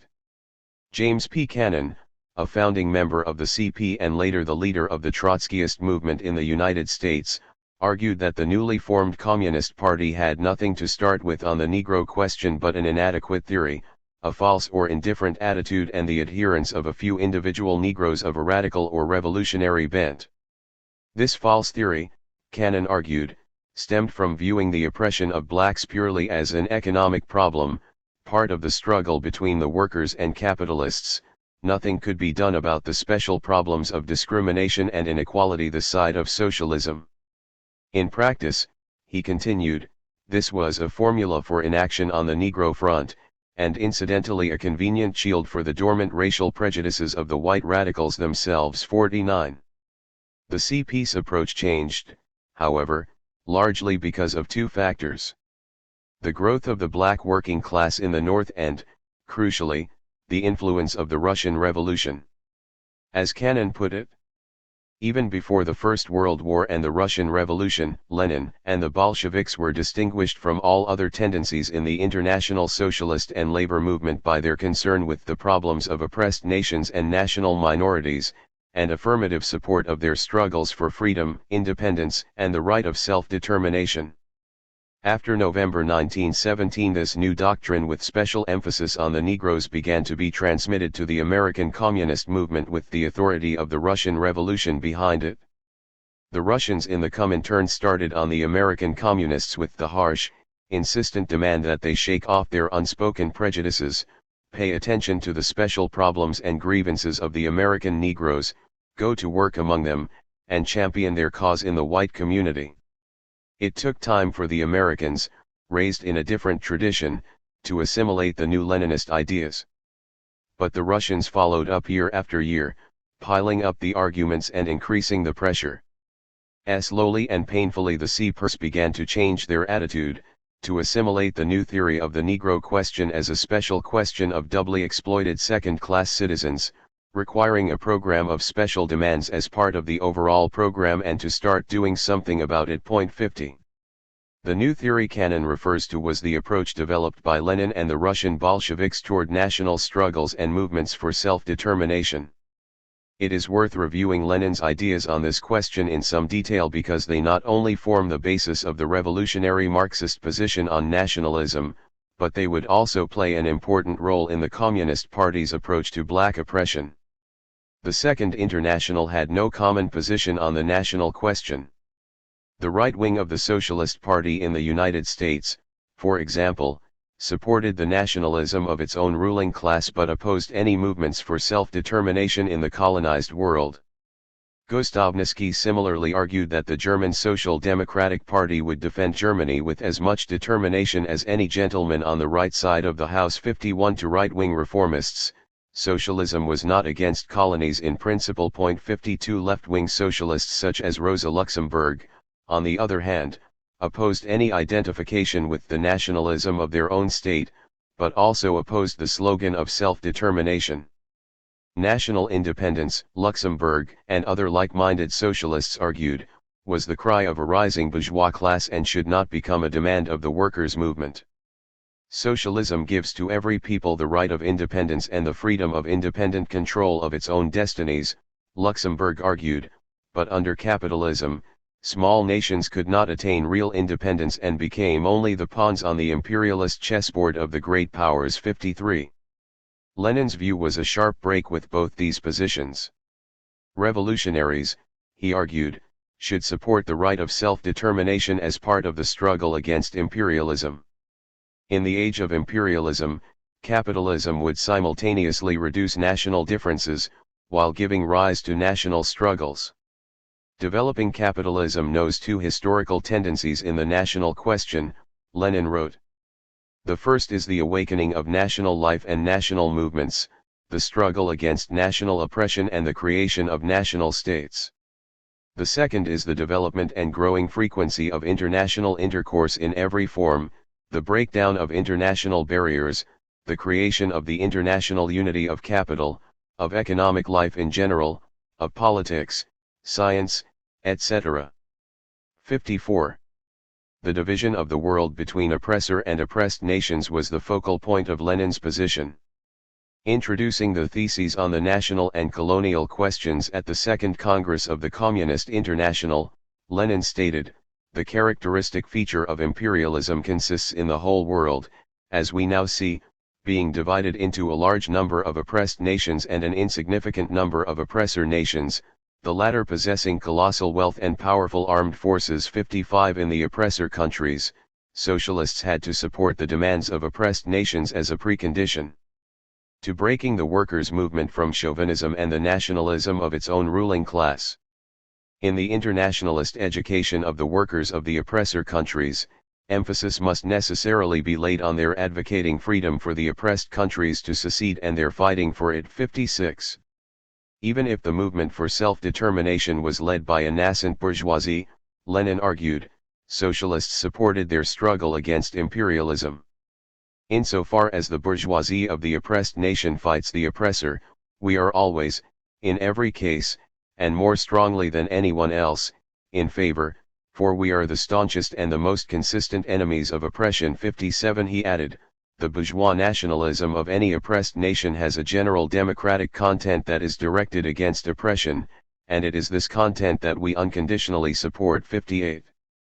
Arguing against the idea that national struggles were a diversion from the class struggle, Lenin wrote, "To imagine that a social revolution is conceivable without revolts by small nations in the colonies and in Europe, without revolutionary outbursts by a section of the petty bourgeoisie with all its prejudices, without a movement of the politically non-conscious proletarian and semi-proletarian masses against oppression by the landowners, the church, and the monarchy, against national oppression, etc. To imagine all this is to repudiate social revolution. The dialectics of history are such that small nations, powerless as an independent factor in the struggle against imperialism, play a part as one of the ferments, one of the bacilli, which help the real anti-imperialist force, the socialist proletariat, to make its appearance on the scene. 59. But Lenin's emphasis on the importance of national struggles and his support for the right of self-determination did not involve any compromise with nationalist ideology. Support for the right of self-determination was a means to achieve international working-class unity, not to encourage fragmentation. In the oppressor nations, socialists upheld the right of self-determination both to combat chauvinism and to demonstrate their solidarity with workers in the oppressed nation. In the oppressed nation, socialists needed to combine opposition to imperialism with clear support for international working-class unity. Socialists of the oppressed nations must attach prime significance to the unity and the merging of the workers of the oppressed nations with those of the oppressor nations. 60. A sharp distinction had to be drawn between upholding the right to secession and actually advocating it. The right of nations to freely secede must not be confused with the advisability of secession by a given nation at a given moment. 61. Support for self-determination was thus a means to advance the struggle for socialism, not an end in itself. Moreover, support for national liberation should in no way compromise the political or organizational independence of the workers' movement. The Communist International declared, "A resolute struggle must be waged against the attempt to clothe the revolutionary liberation movements in the backward countries which are not genuinely communist in communist colors.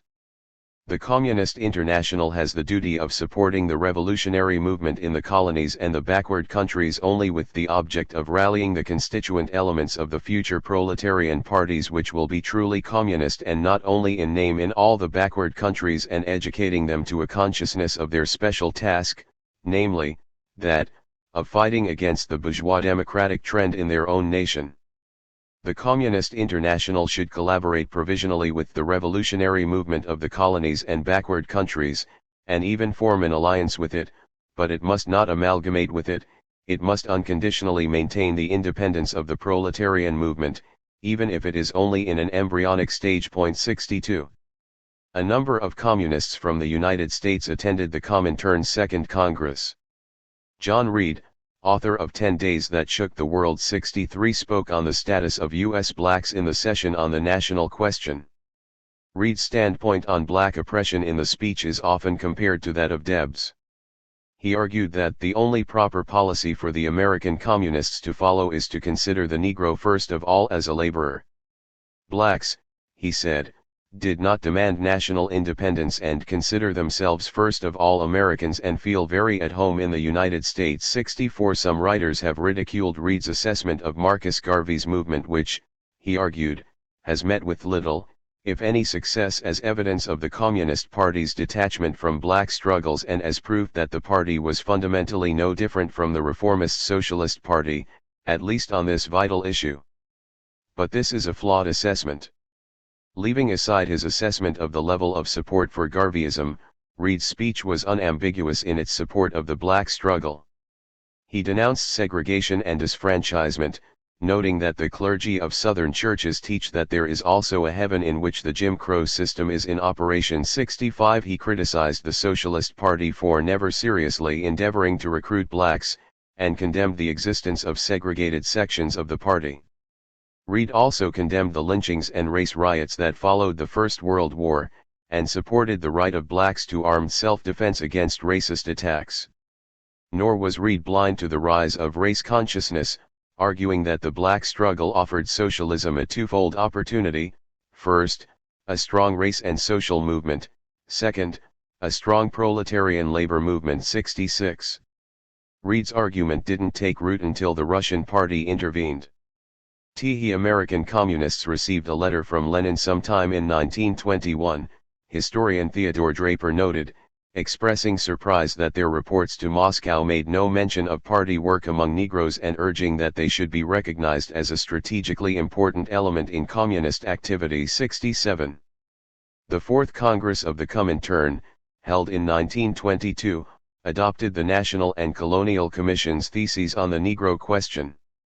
The four theses stated: I. The Fourth Congress recognizes the necessity of supporting every form of the Negro movement which undermines or weakens capitalism, or hampers its further penetration. 2. The Communist International will fight for the equality of the white and black races, for equal wages and equal political and social rights. 3. The Communist International will use every means at its disposal to force the trade unions to admit black workers, or, where this right already exists on paper, to conduct special propaganda for the entry of Negroes into the unions. If this should prove impossible, the Communist International will organize the Negroes in trade unions of their own and use united front tactics to compel their admission. 4. The Communist International will take steps immediately to convene a World Negro Congress or Conference. 68. Articles on black struggles began to appear in the CP press, and the party established an organizer for its work among blacks. The program adopted by the CP, then called the Workers' Party, at its 1922 convention was much stronger than the one adopted in 1919. It read in part: the Negro workers of this country are exploited and oppressed more ruthlessly than any other group. The history of the Southern Negro is the history of brutal terrorism, of persecution, and murder. During the war, tens of thousands of Southern Negroes were brought to the industrial centers of the North to supply the needs of the employers for cheap labor. In the northern industrial cities, the Negro has found the same bitter discrimination as in the South.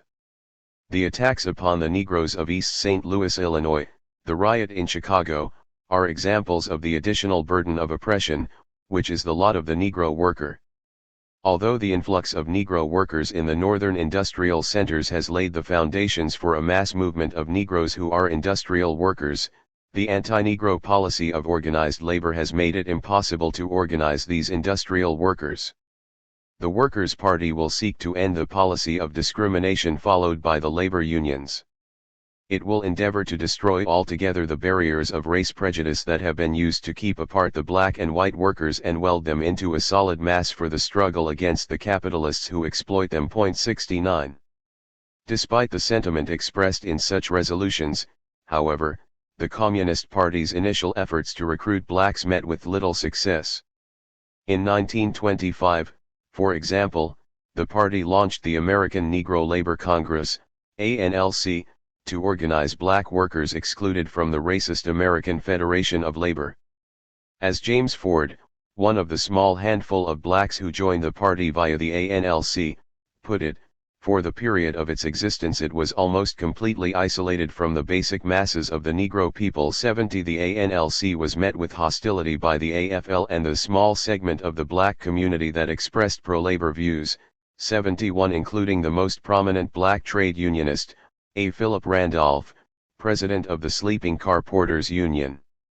Even black observers sympathetic to the ANLC's aims found the behavior of some of its organizers extraordinarily bizarre, 72 best expressed by the evening entertainment at the ANLC's founding convention, a Russian ballet. The CP did succeed, however, in recruiting a small number of blacks who would later prove crucial in extending the party's influence. The most important success in this period was its recruitment of several leaders of the African Blood Brotherhood, ABB. The ABB was founded by Cyril V. Briggs in the fall of 1917, there is some controversy over the exact date, as a revolutionary secret order, and its platform called for the absolute race equality of blacks and fellowship, with the class-conscious revolutionary white workers. The ABB also called for armed resistance to lynching, unqualified franchise rights for blacks in the South, a struggle for equal rights against all forms of discrimination, and the organization of blacks into the existing trade unions. 73 In its first years, the ABB combined a radical black nationalism with a strong sympathy to the ideas of the Bolshevik Revolution. Briggs became increasingly critical of Marcus Garvey's UNIA, and in 1921 joined the Communist Party. Most of the ABB's leadership followed Briggs into the party, forming its first generation of black leaders. By the end of the 1920s, the Communist Party's approach to blacks underwent an important transformation. Unfortunately, the impetus for the change came not from an honest evaluation of party work in the United States, but from an international maneuver by the now Stalin-controlled Comintern. At its 6th Congress in 1928, the Comintern declared that Southern blacks in the United States constituted a nation and that the party should adopt the slogan of self-determination in the Black Belt for party work among blacks. As Lisa Starr explains, the self-determination slogan was the American version of the Comintern's new theory that national liberation struggles had to go through distinct stages, first a bourgeois nationalist stage, and only after that the struggle for socialism.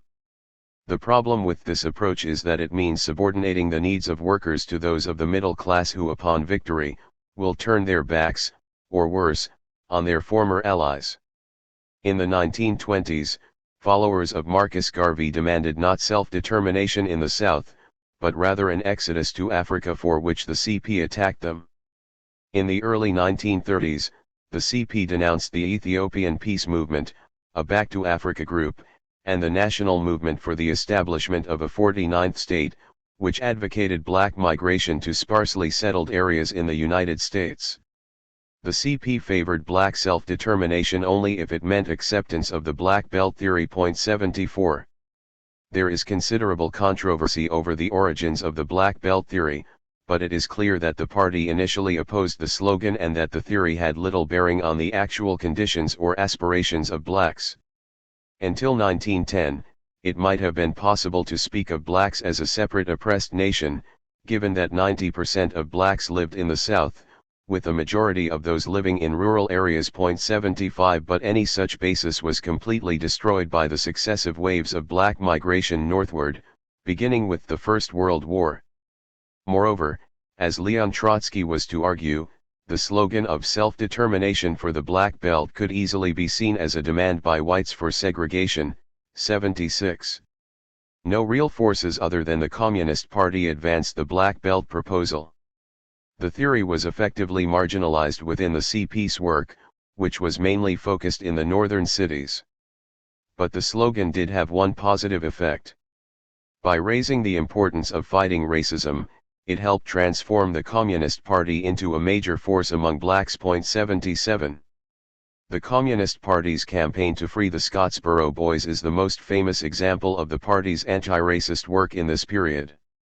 The case involved 9 young men falsely accused of gang rape and sentenced to death in 1931. The existing black organizations shunned the case.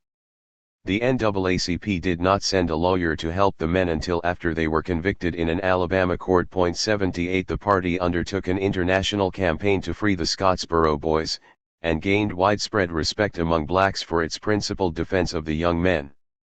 A May 16, 1931, protest march in Harlem that began with a march of several hundred communists, most of them white, ended with a mass rally involving more than 3,000 black Harlemites. At the rally, the throng heard from one of the Scottsboro mothers, and from communist speakers who addressed the crowd in Finnish, Spanish, and Romanian. 79 The Scottsboro campaign carried on for years with events like this one, which succeeded in stopping the Scottsboro executions and ultimately freeing the men. The 1930s struggle to build industrial unions drew in thousands of black workers. In workplaces like the Chicago stockyards, or the steel mills of the Great Lakes states, communist organizers often proved crucial to forging a link between the unions and black workers. The number of blacks in unions jumped from 100,000 in 1935 to just under 500,000 in 1940. 80 Black membership in the Communist Party also rose considerably, from slightly less than 1,000 at the beginning of the 1930s to 5,005 in 1939. As a result of its activism around the Scottsboro case and the union movement, the CP's black membership grew from 200 members in 1930, less than 3% of the total, to 7,000 in 1938, over 9%. In some cities, the percentage of black members was considerably higher. In Chicago in 1931, close to 1/4 of the city's 2,000 members was black. As blacks constituted 11% of the total U.S. population at the time, these figures represented a small but important step in building a multiracial movement. At a time when segregation was rampant legally in the South, de facto in the North, the CP was virtually the only integrated organization in the country. The success of the Communist Party alarmed middle-class black organizations. For the first time in the United States, a significant layer of blacks saw a socialist organization as a viable political alternative. W.E.B. Du Bois, at the time still a member of the NAACP, he didn't join the Communist Party until the early 1960s, wrote, "The task that I have recently been setting myself is to blunt the wedge that the Communist Party is driving into our group." 82. Indeed, some in the NAACP thought they could use the fear of the Communist Party as a means to win support for their organization. Evidently the NAACP leadership was really delighted by the Communist Party's activity in the South, Philip Foner noted. 83 In a letter dated June 6, 1933, Walter White assured James Weldon Johnson, secretary of the NAACP until 1931, "Everywhere I went in the South the white people are afraid of the effect of communist propaganda on the Negro.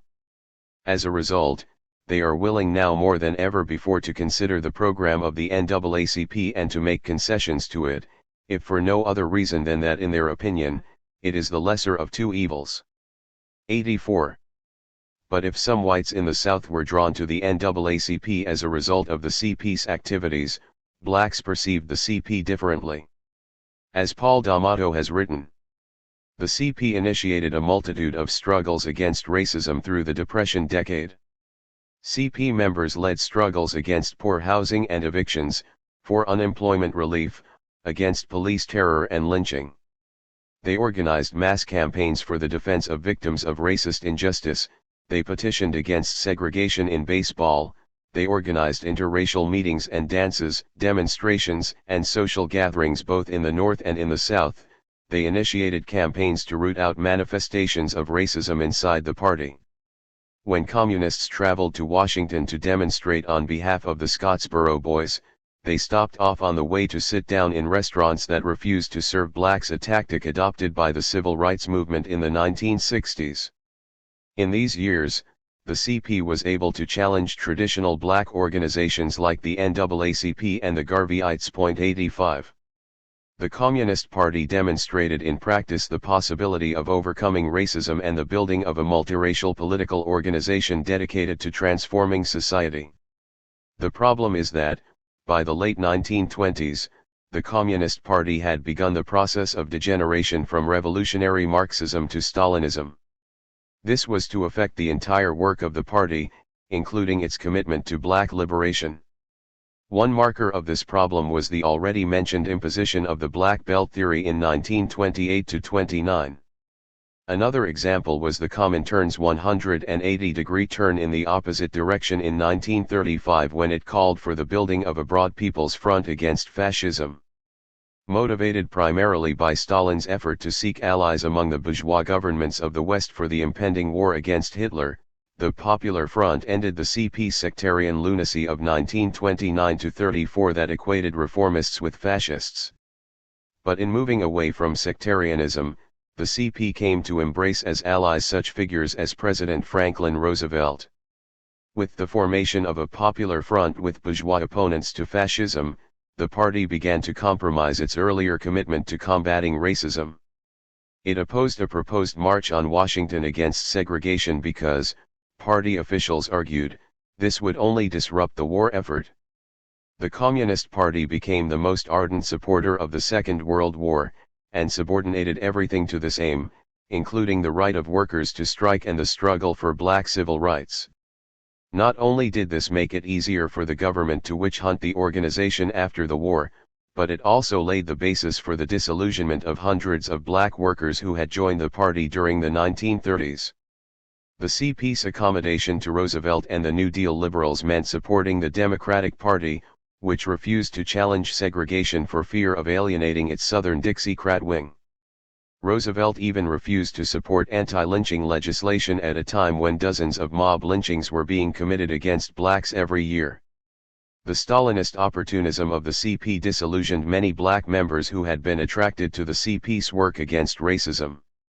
Though the party continued to grow, its political zigzags, dictated by the bureaucracy in Russia, ultimately compromised and undermined its commitment to fighting racism. The CP's credibility was further eroded when in 1939, as a result of the Hitler-Stalin Pact, the party again reversed its policy of united front work and began denouncing Roosevelt again. With Hitler's invasion of Russia, the party then became Roosevelt's biggest cheerleader, calling on blacks to subordinate their demands for integrating the army and war production industries to the success of the war effort. The party even supported the internment of Americans of Japanese descent. In spite of its Stalinism, the CP's work in the 1930s showed that building a fighting unity between blacks and whites is possible in the United States. Had the CP been a genuine revolutionary party, one which combined a commitment to fighting racism with a willingness to unite with other forces not yet won to revolutionary ideas, it could have grown even more massively. It could have provided a clear alternative to New Deal liberalism, the NAACP, and the cul-de-sac of black nationalism. Because it didn't provide this kind of alternative, an opportunity of historic proportions was lost. Trotsky and black nationalism. Leaders of the Russian Revolution had successfully influenced American communists to change their approach to black struggles in the 1920s. One of those leaders, Leon Trotsky, was to break with the communist movement and lead an opposition to the bureaucratization and degeneration of the Russian Revolution. In 1933, Leon Trotsky had pushed his allies in the United States to address the issues of racism and black oppression directly, challenging them to overcome their political passivity on these fundamental questions. Trotsky admitted knowing little about the concrete situation of blacks in the United States, and tried to learn what he could from organizers in the Socialist Workers' Party. Unfortunately, they were not very familiar with conditions in the South either, and were unable to tell Trotsky whether or not blacks in the South even spoke a different language. 86 Through his analysis, though, Trotsky was able to reach some important conclusions. He argued that the slogan of self-determination for blacks should be supported. The Negroes are a race and not a nation. Nations grow out of racial material under definite conditions. We of course do not obligate the Negroes to become a nation. Whether they are is a question of their consciousness, that is, what they desire and what they strive for. We say, if the Negroes want that, then we must fight against imperialism to the last drop of blood, so that they gain the right, wherever and however they please, to separate a piece of land for themselves. If the situation was such that in America common actions took place involving white and black workers, that class fraternization already was a fact, then perhaps our comrades' arguments would have a basis. I do not say that it would be correct. Then perhaps we would divide the black workers from the white if we began to raise the slogan of self-determination. But today the white workers in relation to the Negroes are the oppressors, scoundrels, who persecute the black and the yellow, hold them in contempt, and lynch them. 87. The argument that the slogan for self-determination leads away from the class point of view is an adaptation to the ideology of the white workers, he added. The Negro can be developed to a class point of view only when the white worker is educated. 88. The struggle for black rights, Trotsky argued, should be viewed as part of the process of what he described in his theory of permanent revolution. The black petty bourgeoisie will take up the demand for equal rights and for self-determination but will prove absolutely incapable in the struggle. The Negro proletariat will march over the petty bourgeoisie in the direction toward the proletarian revolution. 89. This dynamic, Trotsky went on to argue, can transform black workers from an excluded and oppressed group within the working class to its most advanced. The Russians were the European Negroes, he argued. It is very possible that the Negroes will proceed through self-determination to the proletarian dictatorship in a couple of gigantic strides, ahead of the great block of white workers. They will then be the vanguard. 90. Finally, Trotsky warned that racism and black nationalism were fundamentally different. As such, he urged a merciless struggle not against the supposed national prepossessions of the Negroes but against the colossal prejudices of the white workers and which makes no concession to them whatever. 91. Trotsky further developed his views on black nationalism in a historic dialogue with the Trinidadian Trotskyist Clr. James in Coyoacán, Mexico, in 1939. The discussions between James and Trotsky covered 3 points: the position to be adopted toward the slogan of self-determination, a proposal to launch an all-black political organization, independent of the Socialist Workers' Party, and the structure, program, and activity of such an organization. In the first set of discussions, Trotsky again argued in favor of black self-determination. In preparation for the meeting, James had drafted a preliminary statement outlining his views on the question.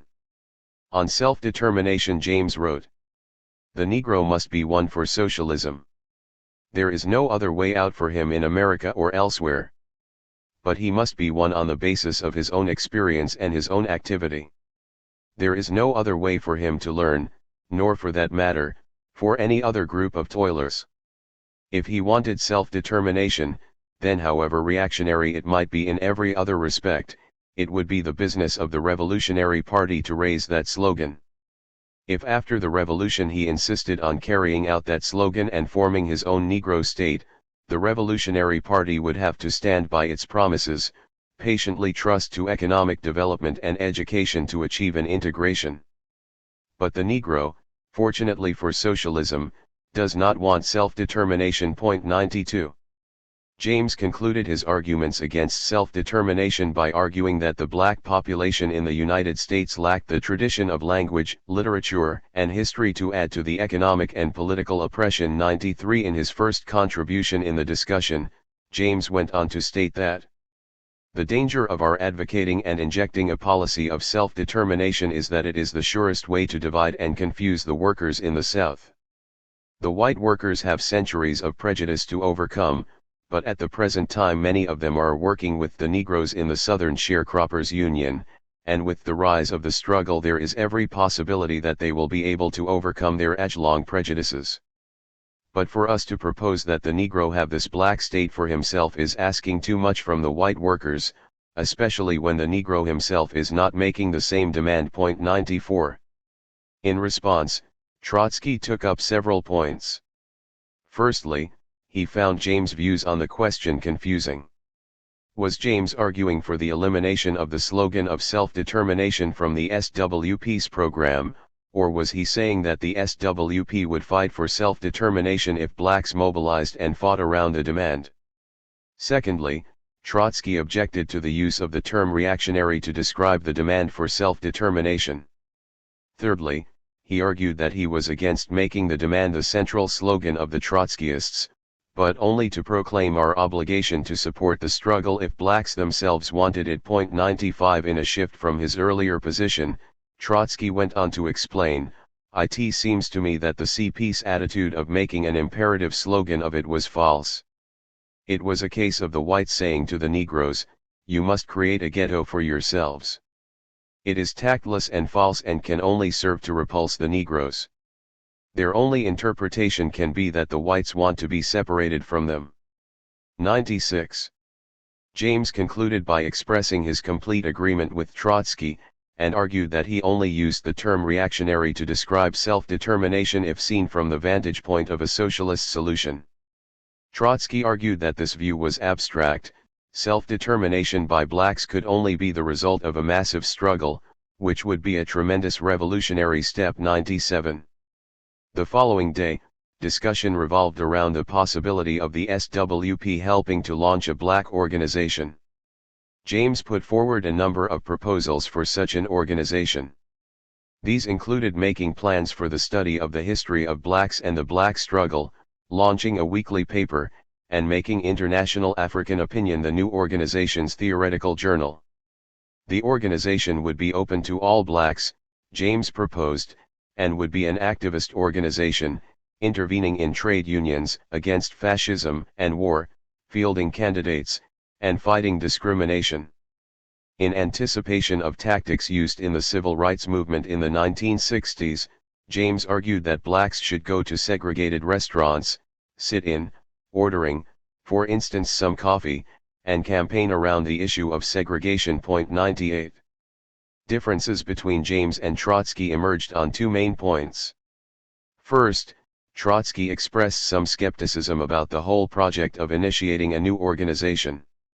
If a mass movement already existed, argued Trotsky, then of course he would be in favor of participation within it, but it was another question for the SWP to launch such an organization on its own. But the question remains as to whether we can take upon ourselves the initiative of forming such an organization of Negroes as Negroes, not for the purpose of winning some elements to our party but for the purpose of doing systematic educational work in order to elevate them politically. 99. Were such an organization only to attract disillusioned black intellectuals who had left the Communist Party, then it would not serve any purpose. The real question, he continued, is whether or not it is possible to organize a mass movement. 100. The other argument involved James' initial proposal to have the organization's paper exclude socialist politics. Trotsky argued that it was one thing to acknowledge the heterogeneous character of the proposed organization, but it was quite another to tie our hands in advance. 101. The immediate result of these discussions was the SWP's adoption of a resolution largely based on these discussions at its convention in July 1939. The organization's journal, New International, also devoted an issue to a discussion of the black question in December of the same year. 102. All the other plans, however, were shelved. The outbreak of war in Europe and the ensuing split in the SWP over whether the USSR was still to be considered a socialist country, saw Clr. James leave the SWP. He left the SWP with the breakaway organization called the Workers' Party in 1940. In 1947, James rejoined the SWP, and in 1948 he wrote its major resolution on the black question. Entitled The Revolutionary Answer to the Negro Problem in the U.S.A., James described it as a clear political program which summarized the political attitudes and ideas which I had placed before Trotsky in 1938. The core of the resolution argued that unlike previous socialists in the United States, we say, number 1, that the Negro struggle, the independent Negro struggle, has a vitality and a validity of its own. We say, number 2, that this independent Negro movement is able to intervene with terrific force upon the general social and political life of the nation, despite the fact that it is waged under the banner of democratic rights, and is not led necessarily either by the organized labor movement or the Marxist Party.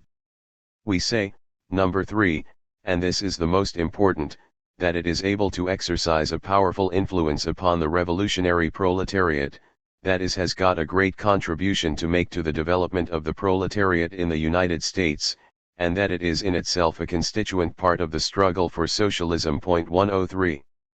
The discussions between C.L.R. James and Leon Trotsky marked an important advance in the understanding of the dynamics of the black struggle in the United States.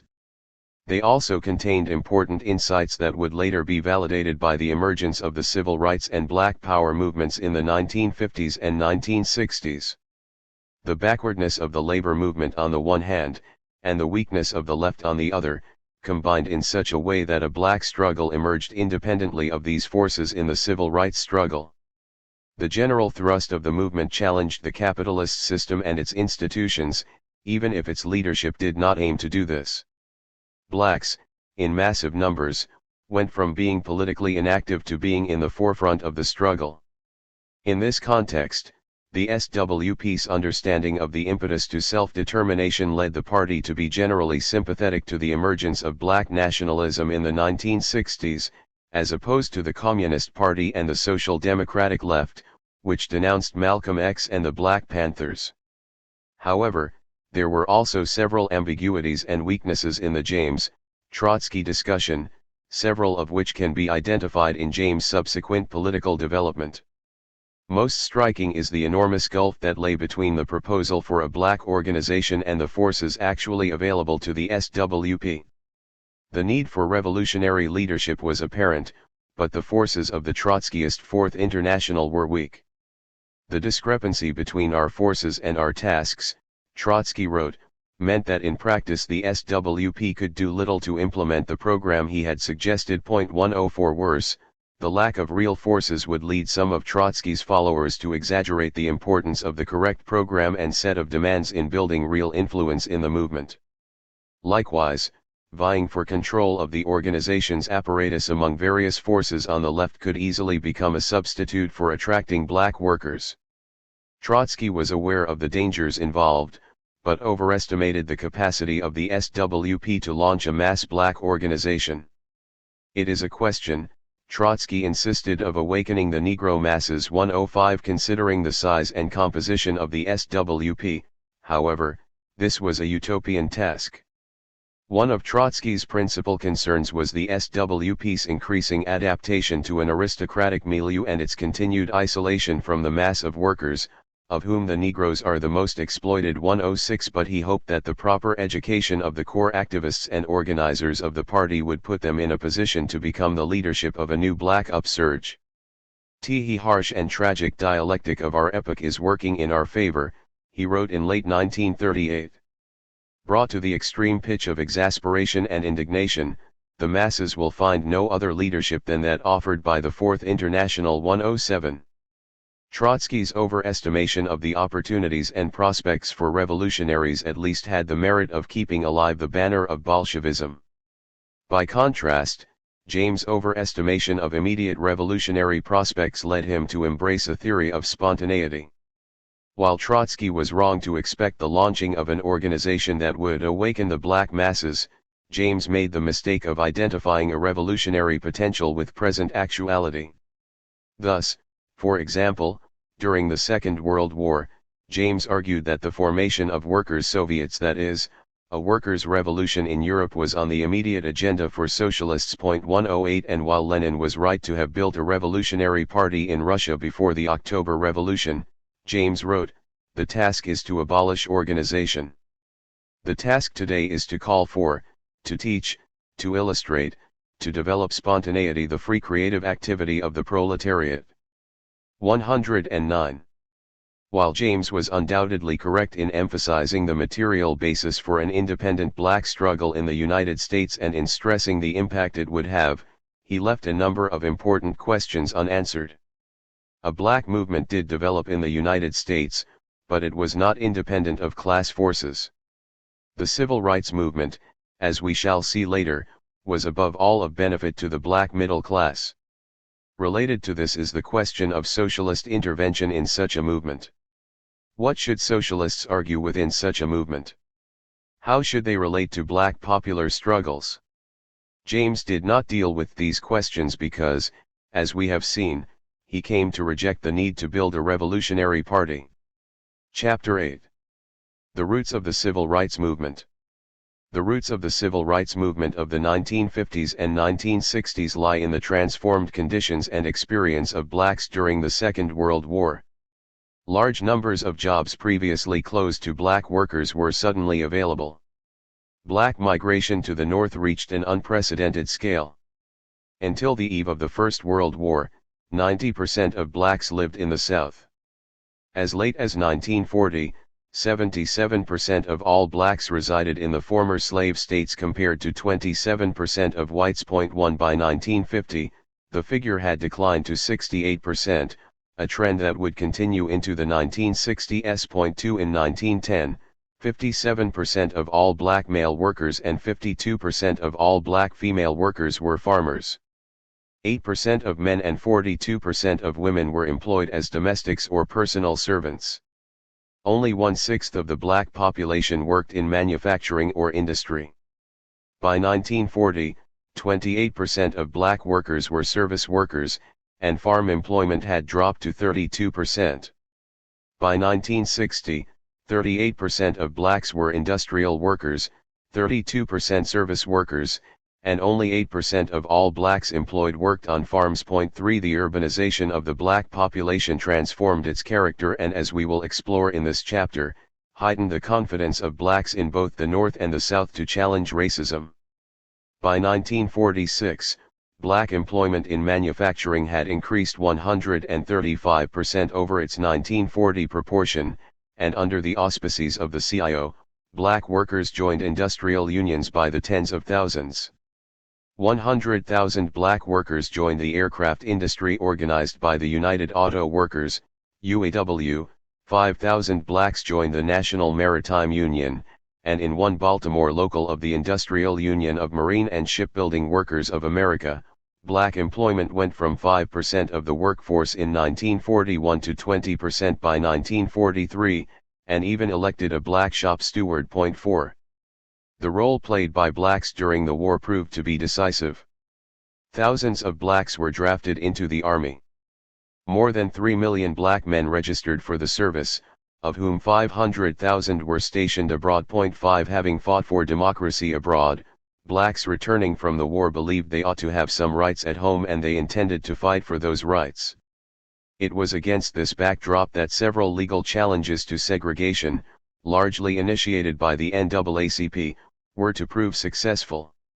The most famous of these was the 1954 Supreme Court ruling in Brown v. Board of Education of Topeka, which ordered the desegregation of public schools and struck down the separate but equal doctrine that was at the core of segregation in the South.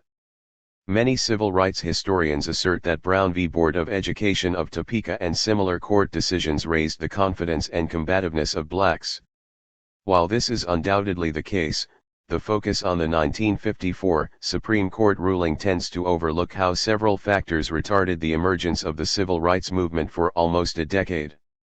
The Brown decision, in fact, only confirmed the basic thrust of the court's rulings since the 1940s.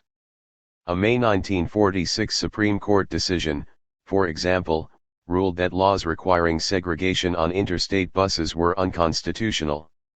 In April 1944 the court ended, by an 8-1 majority, the use of all-white primary elections. 6 As Manning Marable points out, by the spring of 1946, there were 75,000 black registered voters in Texas and 100,000 black voters in Georgia. Yet the sit-ins, the nonviolent street demonstrations, did not yet occur. The facade of white supremacy was crumbling, yet for almost 10 years there was no overt and mass movement which challenged racism in the streets. 7. This 10-year delay can be attributed to two factors: the decimation of the left, most crucially the Communist Party, in the McCarthyite witch hunts that accompanied the Cold War, and the complicity of the trade union leadership and liberal black politicians in the witch hunts. Arguably the most prominent black leader and trade unionist of the period, A. Philip Randolph, fully supported the anti-communist purge of the unions, even though it was the principal reason for the decline in the AFL-CIO's commitment to the struggle against racial segregation. 8. The NAACP and other middle-class black organizations likewise joined in the witch hunt, eager to prove their patriotism. The NAACP refused to assist black Communist Party members who were subpoenaed by the House Un-American Activities Committee. The NAACP even abandoned one of its founding members, W.E.B. Du Bois, when he was indicted as an agent of a foreign principal in 1951. Du Bois was not a Communist Party member or a Marxist, but he understood that the black middle classes had a stake in the system. The reaction of Negroes to the case revealed a distinct cleavage not hitherto clear in American Negro opinion. The intelligentsia, the successful business and professional men, were either silent or actually antagonistic. The reasons were clear. Many believed that the government had actual proof of subversive activities on our part, until the very end they awaited their disclosure. These blacks had become American in their acceptance of exploitation as defensible, and in their imitation of American conspicuous expenditure. They proposed to make money and spend it as pleased them. They had beautiful homes, large and expensive cars and fur coats. They hated communism and socialism as much as any white American. 10. The lynching of Emmett Till. These factors delayed the emergence of the civil rights movement, but there could be no return to old ways. When war production was ended and black workers lost their new jobs, estimates are that they were affected 2.5 times as severely as white workers. 11 jobs that had become available to black workers because of the labor shortage were once again subject to a color bar. Nevertheless, blacks had become a permanent, and growing, segment of the workforce. In the South, segregation still reigned unchallenged, and blacks were still stripped of the most basic rights. Writes a biographer of Martin Luther King, Jr., this was a violent time in Alabama, an era when a judge and jury sentenced a Negro man to death for stealing $1.95 from a white woman, commuted later by Governor Folsom, and when police officers often meted out harsher justice informally, beyond the meager restraints of a court. 12. In response to the signs of challenge to Jim Crow, white supremacists began organizing a renewed campaign of terror. Yet, rather than deflating the new mood among blacks, resistance to change only deepened the resolve of thousands to fight back. Toward the end of 1955, wrote one observer, the spirit of rebellion and resistance was spreading among black people in every corner of the South. 13. In Mississippi, the lynching of Emmett Till, a 14-year-old black boy from Chicago, was also a catalyst that helped to turn a mood of anger into a mood of action. The following editorial, from a small circulation journal, The American Socialist, captured the significance of the Till case. Much violence has calloused our sensibilities in this day and age. Yet there is something about the murder of Emmett Louis Till to touch even the coldest heart. The thought that in this America, full-grown and brawny men would abduct a grade school child, and beat in his helplessness until all his teeth were out, his head caved in, his body mutilated with horrible wounds, put a bullet into his brain and drop him into a river, truly, even the most emotionally impervious cannot fail to be aroused. In a decaying social order, man's inhumanity to man includes man's inhumanity to children. And the children, even in their years of hope and lightheartedness, are forced to taste the bitter fruits of knowledge. During the Second World War, one of those public school essay contests in which children are asked to write answers to usually fatuous questions was held, the question being, how would you punish Hitler for his crimes? On one paper written by a little black girl, the answer was startling: I would put him in a black skin and force him to spend the rest of this life in the United States. Here was a pathetic early wisdom. And Emmett Louis Till also, in his final hour, knew more about our Southland and the desperate forces at work in it than any college of sociologists. May we be granted the power to build a world in which our children will be spared such lessons. 14. But the coldest hearts, it turned out, were not touched.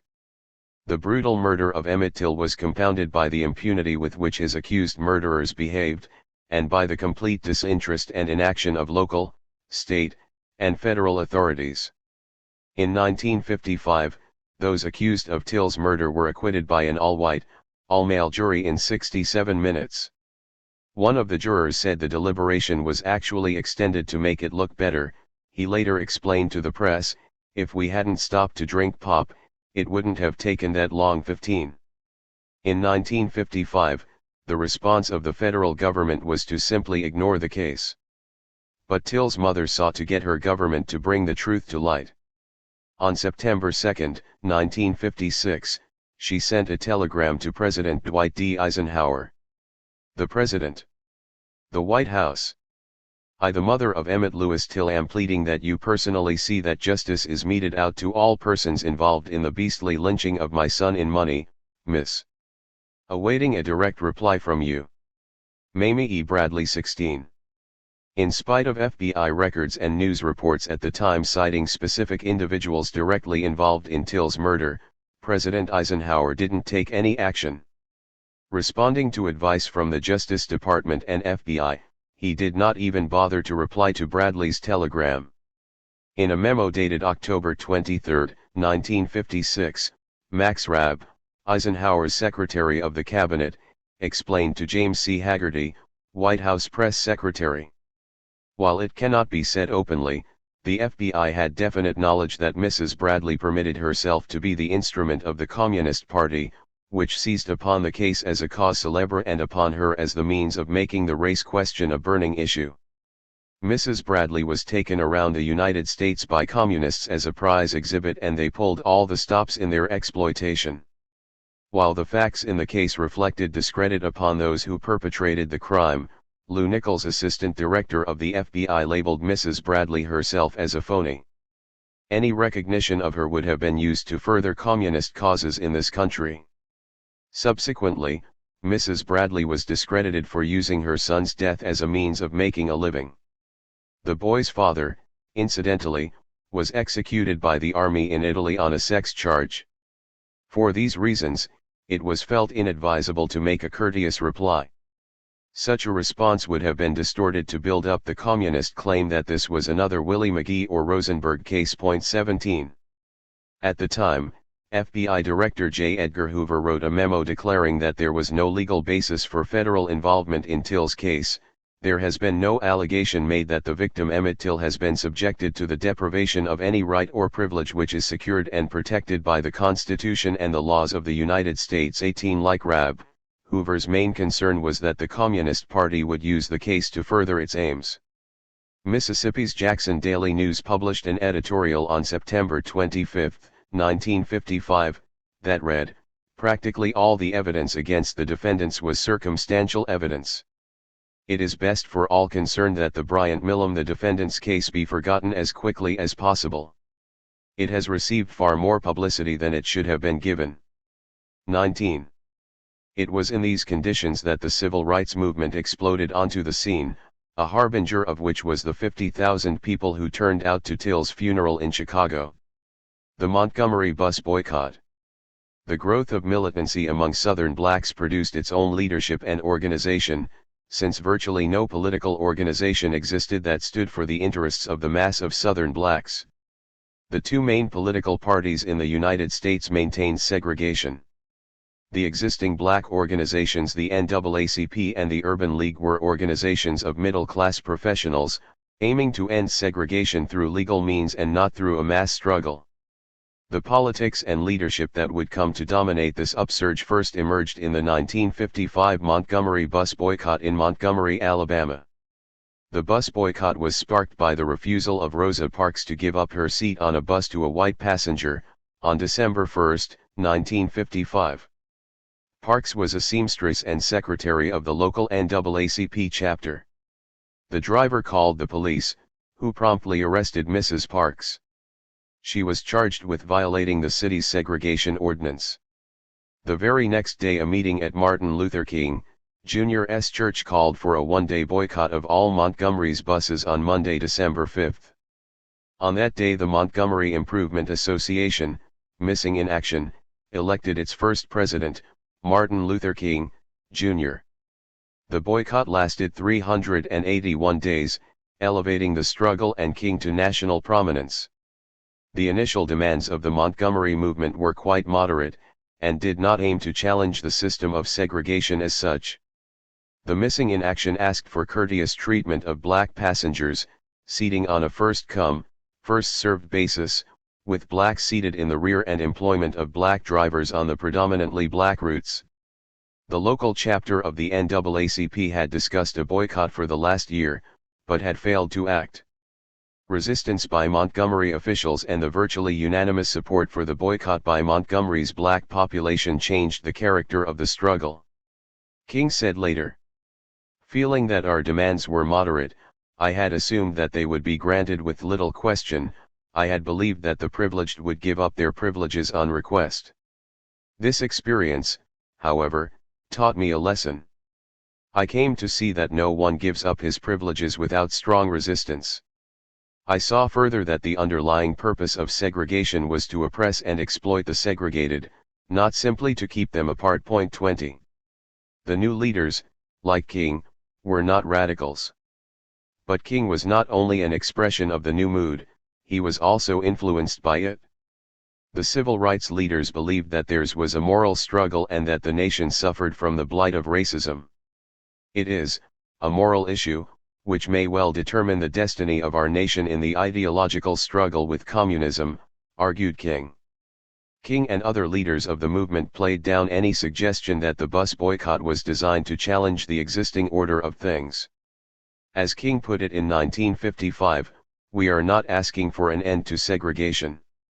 Instead, blacks sought the right to sit, not stand, in seats that were not occupied by whites, because, King said, "We don't like the idea of Negroes having to stand up when there are vacant seats." 21.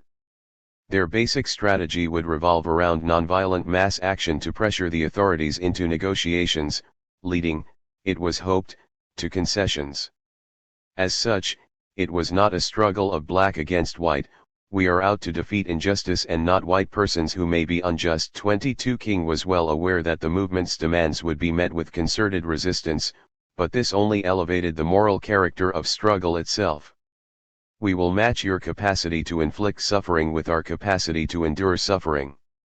We will soon wear you down by our capacity to suffer." 23. Rivers of blood may have to flow before we gain our freedom, but it must be our blood. 24. The nonviolent approach does not immediately change the heart of the oppressor. It first does something to the hearts and souls of those committed to it. It gives them new self-respect. It calls up resources of strength and courage that they did not know they had. 25. SCLC, SNCC, and CORE, the movement radicalizes. After the success of the Montgomery boycott, a number of the leading participants, many of them, like King, preachers, saw the need to form a new organization to give the movement direction. In 1957, the Southern Christian Leadership Conference, SCLC, was established. It aimed to use nonviolent direct action to press for its demands, and fight for the right to vote. It is easy to see the limitation of such tactics today, but it is important to stress that the commitment to mass action was real, even if the aim of such action was to pressure Southern or federal authorities. The movement thus developed a momentum and vitality that began to go beyond the intentions of its founders. The SCLC also found itself in conflict with established black organizations like the NAACP that saw a mass movement as a threat to their lobbying and legal efforts. Within a few years, however, the movement had begun to enter a new phase, beyond the control of the traditional organizations and even King himself. After the civil rights movement's initial successes in 1956 and 1957, Southern racists counterattacked. White citizens' councils were organized around the South. Once again, terror was unleashed in an effort to defeat the movement. C. Van Woodward describes this period as a time when all over the South the lights of reason and tolerance and moderation began to go out. He writes, "A fever of rebellion and malaise and fear spread over the region. Books were banned, libraries were purged, newspapers were slanted, magazines disappeared from stands, television programs were withheld, films were excluded. Teachers, preachers, and college professors were questioned, and many were driven out of the South. Words began to shift their significance and lose their common meaning. A moderate became a man who dared open his mouth, an extremist one who favored eventual compliance with the law, and compliance took on the connotations of treason. Politicians who had once spoken for moderation began to vie with each other in defiance of the government. 26. King and his associates looked to the federal government for assistance, but none was forthcoming. In a 1958 meeting between SCLC leaders and Eisenhower, the president would not commit himself to doing anything, concluding the meeting by informing King, "Reverend, there are so many problems, Lebanon, Algeria." 27 Many of the liberal establishment who had supported the Montgomery boycott began to distance themselves from the movement, arguing that the demands were excessive and that blacks couldn't expect change to come overnight. The earlier victories began to look increasingly empty. The much heralded 1954 Brown desegregation decision, for example, had left Southern education virtually unchanged. The Supreme Court's decision left implementation of the desegregation order to each state, to be carried out with all deliberate speed. 28 But the judges and school boards were committed to segregation. As late as 1962 not a single black student attended white schools or colleges in Mississippi, Alabama, or South Carolina. 29 By 1964, 10 years after the original Brown ruling, only 2.3% of Southern blacks were enrolled in desegregated schools. Justice Black, a member of the court, was forced to admit in 1964, "There has been entirely too much deliberation and not enough speed in complying with the ruling." 30. But the South could not turn back the clock as it had done after Reconstruction. On February 1, 1960, 4 black students from North Carolina Agricultural and Technical College sat in the whites-only section of a drugstore lunch counter and asked for some coffee. They were not served, but they refused to move until the store was closed. The next day 30 students joined the protest, which became known as the sit-in. On February 3, over 50 black students and 3 white students joined in the protest. News of the protest spread like wildfire, as did the tactic employed. By April 1960, writes historian Harvard Sitkoff, the tactic had spread to 78 southern and border communities, some 2,000 students had been arrested. By August 1961, according to the Southern Regional Council, more than 70,000 blacks and whites had participated in sit-ins and 3,000 had been jailed. It was a watershed. 31. In April 1960, a new student organization was formed to coordinate future actions. The founding conference of the Student Nonviolent Coordinating Committee, SNCC, was called by Ella Baker, executive director of SCLC, and addressed by King. The conference was attended by 120 student activists representing 56 colleges and high schools in 12 southern states and the District of Columbia. 32 The students largely accepted King's strategy and overall politics, were afflicted with an anti-leftist political bias, 33 and therefore had little interest in working-class struggles.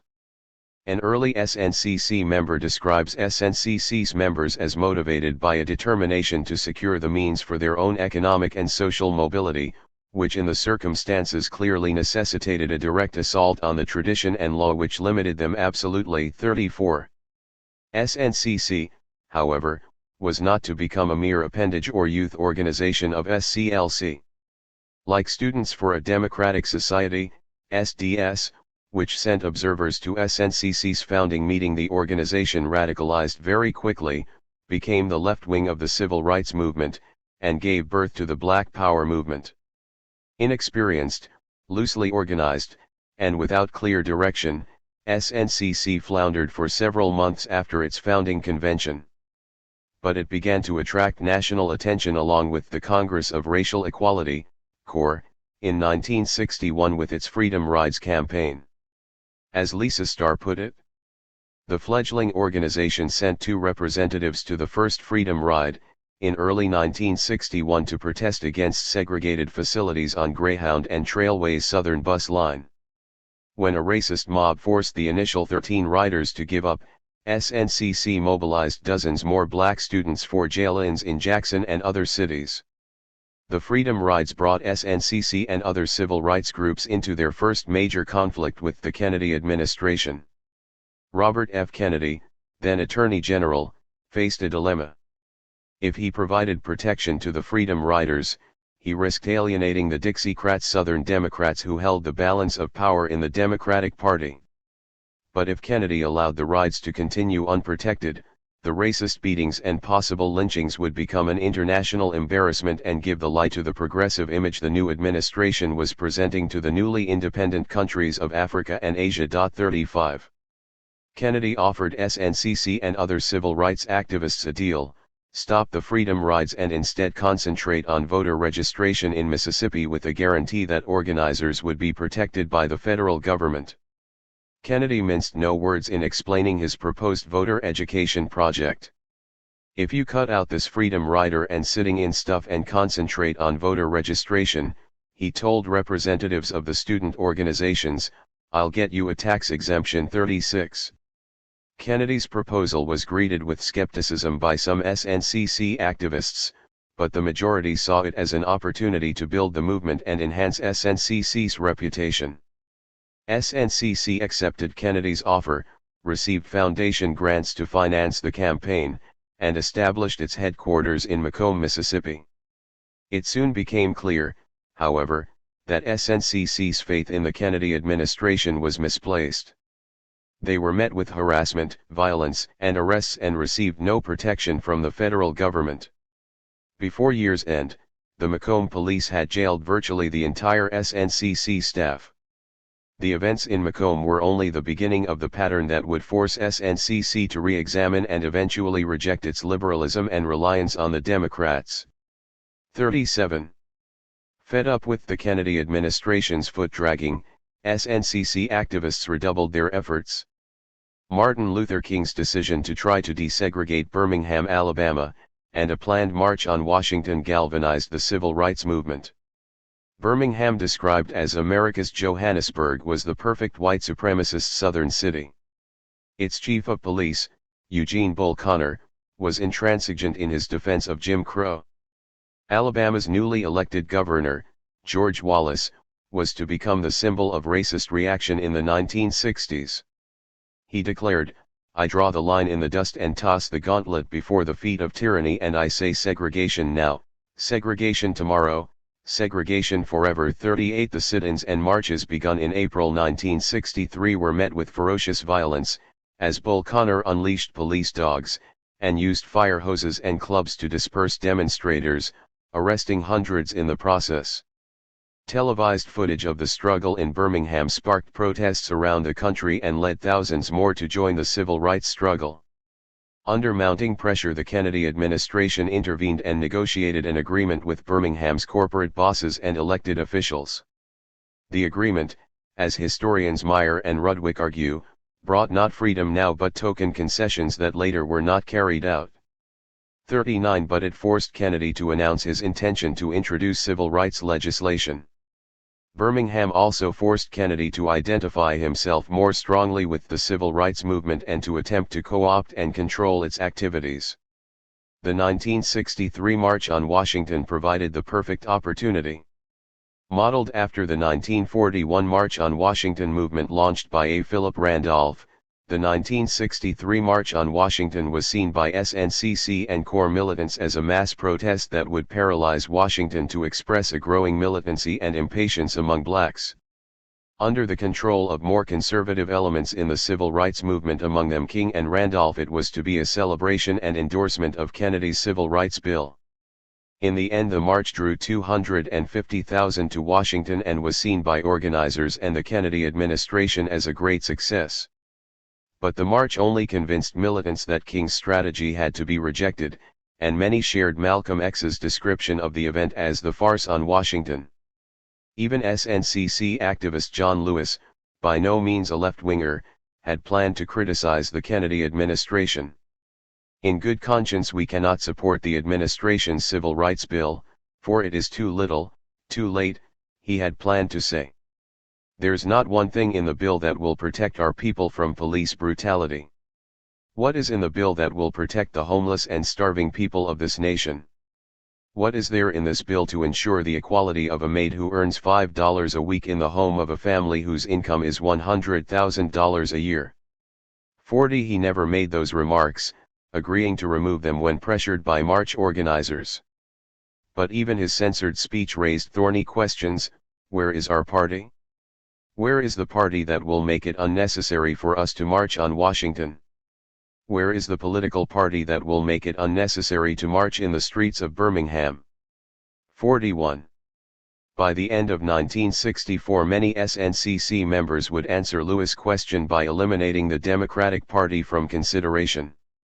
The strains between SNCC and civil rights leaders like King reached a breaking point, as SNCC consciously identified itself with more radical ideas. By 1965 SNCC had become, in the eyes of supporters and critics, not simply a civil rights organization but a part of the new left. 42 White violence, the government's refusal to act, the moderation of civil rights leaders, and the slow speed of change had led SNCC militants to reject the politics they accepted in 1960.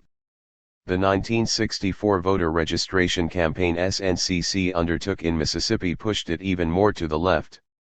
The Mississippi Summer Project. Mississippi was, even by Southern standards, largely rural, poor, and very resistant to change. Fully 2/3 of the state's black population lived in rural areas, compared with 39% for the rest of the South. 43 Only 6.7% of Mississippi's eligible black voters were registered. SNCC activists knew they would be met with violent resistance and couldn't count on the government for protection. But they knew the involvement of large numbers of whites would get media attention and even force federal intervention. SNCC's call for volunteers was taken up. 1,000 volunteers headed for Mississippi. Hardly was the campaign underway when on June 21 three civil rights workers, James Chaney, Andrew Goodman, and Michael Schwerner, disappeared. They had been murdered. Their bodies were only found after a massive manhunt 2 months later. Activists were met with violence at every turn during the 6-week campaign. By the end, 6 blacks had been murdered, 1,000 arrested, 30 buildings bombed, and 36 black churches gutted by fire. 44 SNCC activists previously committed to nonviolence now argued for armed self-defense. As SNCC member James Foreman explained, the Mississippi Summer Project confirmed the absolute necessity for armed self-defense, a necessity that existed before the project but which became overwhelmingly clear to SNCC people during and after it. 45. To counter Mississippi's racist Democratic Party, SNCC formed a non-segregated party, the Mississippi Freedom Democratic Party, MFDP. The MFDP signed up 80,000 voters and elected a delegation to the Democratic Party convention in Atlantic City. Arguing that it was the only party in Mississippi in which all could vote, the MFDP planned a fight to be seated instead of the segregationist Mississippi delegation. But the Democrats, liberal and conservative alike, would have none of it. Lyndon Johnson turned to Democratic liberals like Hubert Humphrey, United Auto Workers President Walter Reuther, and MFDP lawyer Joseph Raw to urge the MFDP to give up its demands. 46 Leaders of the civil rights movement, including King, also put pressure on the MFDP to abandon their demands, urging them to accept Johnson's compromise offer to seat 2 MFDP delegates. The MFDP refused to give in, calling the compromise a back-of-the-bus agreement. Instead, they staged a protest in the hall, taking the Mississippi delegation seats until party officials called on the police to remove them from the hall. The Democratic Party's treatment of the MFDP was the last straw for many activists. Things would never be the same, wrote SNCC's Cleveland Sellers. Never again would we be lulled into believing that our task was exposing injustices so that the good people of America would eliminate them. 47. SNCC began to look to the ideas of Malcolm X, black nationalism, and the African liberation movements for guidance. On a trip to several newly independent African states, SNCC leaders met and established a relationship with Malcolm X. The organization started to develop links with the organized left and called for the abolition of HUAC. By July 1965, SNCC had adopted an anti-Vietnam War resolution that argued that blacks should not fight in Vietnam for the white man's freedom, until all the Negro people are free in Mississippi. 48 Stokely Carmichael's election to head SNCC in 1966 and his advocacy of black power symbolized the change in SNCC's politics. The growing challenge to King's leadership was not limited to SNCC or the South. The mood had definitely shifted from the politics of reform to those of militancy. The ideas of Malcolm X began to exert considerable influence within the movement. Chapter 9. The Politics of Malcolm X. Racial segregation was not the law in the North, but it was the reality. In virtually all aspects of life, Northern blacks encountered racism and segregation. Blacks who left the South found themselves forced to live in huge urban ghettos. Black schools were inferior and segregated. The jobs that blacks had moved north to find proved to be the worst and the lowest paid. Skilled or professional jobs were reserved for whites. Blacks were constantly subject to white authority, especially police harassment. When our black fathers go to work in the mornings, they hear the muttered insults of their white neighbors. The novelist and poet Richard Wright wrote in 12 Million Black Voices, describing the experience of Southern blacks encountering racism in the North for the first time.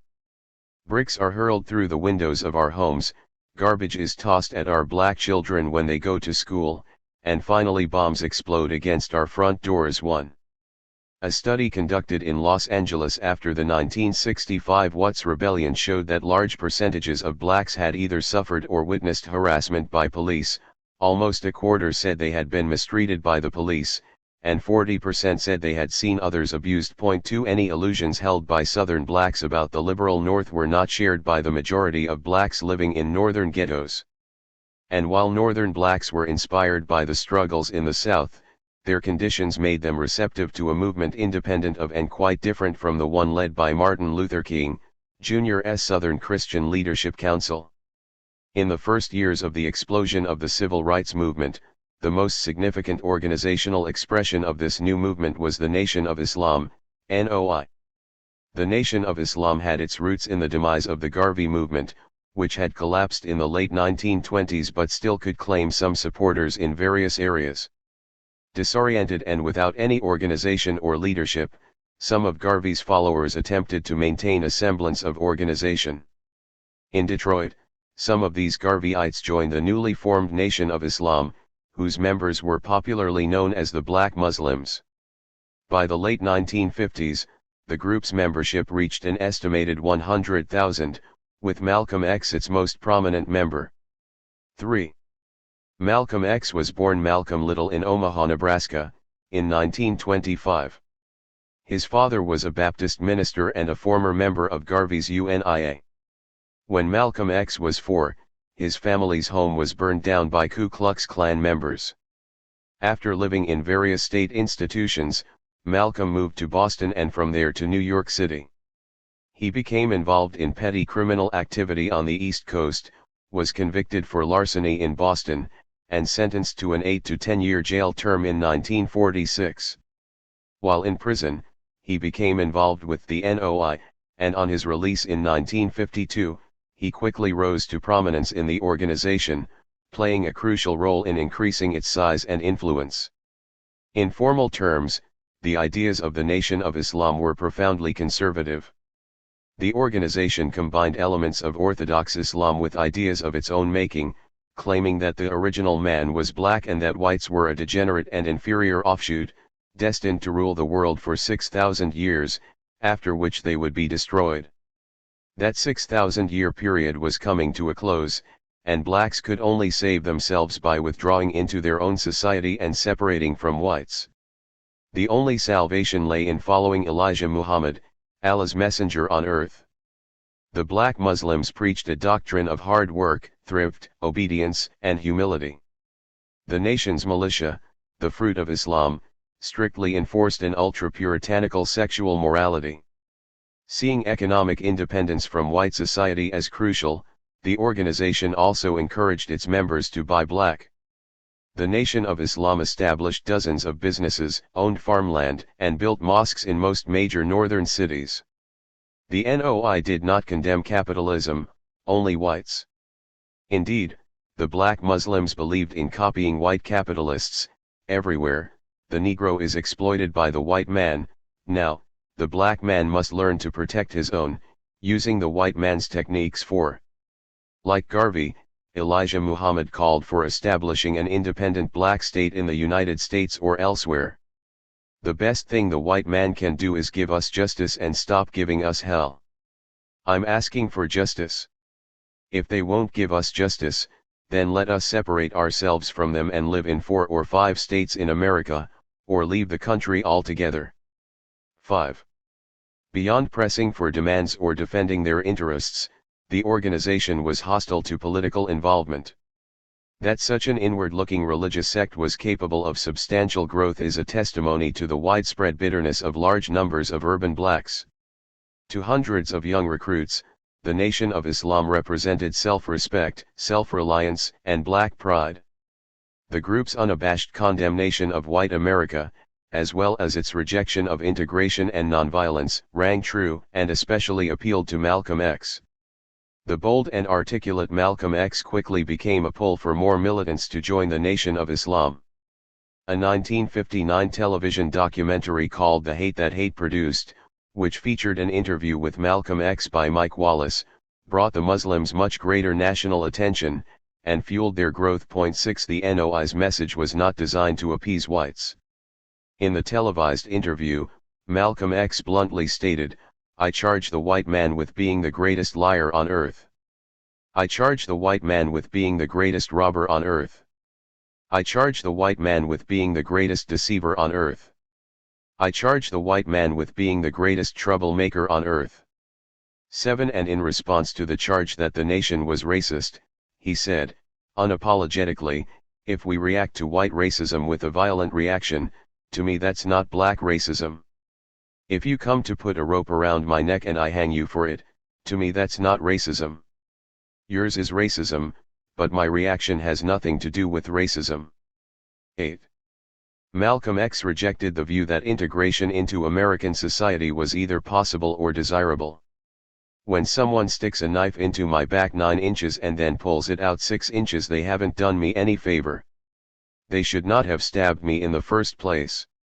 During slavery they inflicted the most extreme form of brutality against us to break our spirit, to break our will. After they did all of this to us for 310 years, then they come up with some so-called Emancipation Proclamation.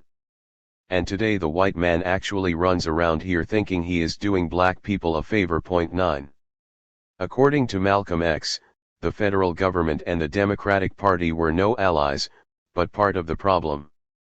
Roosevelt promised, Truman promised, Eisenhower promised. Negroes are still knocking on the door begging for civil rights. Do you mean to tell me that in a powerful country like this, a so-called Christian country, that a handful of men from the South can prevent the North, the West, the Central States and the East from giving Negroes the rights the Constitution says they already have? No. I don't believe that, and neither do you. No white man really wants the black man to have his rights, or he'd have them.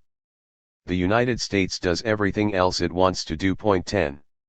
Malcolm X was sharply critical of liberals who talked about racism in the South, but had nothing to say about conditions in the North. He front-paged what I felt about Northern white and black freedom riders going south to demonstrate. I called it ridiculous. Their own Northern ghettos, right at home, had enough rats and roaches to kill to keep all of the freedom riders busy. The Northern Freedom Riders could light some fires under Northern city halls, unions, and major industries to give more jobs to Negroes. Yes, I will pull off that liberal's halo that he spends such efforts cultivating. The North's liberals have been so long pointing accusing fingers at the South and getting away with it that they have fits when they are exposed as the world's worst hypocrites. 11. He was also sharply critical of the civil rights movement's leaders, comparing them to house slaves in the slave South. Far from leading the struggle, their role was to contain it. Just as the slave master of that day used Tom, the house Negro, to keep the field Negroes in check, the same old slave master today has Negroes who are nothing but moderate Uncle Toms, 20th century Uncle Toms, to keep you and me in check, to keep us under control, Keep us passive and peaceful and nonviolent. That's Tom making you nonviolent. It's like when you go to the dentist, and the man's going to take your tooth. You're going to fight him when he starts pulling. So he squirts some stuff in your jaw called Novocaine, to make you think they're not doing anything to you. So you sit there, and because you've got all of that Novocaine in your jaw, you suffer peacefully. Blood running all down your jaw, and you don't know what's happening. Because someone has taught you to suffer peacefully. Point 12. Malcolm went on to attack the whole premise of nonviolence that underlay the Southern desegregation movement. Instead, he argued for black self-defense: be peaceful, be courteous, obey the law, respect everyone, but if someone puts a hand on you, send him to the cemetery. That's a good religion. In fact, that's the old-time religion. Preserve your life, it's the best thing you've got. And if you've got to give it up, let it be even Stephen. 13. Technically, Malcolm X was only amplifying the teachings of Elijah Muhammad, and indeed always prefaced any of his speeches with the phrase Elijah Muhammad teaches. But Malcolm X had turned these ideas into an indictment of the system, increasingly breaking out of the straitjacket of the NOI. While Muhammad shunned politics, Malcolm was becoming more political. One Muslim complained, it was Malcolm who injected the political concept of black nationalism into the black Muslim movement, which was essentially religious in nature. 14. Aware that the growing politicization of the movement was having an effect on the NOI, including its leading spokesperson, Elijah Muhammad had taken measures to reassert his control.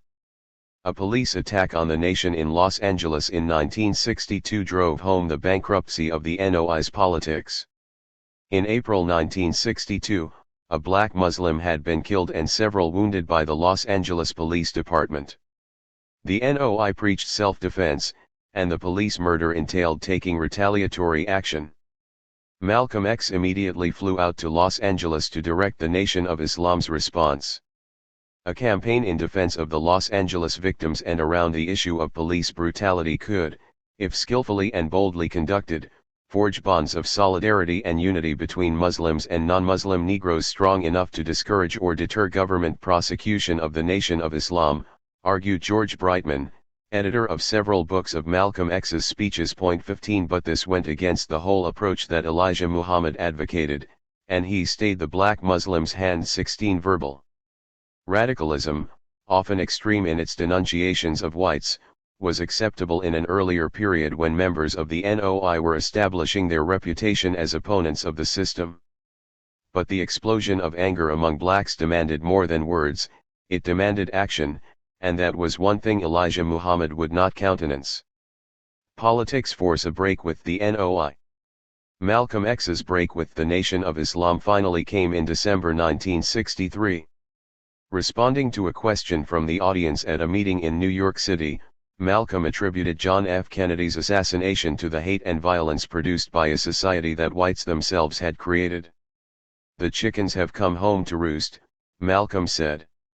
Being an old farm boy myself, chickens coming home to roost never did make me sad, they've always made me glad. The statement was consistent with the hostility to the U.S. administration that black Muslim ministers had expressed in the past. Elijah Muhammad did not see it that way, informing Malcolm that the country loved this man, and that he would be suspended for 90 days so that Muslims everywhere can be disassociated from the blunder. 17. Malcolm accepted the suspension without protest, but it soon became clear that the suspension was in fact an expulsion. Malcolm's initial assessment of his break with Elijah Muhammad is interesting because it underscored the fact that he was not yet fully conscious that he had come to express a profoundly different political viewpoint from the Nation of Islam. Malcolm still considered himself a loyal member until late February 1964.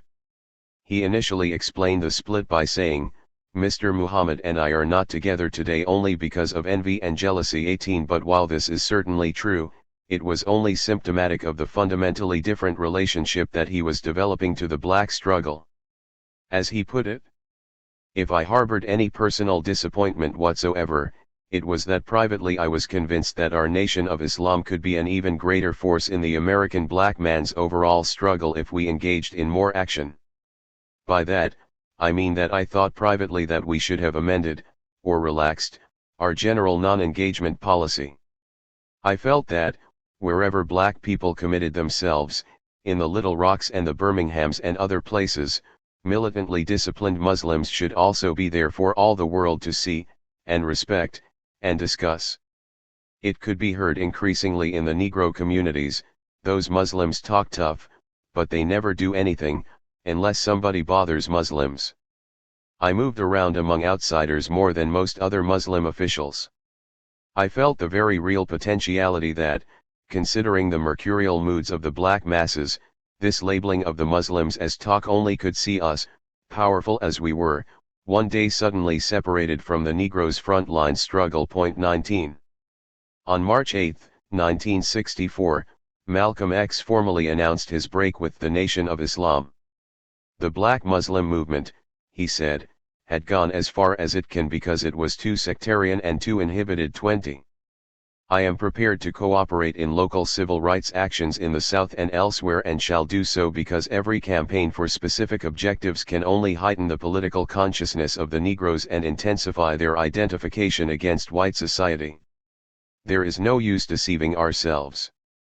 Good education, housing, and jobs are imperatives for Negroes, and I shall support them in their fight to win these objectives, but I shall tell the Negroes that while these are necessary, they cannot solve the main Negro problem. 21. Malcolm went on to criticize the leadership of the civil rights movement. I shall also tell them that what has been called the Negro Revolution in the United States is a deception practiced upon them, because they have only to examine the failure of this so-called revolution to produce any positive results in the past year. I shall tell them what a real revolution means: the French Revolution, the American Revolution, Algeria, to name a few. There can be no revolution without bloodshed, and it is nonsense to describe the civil rights movement in America as a revolution. 22. In order to become involved in the civil rights movement, Malcolm drew the conclusion that he needed to separate politics and religion. The first organization he founded was religious, the Muslim Mosque Incorporated. But its aim was to provide a bridge for his supporters in the black Muslims. In April he explained, "It's true we're Muslims and our religion is Islam, but we don't mix our religion with our politics and our economics and our social and civil activities, not anymore. We keep our religion in our mosque. After our religious services are over, then as Muslims we become involved in political action, economic action, and social and civic action. We become involved with anybody, anywhere, anytime and in any manner that's designed to eliminate the evils, the political, economic and social evils that are afflicting the people in our community." 23. In the same speech he described himself as an adherent of black nationalism, which he defined in these terms: "We should control the economy of our community. Why should white people be running all the stores in our community? Why should white people be running the banks in our community? Why should the economy of our community be in the hands of the white man?" 24. He added, "The social philosophy of black nationalism only means that we have to get together and remove the evils, the vices, alcoholism, drug addiction, and other evils that are destroying the moral fiber of our community." 25. From black nationalism to third worldism. Soon after this speech Malcolm was to take the first of 2 trips to Africa. These trips had an important impact on his ideas. He met with several important African heads of state including Kwame Nkrumah of Ghana and Gamal Abdul Nasser of Egypt, and was influenced by the ideas of third worldism. In general terms, third worldism was the view that the world was dominated by 2 superpowers, the USA and the USSR, and that the developing countries of the world represented an independent alternative. A defining moment for third worldism was the Conference of Non-Aligned Nations held in Bandung, Indonesia, in 1955. When Malcolm X returned to New York, he announced the formation of the Organization of Afro-American Unity, OAAU, modeled after the Organization of African Unity, OAU, which brought together the different African heads of state. The OAAU was a black nationalist organization that sought to build community organizations, schools, black enterprises, and voter registration campaigns to ensure community control of black politicians. After his visit to Africa, Malcolm began to argue that the black struggle in the United States was part of an international struggle, one that he connected to the struggle against capitalism and imperialism. It is impossible for capitalism to survive, primarily because the system of capitalism needs some blood to suck. Capitalism used to be like an eagle, but now it's more like a vulture, he argued. 26 He also began to argue in favor of socialism.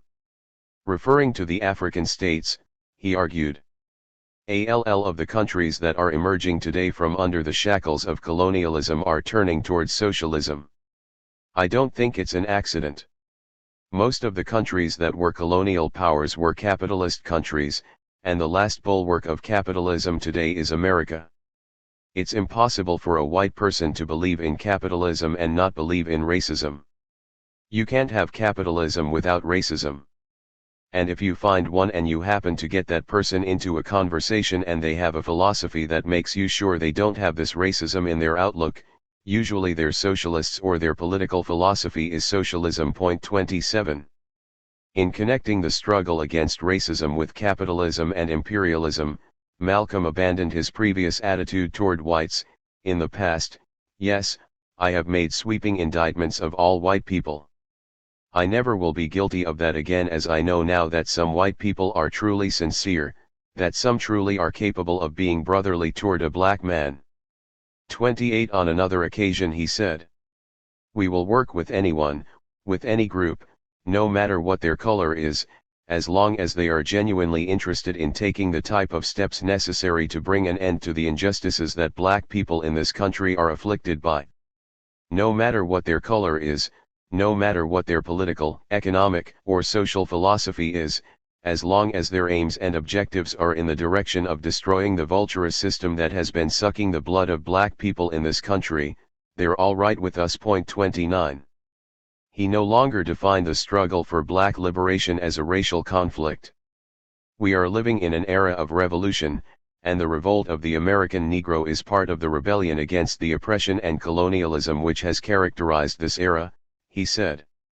It is incorrect to classify the revolt of the Negro as simply a racial conflict of black against white, or as purely an American problem.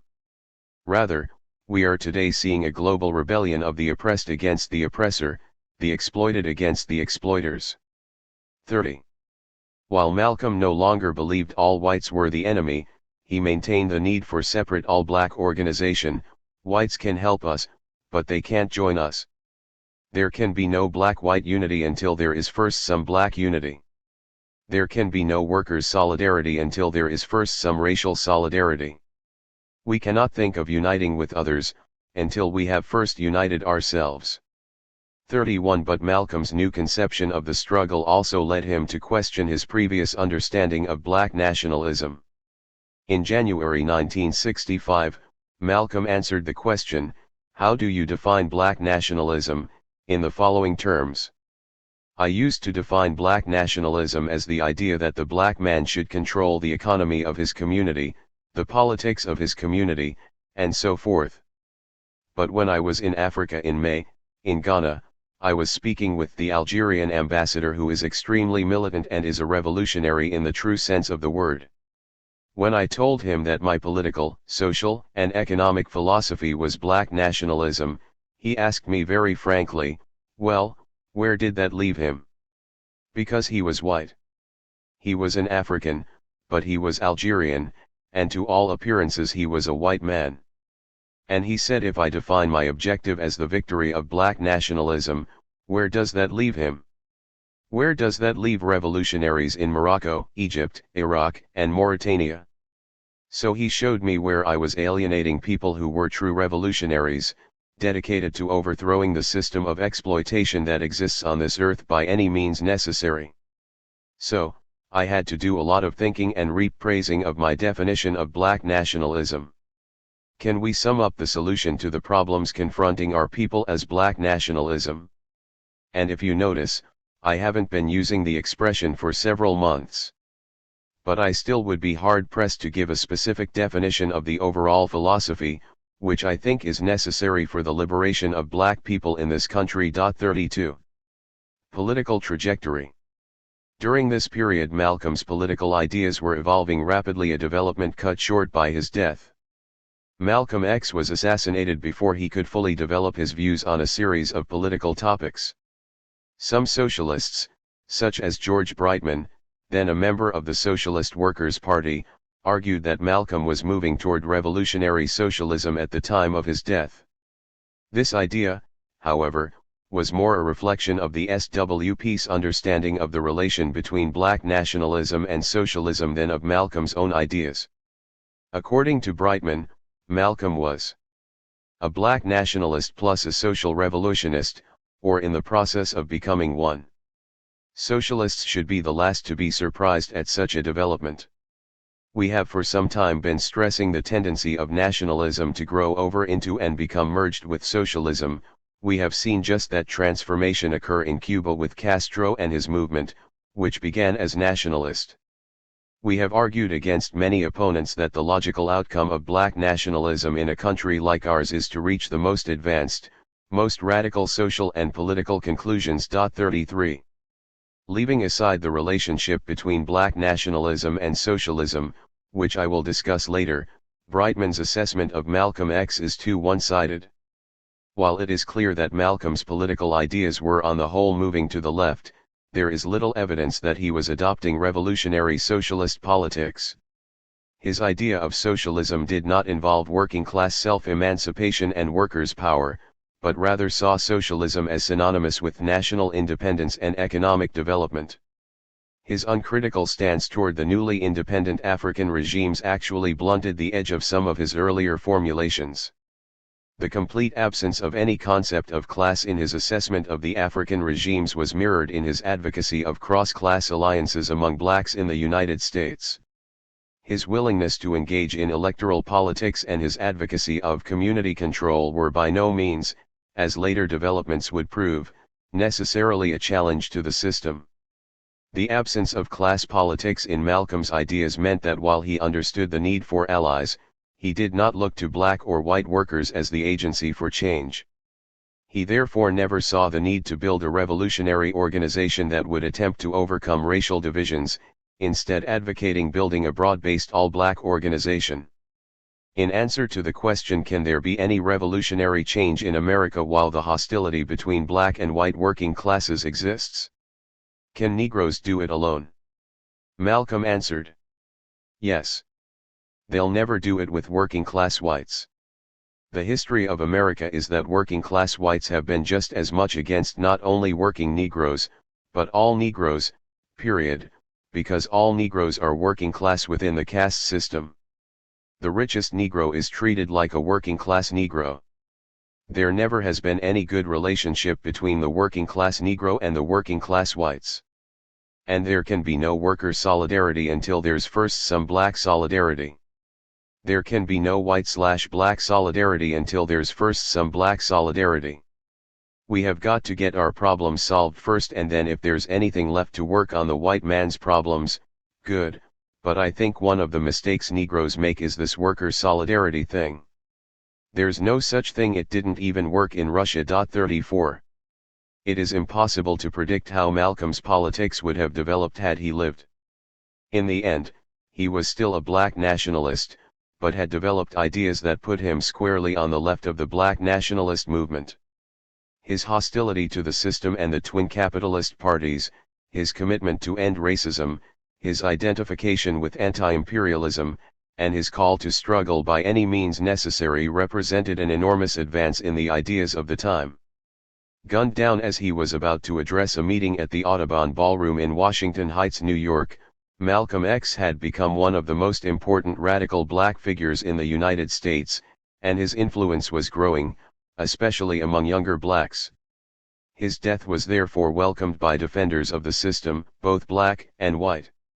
The New York Times editorial for February 22 read: Malcolm X had the ingredients for leadership, but his ruthless and fanatical belief in violence not only set him apart from the responsible leaders of the civil rights movement and the overwhelming majority of Negroes. It also marked him for notoriety, and for a violent end. Malcolm X's life was strangely and pitifully wasted. But this was because he did not seek to fit into society or into the life of his own people. He could not even come to terms with his fellow black extremists. The world he saw through those horn-rimmed glasses of his was distorted and dark. But he made it darker still with his exaltation of fanaticism. Yesterday someone came out of that darkness that he spawned, and killed him. 35. The Times assessment was shared by black opponents of Malcolm X. Elijah Muhammad, leader of the Nation of Islam, told the press, "He seems to have taken weapons as his God. Therefore we couldn't tolerate a man like that. He preached war. We preach peace." 36. Carl T. Rowan, a syndicated black columnist, described him as an ex-convict, ex-dope peddler who became a racial fanatic. A black who preached segregation and race hatred. 37. The Social Democrat Bayard Rustin, associate of Martin Luther King, Jr., added to this chorus in March 1965, "Now that he is dead, we must resist the temptation to idealize Malcolm X, to elevate charisma to greatness." Later, he added, "Malcolm is not a hero of the movement, he is a tragic victim of the ghetto." 38. The real tragedy, of course, is that Malcolm X was gunned down just as he was beginning to think for himself, as he put it, and to express a radical program for black liberation. His premature death and the subsequent suppression and decline of the black movement have made it easier for second-rate reformists to claim Malcolm as theirs. But anyone who listens to Malcolm's speeches or reads any of his writings can be in no doubt as to his trajectory, which is summarized well in his famous Ballot or the Bullet speech, given April 3, 1964, in Cleveland. "I'm not a politician, not even a student of politics, in fact, I'm not a student of much of anything. I'm not a Democrat, I'm not a Republican, and I don't even consider myself an American. Well, I am one who doesn't believe in deluding myself. I'm not going to sit at your table and watch you eat, with nothing on my plate, and call myself a diner. Sitting at the table doesn't make you a diner, unless you eat some of what's on that plate. Being here in America doesn't make you an American. Being born here in America doesn't make you an American. Why, if birth made you American, you wouldn't need any legislation, you wouldn't need any amendments to the Constitution, you wouldn't be faced with civil rights filibustering in Washington, D.C., right now. No, I'm not an American. I'm one of the 22 million black people who are the victims of Americanism. One of the 22 million black people who are the victims of democracy, nothing but disguised hypocrisy. So, I'm not standing here speaking to you as an American, or a patriot, or a flag saluter, or a flag waver. No, not I. I'm speaking as a victim of this American system. And I see America through the eyes of the victim. I don't see any American dream, I see an American nightmare. 39. Chapter 10. Black Power. 1965 marked an important turning point for the Black liberation movement. The hegemony exercised by the old guard leaders like Martin Luther King, Jr., was finally broken. The movement had succeeded in defeating Jim Crow in the South, and the government passed civil rights and voting rights legislation. The center of the movement would shift to the northern cities where the majority of blacks lived in 1965. Northern blacks were inspired by and supported the civil rights struggles in the South, but the end of Jim Crow legislation did not directly affect them. Jobs, poor housing, discrimination, police violence, and substandard education remained fundamental problems. These conditions would lead to an explosion of anger, just as Malcolm X had predicted in February 1965. 1965 will probably be the longest, hottest, bloodiest summer that has yet been seen in the United States since the beginning of the Black Revolution, primarily because the same causes that existed in the winter of 1964 still exist in January, in February, of 1965. Now, These are causes of inferior housing, inferior employment, inferior education. All of the evils of a bankrupt system still exist where Black Americans are concerned. 1. The spring and summer months witnessed massive riots in every major city in the United States from 1964 to 1968. The immediate causes of the riots differed from city to city, but they shared a common characteristic. A white policeman shooting a 15-year-old triggered Harlem's 1964 rebellion. 2. A traffic arrest of a 21-year-old black man 2 blocks from his home sparked the Watts Rebellion in 1965. 3. The riot lasted 6 days and spread over 46 square miles of Los Angeles. Property damage was estimated at $40 million. 34 people, 28 of them black, were killed, more than 1,000 were injured, and the police arrested some 4,000 people. 4. The Detroit Rebellion the following summer was even larger. 43 people were killed, almost 2,000 were injured. The federal government ordered 15,000 state police and National Guard members to quell the rebellion. Black anger was not aimed at random whites, but rather at symbols of authority and property. Blacks widely viewed the riots as a legitimate form of protest. Some also viewed them as a rejection of the politics of nonviolence. When Martin Luther King, Jr., toured the riot area in Watts, a young man told him, "We won, because we made them pay attention to us." 5. In a survey of Watts, 58% of residents and 57% of those arrested thought the effects of the riot would be favorable, with only 18 and 27%, respectively, anticipating unfavorable results. 6. 38% of residents and 54% of those arrested believed the riot helped the Negroes' cause. 7. The riots also had a tremendous impact on activists. As SNCC member Cleveland Sellers recalled, "We were all very conscious of the fact that the axis of the struggle appeared to be shifting away from the rural South to the cities in the North. The totally unexpected rebellions in Harlem, Watts, Chicago, and Philadelphia made a big impact on our thinking." 8. The riots also greatly influenced the thinking of the Johnson administration and the U.S. ruling class generally. For those who had wished the problem away, they forcefully reasserted the importance of racism in U.S. society and drove home 3 key points. First, that the question of racism and civil rights could no longer be dismissed as purely a problem of the backward Southern states. Indeed, the riots helped spur the civil rights legislation usually credited exclusively to the work of Congress and the President. In the wake of the riots, the federal government set up the President's National Advisory Commission on Civil Disorders known as the Kerner Commission after its chair, Illinois Governor Otto Kerner, to study the root causes of the urban rebellions. In 1968, the commission issued a report, which concluded that the United States was moving toward 2 societies, one black, one white, separate and unequal. 9. Segregation and poverty have created in the racial ghetto a destructive environment totally unknown to most white Americans, the report stated. What white Americans have never fully understood but what the Negro can never forget is that white society is deeply implicated in the ghetto.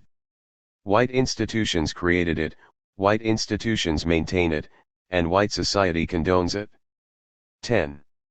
The impacts of the civil rights movement and of the riots across northern cities can be measured in part by examining the changed rhetoric adopted by government officials when talking about poverty and racial oppression. The only genuine, long-range solution for what has happened lies in an attack mounted at every level upon the conditions that breed despair and violence, President Lyndon Johnson said in a nationwide address on July 27, 1967, when he announced the appointment of the Kerner Commission. All of us know what those conditions are: ignorance, discrimination, slums, poverty, disease, not enough jobs. We should attack these conditions not because we are frightened by conflict, but because we are fired by conscience. We should attack them because there is no other way to achieve a decent and orderly society in America. 11. But the liberal acknowledgement of the problems of racism, of urban ghettos, and of black poverty and unemployment only went so far. Because, at heart, liberalism believes that the American society and economy is not fundamentally unjust or unequal. Rather, it believes social problems like poverty and racism can be ameliorated with social programs that aim to fix problems on the margins of the system. So on the one hand, this led to a proliferation of programs intended to address discrete elements of inequality in education, housing, and healthcare. On the other hand, this led to a series of theories seeking to blame blacks themselves, rather than the government or structural racism, for their conditions. Academics and politicians began to attribute the problems of black life to a culture of poverty. 12 Among the most prominent of these blame the victim views was the idea that the root of the problem could be found in the breakdown of the black family. While paying lip service to the questions of poverty, lack of jobs, and housing, for example, President Johnson said, "Perhaps most important, its influence radiating to every part of life is the breakdown of the Negro family structure. It flows from centuries of oppression and persecution of the Negro man. It flows from the long years of degradation and discrimination, which have attacked his dignity and assaulted his ability to produce for his family. The family is the cornerstone of our society. And when the family collapses, it is the children that are usually damaged. When it happens on a massive scale, the community itself is crippled. So, unless we work to strengthen the family, to create the conditions under which most parents will stay together, all the rest, schools and playgrounds and public assistance and private concern will never be enough to cut completely the circle of despair and deprivation." 13. The authors of Johnson's speech were Assistant Secretary of Labor Daniel Patrick Moynihan and Presidential Assistant Richard N. Goodwin. The speech was largely based on a report, written by Moynihan, entitled The Negro Family, The Case for National Action. The central contention of Moynihan's report was that black men had an aversion to work and to taking responsibility for their families. In addition, the alleged criminality of black men, which featured prominently in the report, further compounded the problems of the ghetto. It is probable that at present, a majority of the crimes against the person, such as rape, murder, and aggravated assault, are committed by Negroes, the report reads, while then going on to acknowledge, there is, of course, no absolute evidence. 14 These racist theories of the culture of poverty became one of the underpinnings of the conservative assault on the social safety net after 1980. As much as the riots shook up the Northern liberals, they also represented the mobilization of new forces in the civil rights struggle and the crystallization of a new political mood, best summed up by the slogan Black Power. Stokely Carmichael launched the slogan during a 1966 civil rights march through Mississippi. "This is the 27th time I have been arrested and I ain't going to jail no more," Carmichael told a rally of supporters. "The only way we gonna stop them white men from whoopin' us is to take over. We been saying freedom for 6 years and we ain't got nothin'. What we gonna start saying now is Black Power."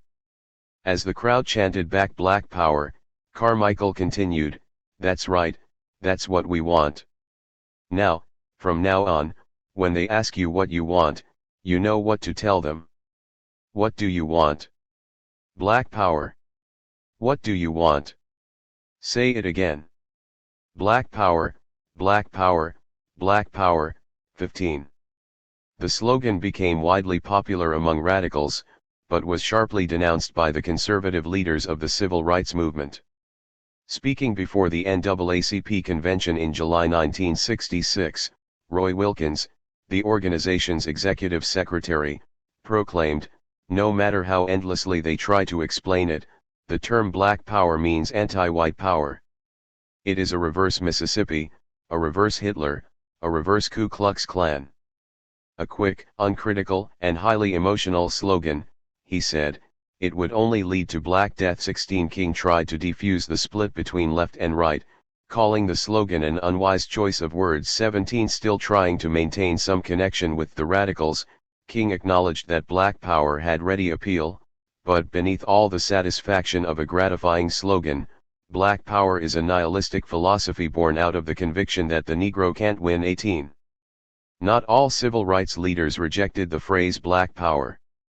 Floyd McKissick of the Congress of Racial Equality, CORE, an organization founded by University of Chicago students George Hauser and James Farmer in 1942, adopted the slogan, arguing, 1966 shall be remembered as the year we left our imposed status of Negroes and became black men. 1966 is the year of the concept of black power. 19 Corps' 1966 convention adopted a resolution stating that Corps was no longer in favor of integration. Corps further announced that nonviolent direct action was a dying philosophy, and told whites they were no longer welcome as members of the organization. 20 In 1966, Stokely Carmichael took over the leadership of SNCC, and the organization likewise adopted black separatism, and expelled its white members. The rise of black nationalist politics represented a further radicalization of the movement. But the idea of black power, while popular, was also very vague. Who would exercise this power and to what ends? Initially an expression of revolt, black power meant different things to different people. Stokely Carmichael and political scientist Charles V. Hamilton, authors of the book Black Power, gave this definition. The concept of black power is a call for black people in this country to unite, to recognize their heritage, to build a sense of community. It is a call for black people to begin to define their own goals, to lead their own organizations and to support those organizations. It is a call to reject racist institutions and values of this society. The concept of black power rests on a fundamental premise: before a group can enter the open society, it must first close ranks. By this we mean that group solidarity is necessary before a group can operate effectively from a bargaining position of strength in a pluralistic society. 21. But while Carmichael drew radical black nationalist conclusions, others would interpret the idea quite differently. The Black Power slogan became the springboard for both a move to the left and a move to the right. 4 interconnected interpretations of black power emerged: I, as black capitalism; 2, as black electoral power; 3, as cultural nationalism; and 4, as radical black nationalism. The adoption of black power as an expression of black capitalism grew very quickly. A key organizer and chairperson of the first major Black Power conference, held in July 1967, in Newark, New Jersey, was lifelong Republican Nathan Wright, Jr. Wright supported Nixon's election and later in life was an ardent supporter of Ronald Reagan. The conference concluded that black power was really about getting a fair share of the pie, that is, U.S. capitalism. The next conference was formally co-sponsored by a white-owned corporation, the Clairol Company. Clairol's president addressed the meeting and endorsed black power. The phrase, he declared, meant black ownership of apartments, ownership of homes, ownership of businesses, as well as equitable treatment for all people. 22. The ambiguity of the phrase black power even allowed the enemies of the black struggle, such as President Richard Nixon, to use it. In a 1968 speech, Nixon defined black power as the power that people should have over their own destinies, the power to affect their own communities, the power that comes from participation in the political processes of society. 23. In a later speech, he said, "Amuk of the black militant talk these days is actually in terms far closer to the doctrines of free enterprise than to those of the welfarist 30s terms of pride, ownership, private enterprise, capital, self-assurance, self-respect. What most of the militants are asking is not separation, but to be included in not as supplicants, but as owners, as entrepreneurs, to have a share of the wealth and a piece of the action. And this is precisely what the federal central target of the new approach ought to be. It ought to be oriented toward more black ownership, for from this can flow the rest: black pride, black jobs, black opportunity, and yes, black power." 24. Along with encouraging black capitalism, the concept of black power was also connected to electoral power.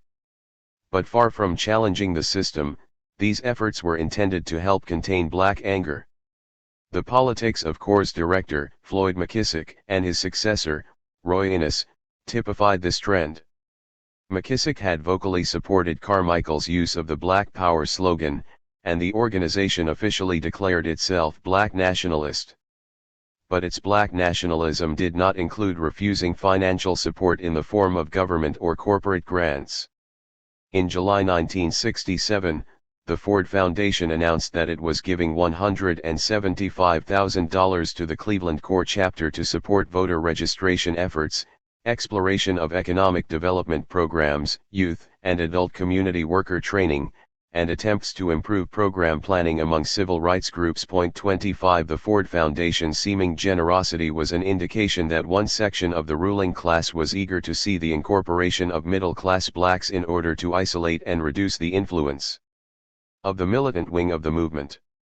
CORE was chosen to receive the grant because it was considered to be a militant organization that had a hearing among blacks who rejected the conservatism of the NAACP and the Urban League. CORE combined very militant rhetoric with an equally conservative practice. CORE's voter registration drive in Cleveland was especially important to the Ford Foundation because it hoped to channel black anger into an electoral campaign. A black urban rebellion had rocked Cleveland in 1966. It was predictions of new violence in the city that led to our first staff visits there in March, explained Ford Foundation Director MC George Bundy. 26 In November 1967, Carl Stokes was elected mayor of Cleveland, the first black mayor of a major American city. The Ford Foundation and CORE had been successful in their efforts. While his election was seen as the dawning of a new day for Cleveland's blacks, Stokes established a pattern that has become the norm in subsequent elections of black mayors. As Lisa Starr describes it, black Clevelanders soon found out that the new mayor was more interested in making a deal with the Democratic machine than with the progress of the movement. Only 2 of Stokes' first 10 appointments went to blacks. The new mayor hired 67-year-old right-winger Michael Blackwell as police chief, a shock to blacks who had endured days of police terror in the 1966 Hoff Rebellion. Stokes' commitment to law and order won him the renewed backing of local business and the media and national Democrats in his re-election campaign of 1969. The other important current to emerge in the Black Power movement was that of the cultural nationalists. Unlike other black nationalists, the cultural nationalists rejected political struggle, instead stressing the importance of a distinct African culture. This trend was best represented by Ron Karenga, organizer of a group called, ironically enough, U.S. We must free ourselves culturally before we can succeed politically, argued Karenga. 28 This didn't prevent him from launching a ferocious, and often violent, campaign against the Black Panther Party, which he opposed bitterly. His upholding of African tradition was likewise utterly reactionary. To go back to tradition is the first step forward, argued Karenga, paraphrasing an African proverb. But for women especially, Karenga's tradition was certainly a step backward. According to Karenga, what makes woman appealing is femininity, but she can't be feminine without being submissive. The role of the woman is to inspire her man, educate their children and participate in social development. Equality is false, it's the devil's concept. Our concept is complementary. Complementary means you complete or make perfect that which is imperfect. The man has any right that does not destroy the collective needs of his family. 29. Karenga and US even opposed birth control, sparking a protest from a group of poor black women whose campaign specifically targeted the middle-class politics of the cultural nationalists. 30 Karenga didn't so much want to transform U.S. society as to carve a niche in it. The Wall Street Journal astutely observed that Karenga was typical of many militants who talk looting and burning but actually are eager to gather influence for quiet bargaining with the predominantly white power structure. 31. The electoralists and cultural nationalists were able to adapt the Black Power slogan to their own ends, in part because of the complete confusion displayed by the radical proponents of the slogan, including Stokely Carmichael himself. At times, Carmichael appeared to be moving away from a purely racial analysis of U.S. society only to sharply move back in that direction.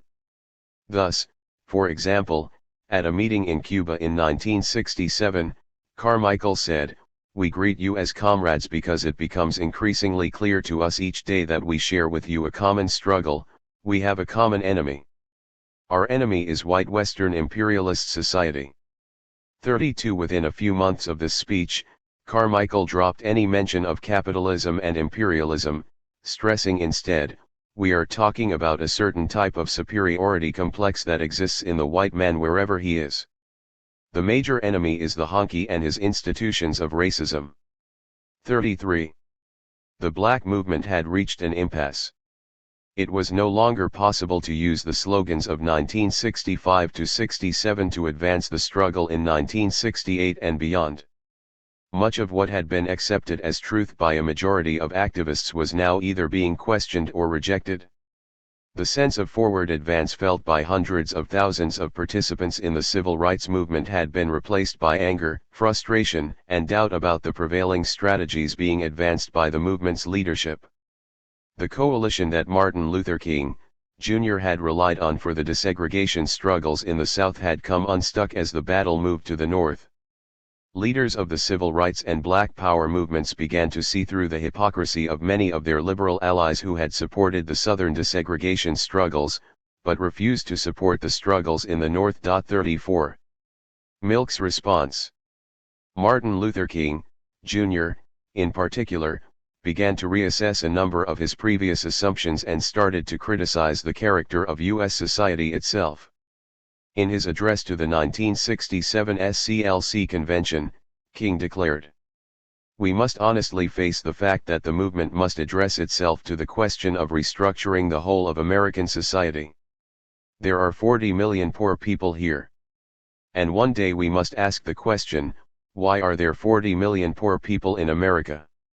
And when you begin to ask that question, you are raising questions about the economic system, about a broader distribution of wealth. When you ask that question, you begin to question the capitalistic economy. And to ask questions about the whole society. We are called upon to help the discouraged beggars in life's marketplace. But one day we must come to see that an edifice which produces beggars needs restructuring. It means that questions must be raised. You see, my friends, when you deal with this, you begin to ask the question, who owns the oil? You begin to ask the question, who owns the iron ore? You begin to ask the question, why is it that people have to pay water bills in a world that is 2/3 water? These are questions that must be asked. When I say question the whole society, it means ultimately coming to see that the problem of racism, the problem of economic exploitation, and the problem of war are tied together. A nation that will keep people in slavery for 244 years will thinjify them, make them things. Therefore they will exploit them, and poor people generally economically. And a nation that will exploit economically will have to have foreign investments, and will have to use its military might to protect them. All of these problems are tied together. What I am saying today is that we must go from this convention and say, America, you must be born again. 35. King's questioning of the character of U.S. society led him to more and more radical positions. On November 11, 1967, King flew to Chicago to address an anti-war group. In a private discussion with Reverend D.E. King, he said, "D.E., I haven't discussed this with the board of SCLC, but I have found out that all that I have been doing in trying to correct the system here in America has been in vain." He added, "I am trying to get to the roots of it to see just what ought to be done. The whole thing will have to be done away with." 36. King recognized that formal equality under the law was not the same as real equality. Speaking of the golden age of the civil rights movement, 1954 to 1965, King said, "This period did not accomplish everything. Even though we gained legislative and judicial victories, these legislative and judicial victories did very little to improve the lot of millions of Negroes in the teeming ghettos of the North." 37. In fact, he said, the changes that came about during this period were at best surface changes, they were not really substantive changes. 38. Summarizing the change in King, Michael Eric Dyson writes, During the last 3 years of his life, King questioned his own understanding of race relations. As King told journalist David Halberstam, "For years I labored with the idea of reforming the existing institutions of the society, a little change here, a little change there. Now I feel quite differently. I think you've got to have a reconstruction of the entire society, a revolution of values. King also told Halberstam something that he argued in his last book, Trumpet of Conscience, that most Americans are unconscious racists. For King, this recognition was not a source of bitterness but a reason to revise his strategy. If one believed that whites basically desired to do the right thing, then a little moral persuasion was sufficient.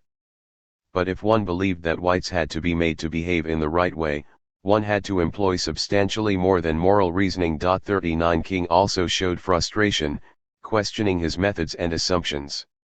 "I'm tired of marching for something that should have been mine at birth," he said in Chicago, openly wondering if the US had given up on trying to confront its social ills. 40.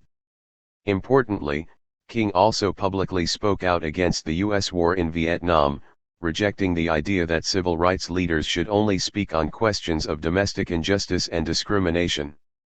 "They applauded us in the sit-in movement when we nonviolently decided to sit in at lunch counters.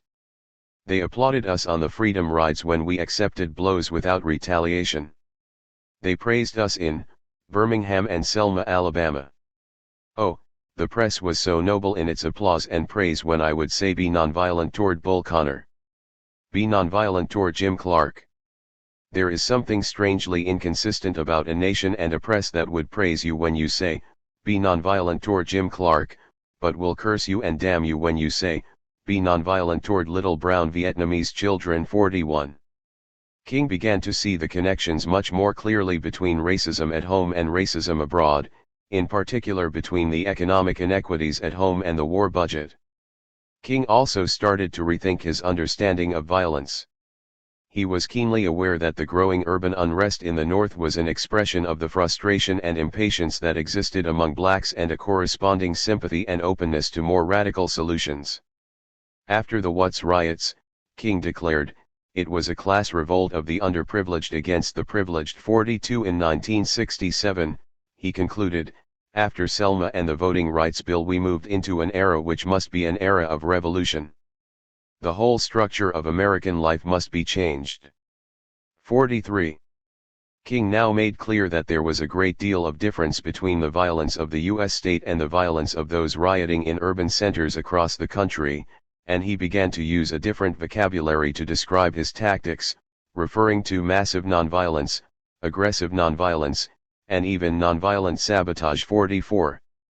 Trying to overcome the collapse of the coalition he built to challenge Southern segregation, the apparent failure of the movement in the North, and the growing impatience among black activists and blacks more generally, King formulated a new strategy. Nonviolence must be adapted to urban conditions and urban moods. Nonviolent protest must now mature to a new level, to correspond to heightened black impatience and stiffened white resistance. This high level is mass civil disobedience. There must be more than a statement to the larger society, there must be a force that interrupts its functioning at some key point. To dislocate the functioning of a city without destroying it can be more effective than a riot because it can be longer lasting, costly to the larger society, but not wantonly destructive. It is a device of social action that is more difficult for a government to quell by superior force. It is militant and defiant, not destructive. 45. King's most powerful indictment of the war came on April 4, 1967, exactly 1 year before he was murdered.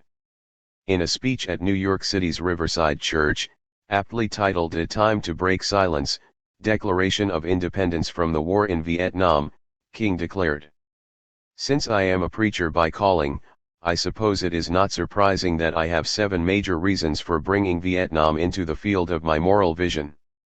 There is at the outset a very obvious and almost facile connection between the war in Vietnam and the struggle I and others have been waging in America.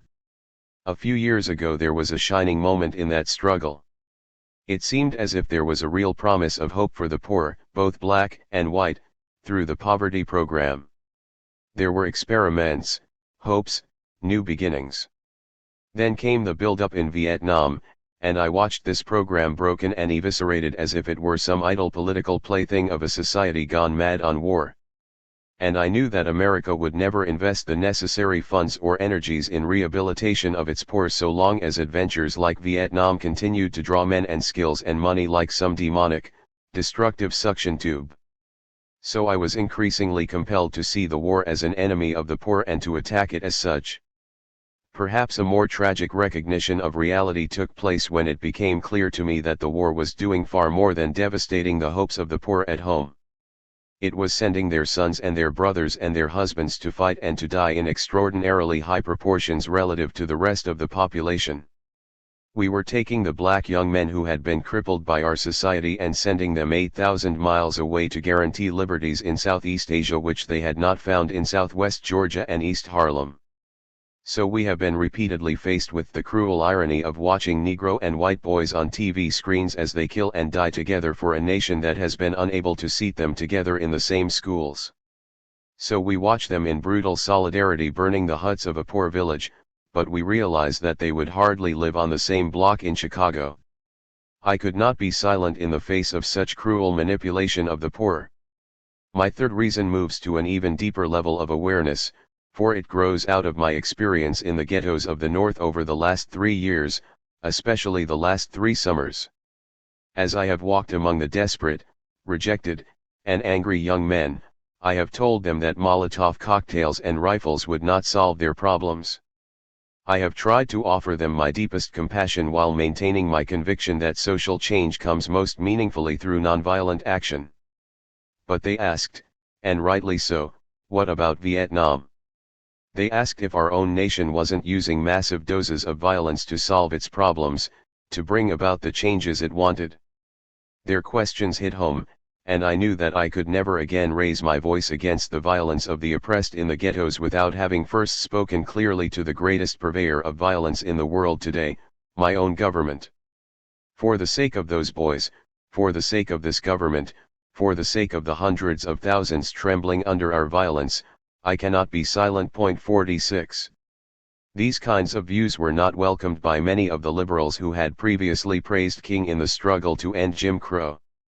As Dyson observes, King's assault on America as the greatest purveyor of violence in the world today elicited a predictably furious reaction from the White House. The news media was even harsher.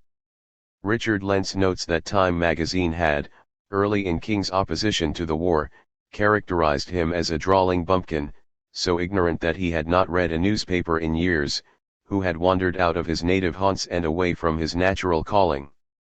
Newsweek columnist Kenneth Crawford attacked King for his demagoguery and reckless distortions of the facts.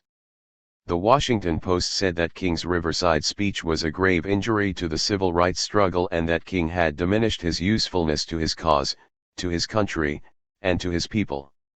The New York Times editorialized that King's speech was a fusing of two public problems that are distinct and separate and that King had done a disservice to both. 47. Soon thereafter, Martin Luther King, Jr. was assassinated in Memphis, Tennessee, where he had gone to support a sanitation workers' strike. Martin and Malcolm. Martin Luther King, Jr.'s assassination signaled the end of an era. For many, his assassination graphically showed that there was little hope of achieving real change in the United States by pursuing a strategy of loving thy enemy and turning the other cheek. It was also painfully obvious that the two most capable leaders of the Black freedom struggle, Malcolm X and Martin Luther King, Jr., had been cut down, just as they were beginning to challenge the very roots of economic and racial inequality built into U.S. society. Malcolm X and Martin Luther King, Jr. started from very different political positions. Their politics in the early 1960s were sharply at odds. But in the months before they were each murdered, they drew very similar conclusions about the character of the system, the limitations of reforms under capitalism, and, crucially, that the United States needed a profound structural transformation if racism and black oppression were to be overcome. Of course, there remained considerable political differences between them. Malcolm X became the inspiration for a new generation of black activists, indeed, a whole new generation of revolutionaries. King, by contrast, was seen as too accommodating to liberalism, and his politics of nonviolent civil disobedience had proved unable, as King himself admitted, to transform the North, that is, a non-Jim Crow capitalist society. But whatever their differences, they both, in distinct ways, stand out as principled fighters for black liberation. They certainly stand head and shoulders above anyone who succeeded them. And they also shared a common fate in the attempt to blunt and sanitize their politics. Malcolm X, who was denounced as a fanatic by the New York Times at the time of his death, has become an accepted figure even among some liberals. King is the toast of right-wing Democrats and Republicans who stand diametrically opposed to what he stood for. This is not because of some failing by either King or Malcolm X. As the Russian revolutionary Vladimir Lenin wrote in 1917 about the fate of Karl Marx in his book State and Revolution. What is now happening to Marx's doctrine has, in the course of history, often happened to the doctrines of other revolutionary thinkers and leaders of oppressed classes struggling for emancipation. During the lifetime of great revolutionaries, the oppressing classes have visited relentless persecution on them and received their teaching with the most savage hostility, the most furious hatred, the most ruthless campaign of lies and slanders. After their death, attempts are made to turn them into harmless icons, canonize them, and surround their names with a certain halo for the consolation of the oppressed classes and with the object of duping them, while at the same time emasculating and vulgarizing the real essence of their revolutionary theories and blunting their revolutionary edge. At the present time, the bourgeoisie and the opportunists within the labor movement are cooperating in this work of adulterating Marxism. They omit, obliterate, and distort the revolutionary side of its teaching, its revolutionary soul. 48. Chapter 11. The Black Panthers and Drum. The radicalization of the black struggle in the late 1960s was mirrored by a similar growth of opposition throughout U.S. society. The civil rights movement inspired a generation of young people, black and white, to become active politically. The overall character of U.S. society, and particularly the war in Vietnam, pushed a section of students and youth in the United States to move sharply to the left. At the same time, the radicalization was not confined to students. In fact, the black struggle found its most radical manifestations in the ghettos of the North and in the auto plants of Detroit and other manufacturing centers. The two organizations that most embodied this radicalization were the Black Panther Party for Self-Defense, BPP, and the Dodge Revolutionary Union Movement, DRUM. These organizations captured the best of black radical and nationalist ideas of the late 1960s and, for a brief period, influenced many thousands of activists. Thousands more knew of them. Marxism also influenced the BPP and DRUM, since both saw the need for a radical reconstruction of capitalist society. Though each looked to different social forces and argued for different strategies on how to change the world, they reflected the maturation and evolution of the struggle that had lasted for more than a decade when they emerged. Huey P. Newton and Bobby Seale formed the Black Panther Party in 1966. Seale and Newton had met while they were students in a community college in Oakland, California. The Panthers were to gain notoriety a year later because of their activities in countering police brutality in Oakland by organizing patrols to monitor the police. 1 Their monitoring activities included carrying unconcealed weapons and observing police arrests, which was perfectly legal, but needless to say, it was not well received by the police department. Soon, the California legislature took steps to adopt legislation to outlaw the Panthers' armed patrols. On May 2, 1967, the Panthers responded by organizing a delegation of armed members to march into the state capitol building, proceed to the visitors' gallery of the legislative chambers, and read out a statement. 2 This action catapulted the Panthers into the national limelight. Overnight, the Black Panther Party became a national phenomenon. The Panthers were not just a police brutality monitoring organization. The 10-point program the party adopted consisted of a set of demands and political positions. These demands combined a set of immediate demands as well as some reforms that questioned the whole basis of the system. 1. We want freedom. We want power to determine the destiny of our black community. We believe that black people will not be free until we are able to determine our destiny. 2. We want full employment for our people. We believe that the federal government is responsible and obligated to give every man employment or a guaranteed income. We believe that if the white American businessmen will not give full employment, then the means of production should be taken from the businessmen and placed in the community so that the people of the community can organize and employ all of its people and give a high standard of living. 3. We want an end to the robbery by the white man of our black community. We believe that this racist government has robbed us, and now we are demanding the overdue debt of 40 acres and 2 mules. 40 acres and 2 mules was promised 100 years ago as restitution for slave labor and mass murder of black people. We will accept the payment in currency which will be distributed to our many communities. The Germans are now aiding the Jews in Israel for the genocide of the Jewish people. The Germans murdered 6 million Jews. The American racist has taken part in the slaughter of over 50 million black people, therefore, we feel that this is a modest demand that we make. 4. We want decent housing, fit for shelter of human beings. We believe that if the white landlords will not give decent housing to our black community, then the housing and the land should be made into cooperatives so that our community, with government aid, can build and make decent housing for its people. 5. We want education for our people that exposes the true nature of this decadent American society. We want education that teaches us our true history and our role in the present-day society. We believe in an educational system that will give to our people a knowledge of self. If a man does not have knowledge of himself and his position in society and the world, then he has little chance to relate to anything else. 6. We want all black men to be exempt from military service. We believe that black people should not be forced to fight in the military service to defend a racist government that does not protect us. We will not fight and kill other people of color in the world who, like black people, are being victimized by the white racist government of America. We will protect ourselves from the force and violence of the racist police and the racist military, by whatever means necessary. 7. We want an immediate end to police brutality and murder of black people. We believe we can end police brutality in our black community by organizing black self-defense groups that are dedicated to defending our black community from racist police oppression and brutality.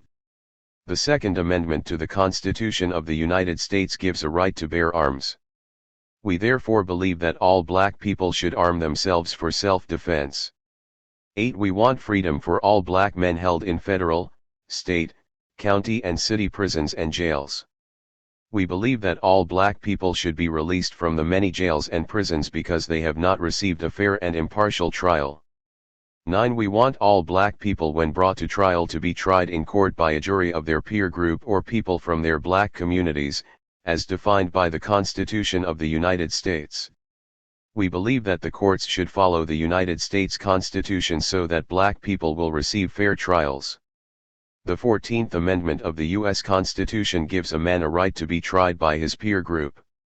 A peer is a person from a similar economic, social, religious, geographical, environmental, historical, and racial background. To do this, the court will be forced to select a jury from the black community from which the black defendant came. We have been, and are being tried by all white juries that have no understanding of the average reasoning man of the black community. 10. We want land, bread, housing, education, clothing, justice, and peace. And as our major political objective, a United Nations supervised plebiscite to be held throughout the black colony in which only black colonial subjects will be allowed to participate for the purpose of determining the will of black people as to their national destiny. When in the course of human events, it becomes necessary for one people to dissolve the political bonds which have connected them with another, and to assume, among the powers of the earth, the separate and equal station to which the laws of nature and nature's God entitle them, a decent respect to the opinions of mankind requires that they should declare the causes which impel them to the separation. 3. The Black Panther Party became the most influential of the radical black formations of the late 1960s. The politics of the BPP were a mixture of radical black nationalism, Third World Marxism, and community service politics. The most successful of the community service programs the Panthers developed was their free breakfast program for school children, organized by Bobby Seale. In October 1968 the party newspaper placed an ad for volunteers to help serve the breakfasts. Within a year, at the end of 1969, the free breakfast program was operational in 19 cities. Nationally, an estimated 20,000 children received a free breakfast through the Panther program before going to school. 4. The Panthers saw themselves as revolutionaries and believed that the capitalist system needed to be overthrown. They sought to make alliances with those whom they perceived shared a common interest, including whites. They were also quite hostile to those forces in the black movement who, they believed, claimed to stand for black freedom, but in reality wound up supporting the continued existence of capitalism. So, for example, while labeling themselves black nationalists, they were sharply critical of the cultural nationalists. Huey P. Newton summarized the views of the BPP. There are two kinds of nationalism, revolutionary nationalism and reactionary nationalism. Revolutionary nationalism is first dependent upon a people's revolution with the end goal being the people in power. Therefore, to be a revolutionary nationalist you would by necessity have to be a socialist. If you are a reactionary nationalist you are not a socialist and your end goal is the oppression of the people. Cultural nationalism, or pork chop nationalism, as I sometimes call it, is basically a problem of having the wrong political perspective. It seems to be a reaction instead of responding to political oppression.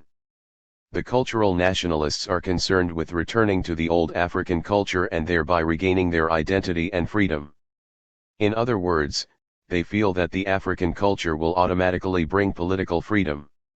Many times cultural nationalists fall into line as reactionary nationalists. 5. Newton linked the fight against racism to the fight against capitalism. The Black Panther Party is a revolutionary nationalist group and we see a major contradiction between capitalism in this country and our interests. We realize that this country became very rich upon slavery and that slavery is capitalism in the extreme. We have two evils to fight, capitalism and racism. We must destroy both racism and capitalism. 6.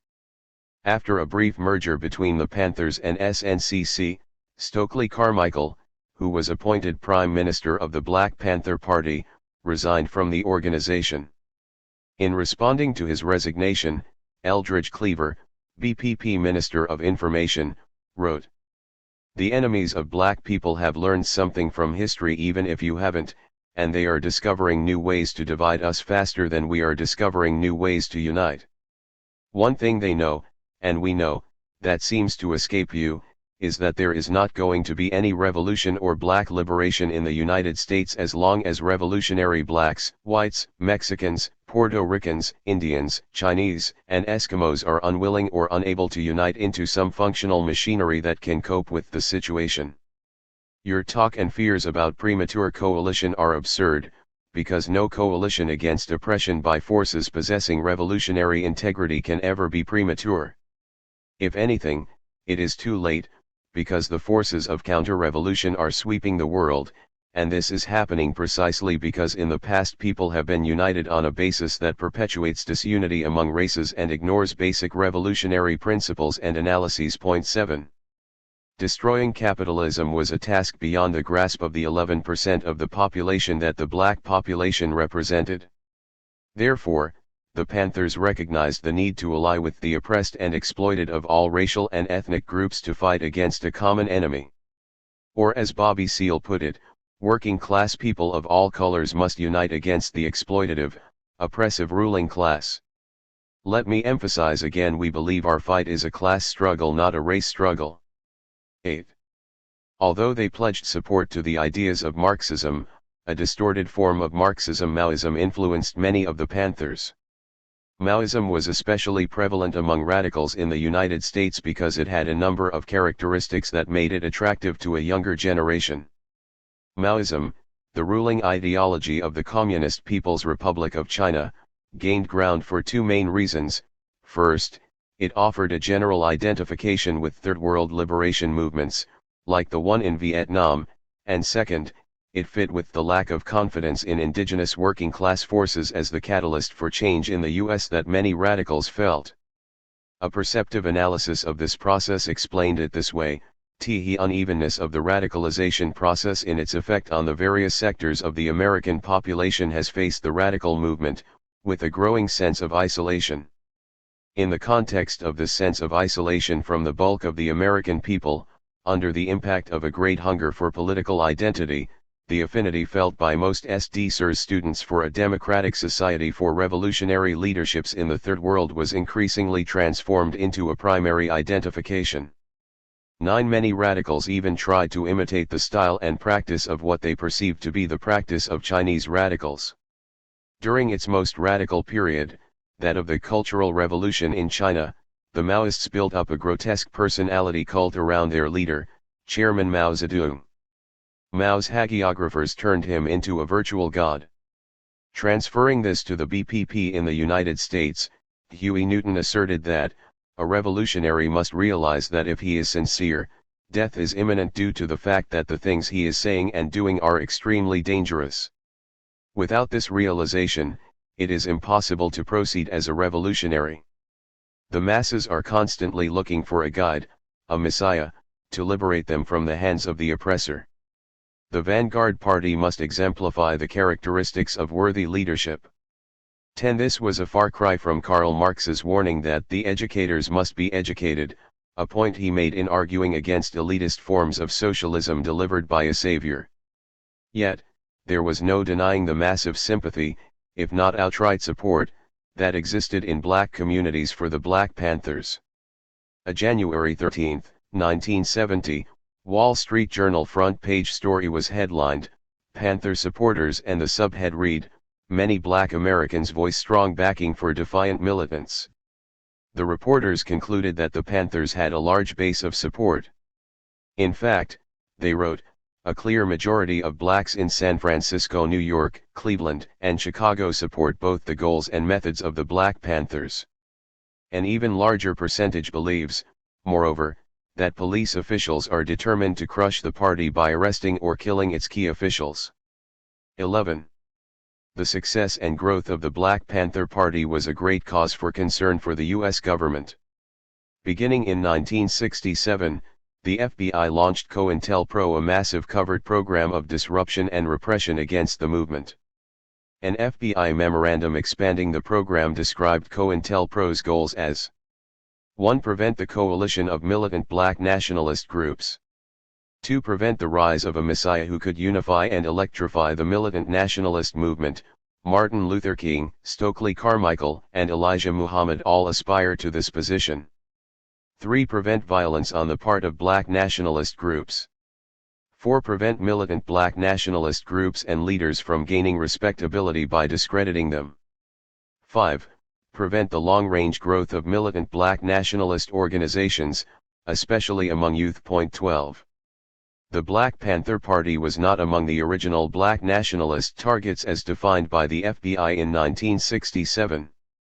By September 1968, however, FBI Director J. Edgar Hoover described the Panthers as the greatest threat to the internal security of the country.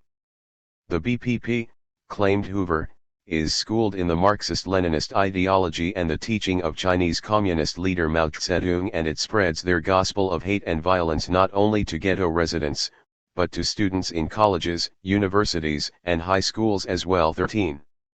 By July 1969, the Black Panthers had become the primary focus of the program, and were ultimately the target of 233 of the total authorized black nationalist COINTELPRO actions. The Church Commission report states unambiguously, although the claimed purpose of the Bureau's COINTELPRO tactics was to prevent violence, some of the FBI's tactics against the BPP were clearly intended to foster violence, and many others could reasonably have been expected to cause violence. 14. The FBI's program to destroy the Black Panther Party included a concerted effort to muzzle Black Panther publications to prevent Panther members and persons sympathetic to their aims from expressing their views, and to encourage the mass media to report stories unfavorable to the Panthers. These tactics also involved disseminating inflammatory or false information, promoting dissent within the BPP and between the BPP and other organizations. In May 1970, FBI headquarters ordered the Chicago, Los Angeles, Miami, Newark, New Haven, New York, San Diego, and San Francisco field offices to advance proposals for crippling the BPP newspaper, the Black Panther.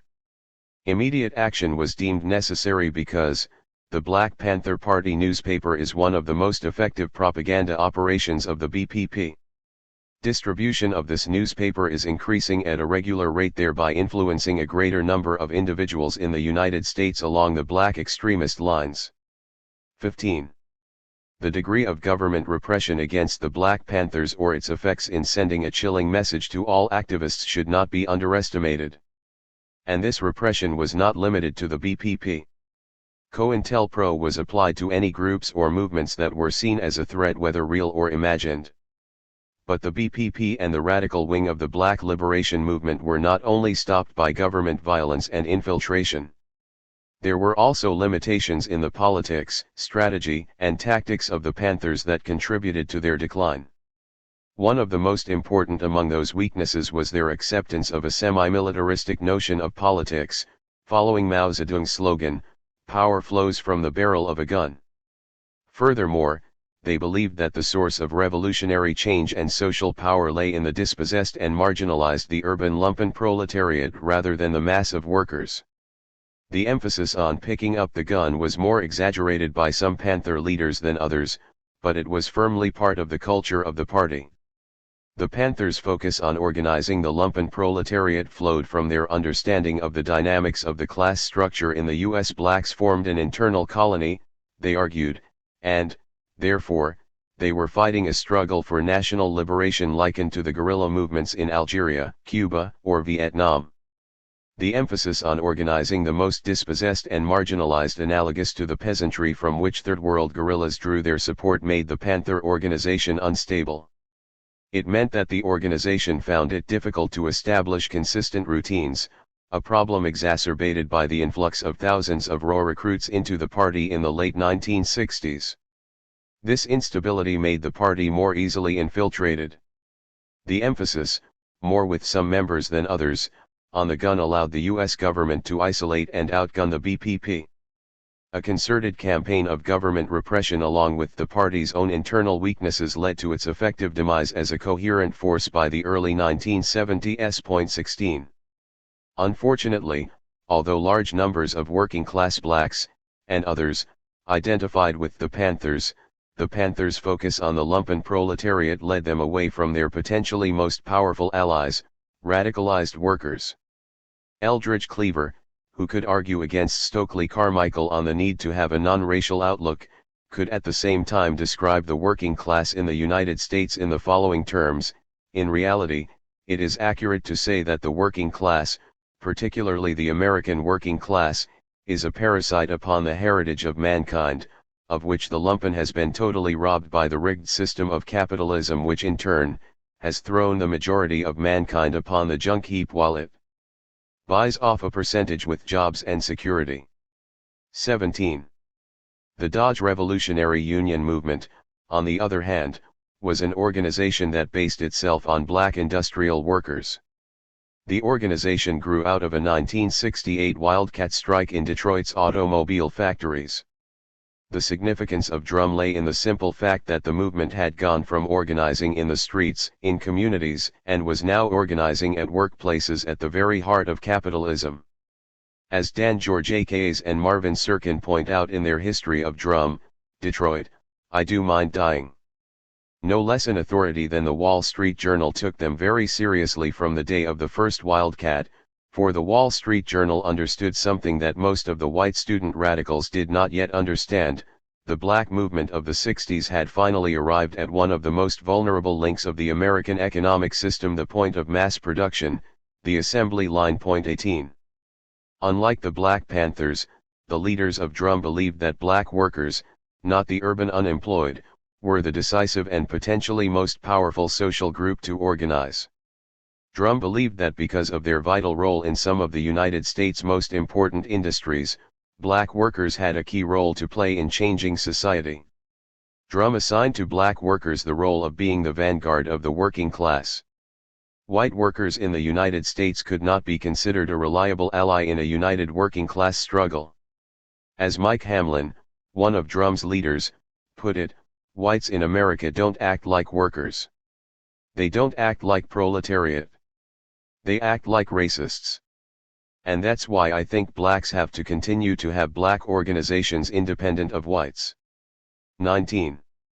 Drum not only organized against the auto companies, but also targeted the United Automobile Workers, UAW, because of its complicity with management, its failure to represent its black members, and the virtual absence of blacks within the leadership of the union. Within months of the formation of Drum, other revolutionary union movements, RUMs, were formed in other Detroit workplaces, notably at Ford and General Motors plants, and at United Parcel Service. The RUMs were to come together to form the League of Revolutionary Black Workers in 1969. The leadership of Drum aimed to coordinate the various workplace organizations under a central leadership, and to reach out to the black community in Detroit as well as nationally. As George A.K.A. summarizes the significance of Drum and the League. That the League was built around workers and not students or street people or welfare mothers or other sectors of society was not accidental. The people who created the League were Marxists. They believed that you organized workers, not because of some mythical notion of workers' nobility, but because workers have real power. Workers are the nexus of the means of production. When they take action, everyone is affected. If workers exert political power, anything is possible. It does not follow that students are not important, that welfare mothers should not be organized, that some street people may not indeed become more than fickle lumpen proletarians. The League simply pointed out that no other class formation was strong enough to lead a mass movement. Moreover, workers have families. Thus, you automatically plug into education, health, and housing issues. At that time, Detroit was the most industrialized city in the United States, and 1 out of 6 American jobs were linked, directly or indirectly, to the auto industry. The League soon received calls, telegrams, and visitors from all over the country wanting to create similar groups. There was contact with an ongoing movement at the Ford plant in Mahwah, New Jersey, and with a GMC plant in Fremont, California. Other queries came from steel workers in Birmingham, Alabama, and auto workers in Baltimore, Maryland. The League realized that these and similar groups could be fused into a Black Workers' Congress, BWC, that would operate nationally to unite workers. So, the Wall Street Journal was right to be worried. 20. The League rode the wave of radicalization that swept across U.S. society.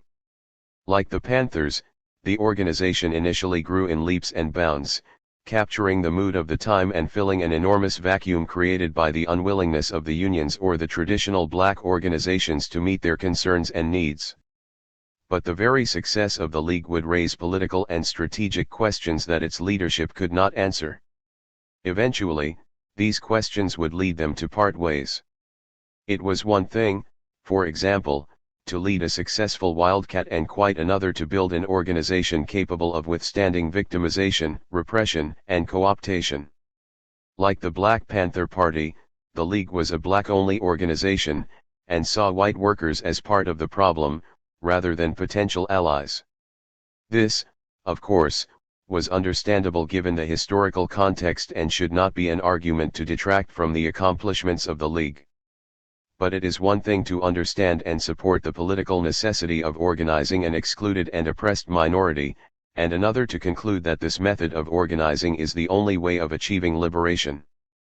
As significant a percentage as black workers represented in the auto plants, indeed, in Detroit as a whole, there was no way to organize a successful opposition to the auto companies, let alone to overthrow capitalism, without finding a way to win over white workers.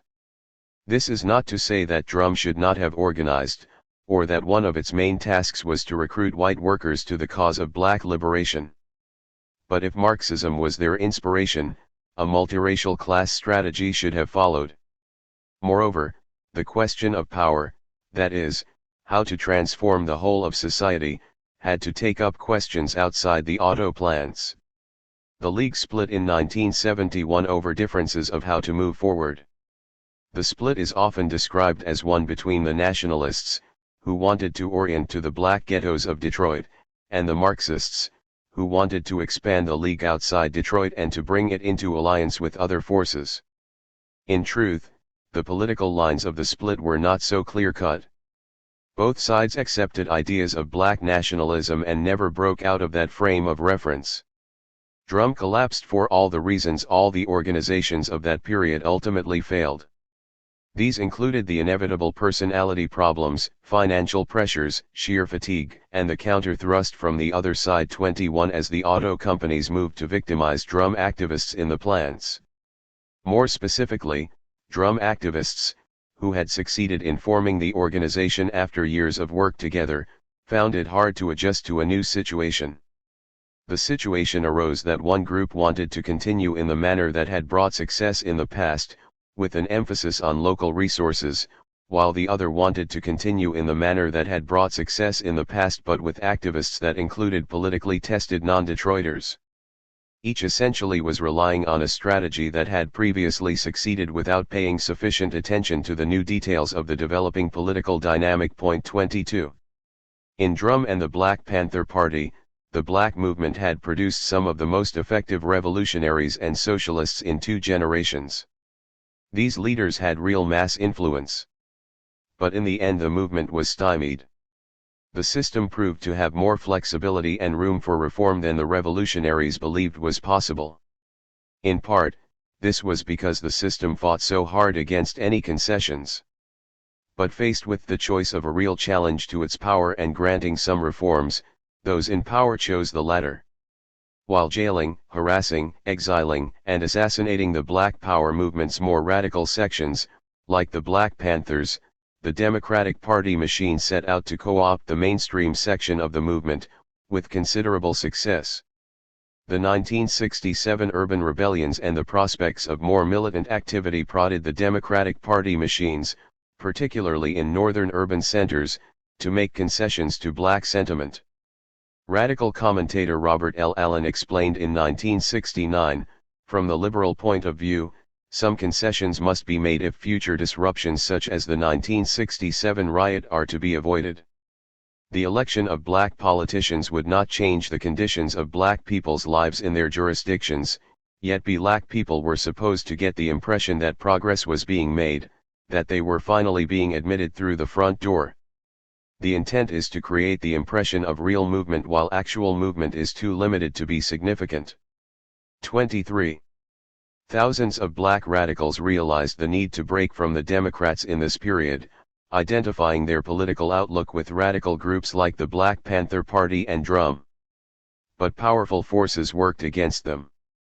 As the 1970s wore on, the post-war economic boom slowed. It crashed into recession in 1974-75. This made reforms harder to win as the government looked to cut back on spending. As the movement saw its opportunities to win concrete gains contract, its goals contracted as well. Thus, the goal of transforming society from below gave way to electoralism in the Democratic Party. Chapter 12. Making race a central wedge issue. The mid-1970s were a time of recession, inflation, and economic uncertainty that symbolized the end of the post-war boom across the capitalist world. In the U.S., this economic crisis led to the first widespread layoffs and cutbacks in government spending in 2 decades. As a result, the radical movements of the 1970s ran into much more determined opposition to the social change they sought. The U.S. ruling class defeated the challenges to its rule posed by the radicalization of the 1960s and 1970s with a strategy that combined repression with reform. The previous chapter outlined the repressive measures the government took against the radical wing of the movement. Meanwhile, the reform option took shape in the creation of a space in the Democratic Party for a layer of black officials with a stake in the system. It has been more than 40 years since the first black mayor was elected in a major city. Since that time, it has become clear that Democratic officials elected through strong black voter turnout answer to the same moneyed interests as the white officials who preceded them. In hundreds of instances, Black politicians' actions toward the poor and working class blacks who constitute their base range from neglect at best to outright attack at worst. Atlanta Mayor Maynard Jackson, for example, viciously defeated a strike of black sanitation workers in 1977 to the delight of the predominantly white businessmen who made up the city's Chamber of Commerce. One Coleman Young, mayor of Detroit, was so determined to break a municipal workers' strike in 1986 that he threatened to call out the National Guard.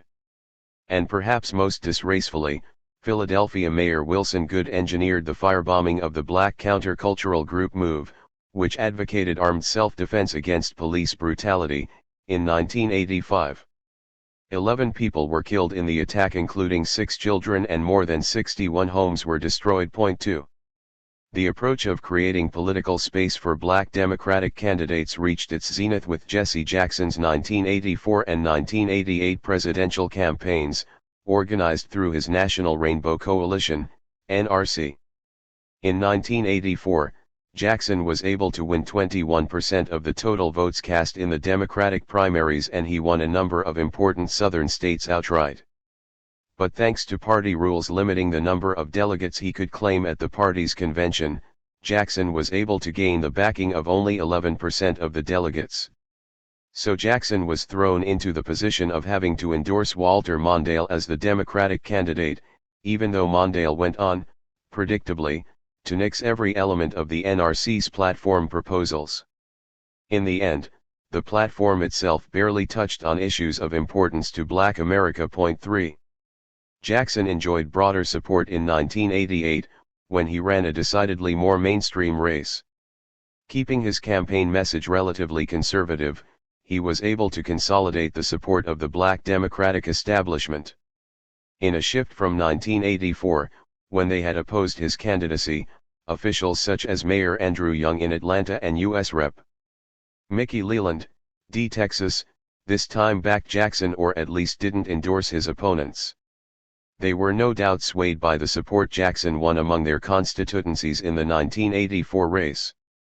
Jackson's attempts to consolidate his position within the Democratic Party were in line with the overall trajectory of his career, since he had been on the right wing of the civil rights movement from the beginning.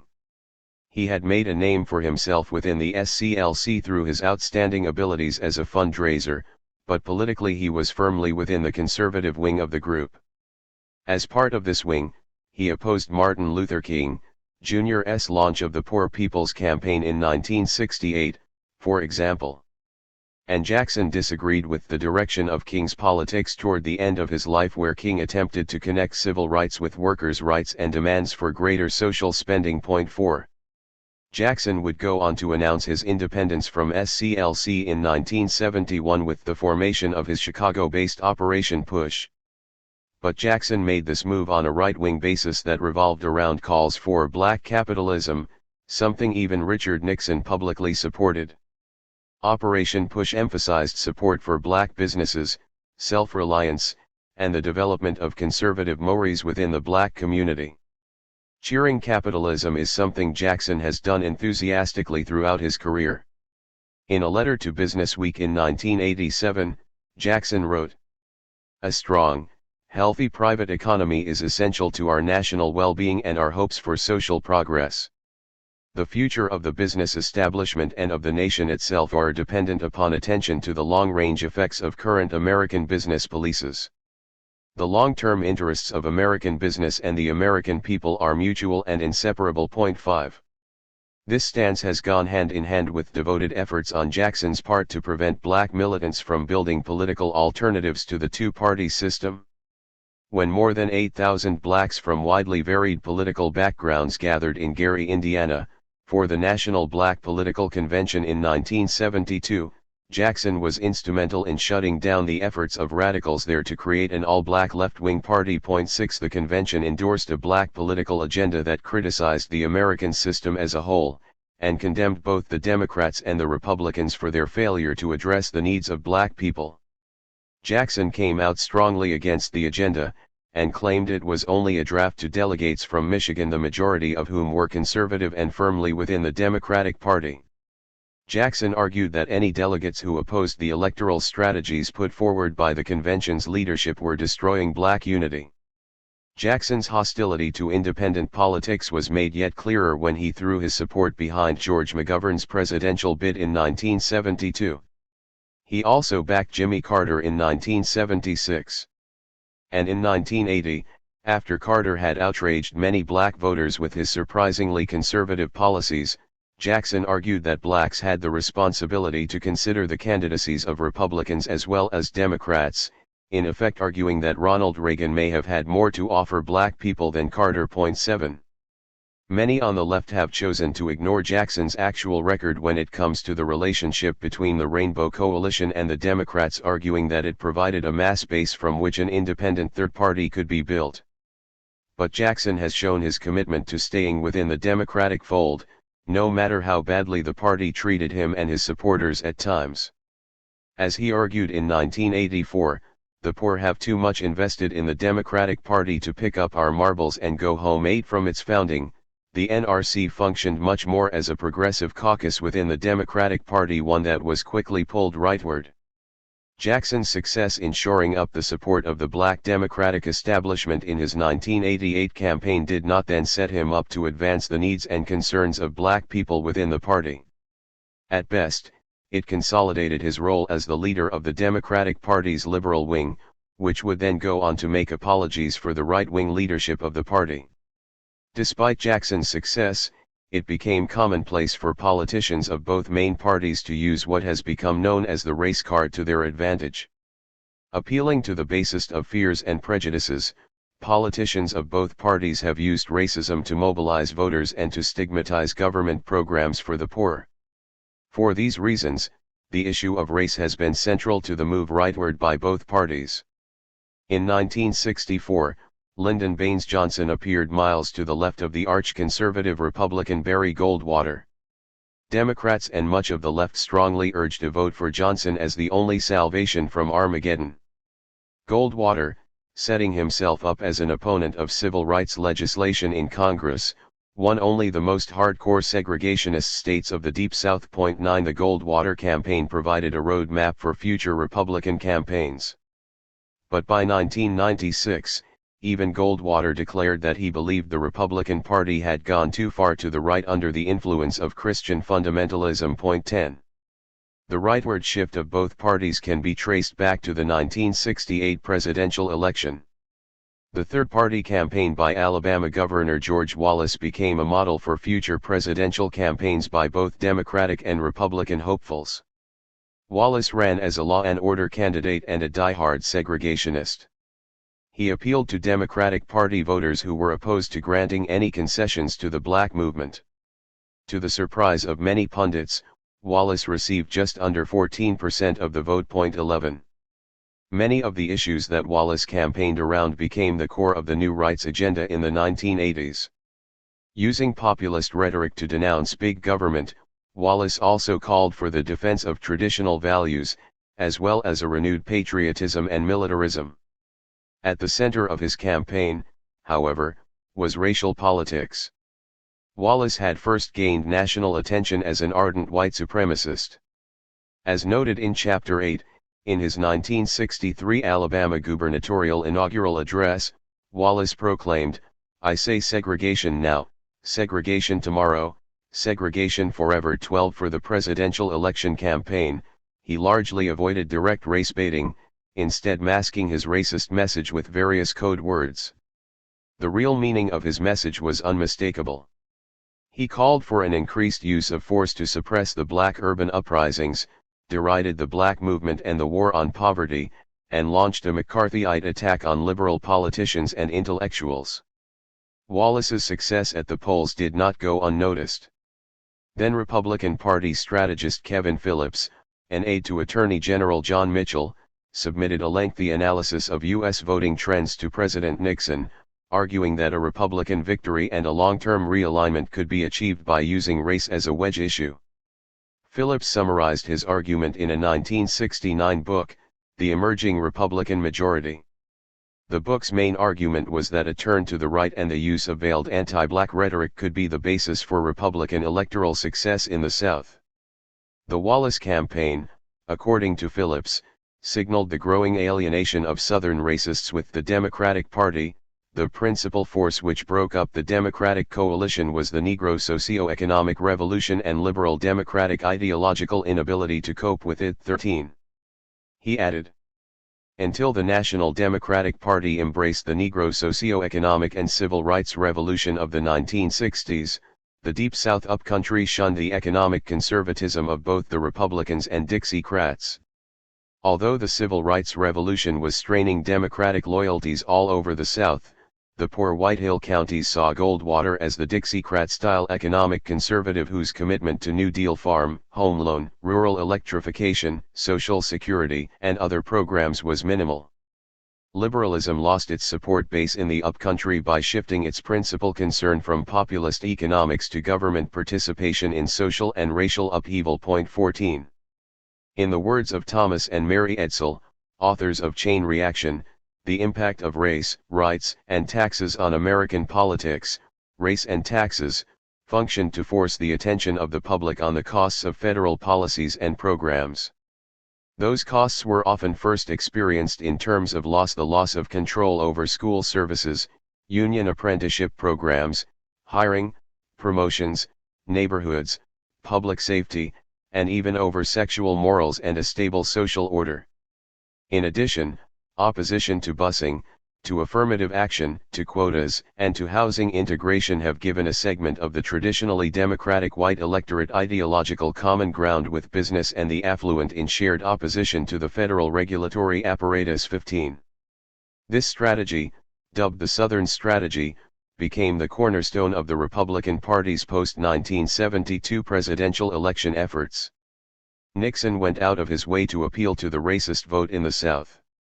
After Supreme Court Judge Abe Fortas resigned in April 1969, Nixon nominated Judge Clement Haynesworth, Jr., who was a segregationist from South Carolina. The Senate rejected his nomination in a vote of 55 to 45. Unbowed, Nixon nominated another segregationist Southerner, G. Harold Carswell, in 1970. Carswell was seen as unqualified and was also rejected. These defeats represented a blow to Nixon, but he used them to appeal to racist Southerners. I understand the bitter feelings of millions of Americans who live in the South about the act of regional discrimination that took place in the Senate yesterday, April 8, 1970. They have my assurance that the day will come when men like Judges Carswell and Haynesworth can and will sit on the High Court. 16. Nixon reached out to Southern right-wingers, such as Senator Strom Thurmond, in order to ensure Southern support, foreshadowing many of the themes that later became part of Ronald Reagan's campaign arsenal. Nixon urged Congress to impose a moratorium on court-ordered busing, nominated conservatives to the Supreme Court, pleaded with the court for postponement of Mississippi's desegregation plan, and lobbied Congress to defeat the Fair Housing Enforcement Program and the extension of the Voting Rights Act of 1965. The issues of reverse discrimination, ending affirmative action, busing, and government programs for the poor all became rallying points of this new right. Ronald Reagan's presidency represented a continuation, albeit with greater gusto, of the assault on the gains of the civil rights movement of the 1960s. Ronald Reagan opposed every major piece of civil rights legislation that came before Congress, as did his vice president, George Bush, including the Civil Rights Act of 1964, which he denounced as a bad piece of legislation. 17. On the campaign trail in August 1980, Reagan declared himself a champion of states' rights, a phrase understood by many Southern whites as an endorsement of white supremacy. Reagan's message was all the more obvious since he launched his presidential campaign in the town of Philadelphia, Mississippi, where 3 civil rights workers, James Chaney, Andrew Goodman, and Michael Schwerner, were murdered by members of the Klan in 1964. In 1984, Reagan again returned to Philadelphia and asserted that the South shall rise again. 18. Reagan questioned the very idea that blacks faced racist discrimination in the United States. "Sometimes I wonder if they really want what they say they want," Reagan remarked, "because some of those leaders are doing very well leading organizations based on keeping alive the feeling that they're victims of prejudice." 19. In a speech to the National Black Republican Council on September 15, 1982, Reagan argued that blacks would be appreciably better off today if the Great Society programs of Lyndon Johnson had not been passed. The big taxers and big spenders in Congress had started a binge that would slowly change the nature of our society, and even worse, it threatened the character of our people. 20. According to the Reagan administration, the problem lay with the victims of racism, not the racists or the system itself. In fact, anti-racists were the problem. As Reagan's U.S. Civil Rights Commission chairman, Clarence Pendleton, Jr., put it, the new racists, many of them black, exhibit the classical behavior system of racism. They treat blacks differently than whites because of their race. 21. President George Bush I followed in Reagan's footsteps. Central to Bush's election were the scurrilous Willie Horton ads that accused his Democratic opponent, Massachusetts Governor Michael Dukakis, of being soft on crime. The ads faulted Dukakis for the fact that Horton, a black prisoner released on a Massachusetts prison furlough program, raped and murdered a white woman. More than a decade of race baiting also created space in mainstream politics for many who were previously considered right-wing crackpots and fringe elements such as Nazi and Klan member David Duke. At a packed December 4, 1991, news conference in Washington, D.C., the former Grand Wizard of the Ku Klux Klan announced that he was entering the race for the Republican Party's presidential nomination. He denounced George Bush for selling out the party's principles by signing a 1991 civil rights bill, by raising taxes, and by failing to protect the American worker from foreign competition. Bush denounced Duke as a charlatan, and tried to distance himself from the self-avowed Nazi, but the link between Bush and Duke was clear. The conservative business magazine The Economist commented that Bush's condemnation of Duke would carry more conviction had Mr. Bush not won his election to the presidency in 1988 on the back of television advertisements attacking his opponent for supposed leniency towards a murderer, Willie Horton. Mr. Horton just happened to be black. Nothing should be read into that, protested the Republicans at the time, nor into much of the advertising that some Republicans have since taken to using in campaigns elsewhere in America. Yet the language used in those campaigns is the same coded language used by the reformed Mr. Duke, as the voters, black and white, well understand. Point 22. The Democrats and the Democratic Leadership Council. The shift to the right in U.S. politics was not wholly due to the Republican Party. A crucial component to the Republicans' success over the last 30 years has been the role played by its alter ego, the Democratic Party. The collaboration of the Democratic Party was an indispensable precondition for Reaganism coming to dominate mainstream politics. As Kevin Phillips, the earlier mentioned architect of the GOP's successful Southern strategy, wrote in his book The Politics of Rich and Poor, part of the reason that U.S. survival of the fittest periods of economic restructuring are so relentless rests on the performance of the Democrats as history's second most enthusiastic capitalist party. They do not interfere much with capitalist momentum, but wait for excesses and the inevitable populist reactions. 23.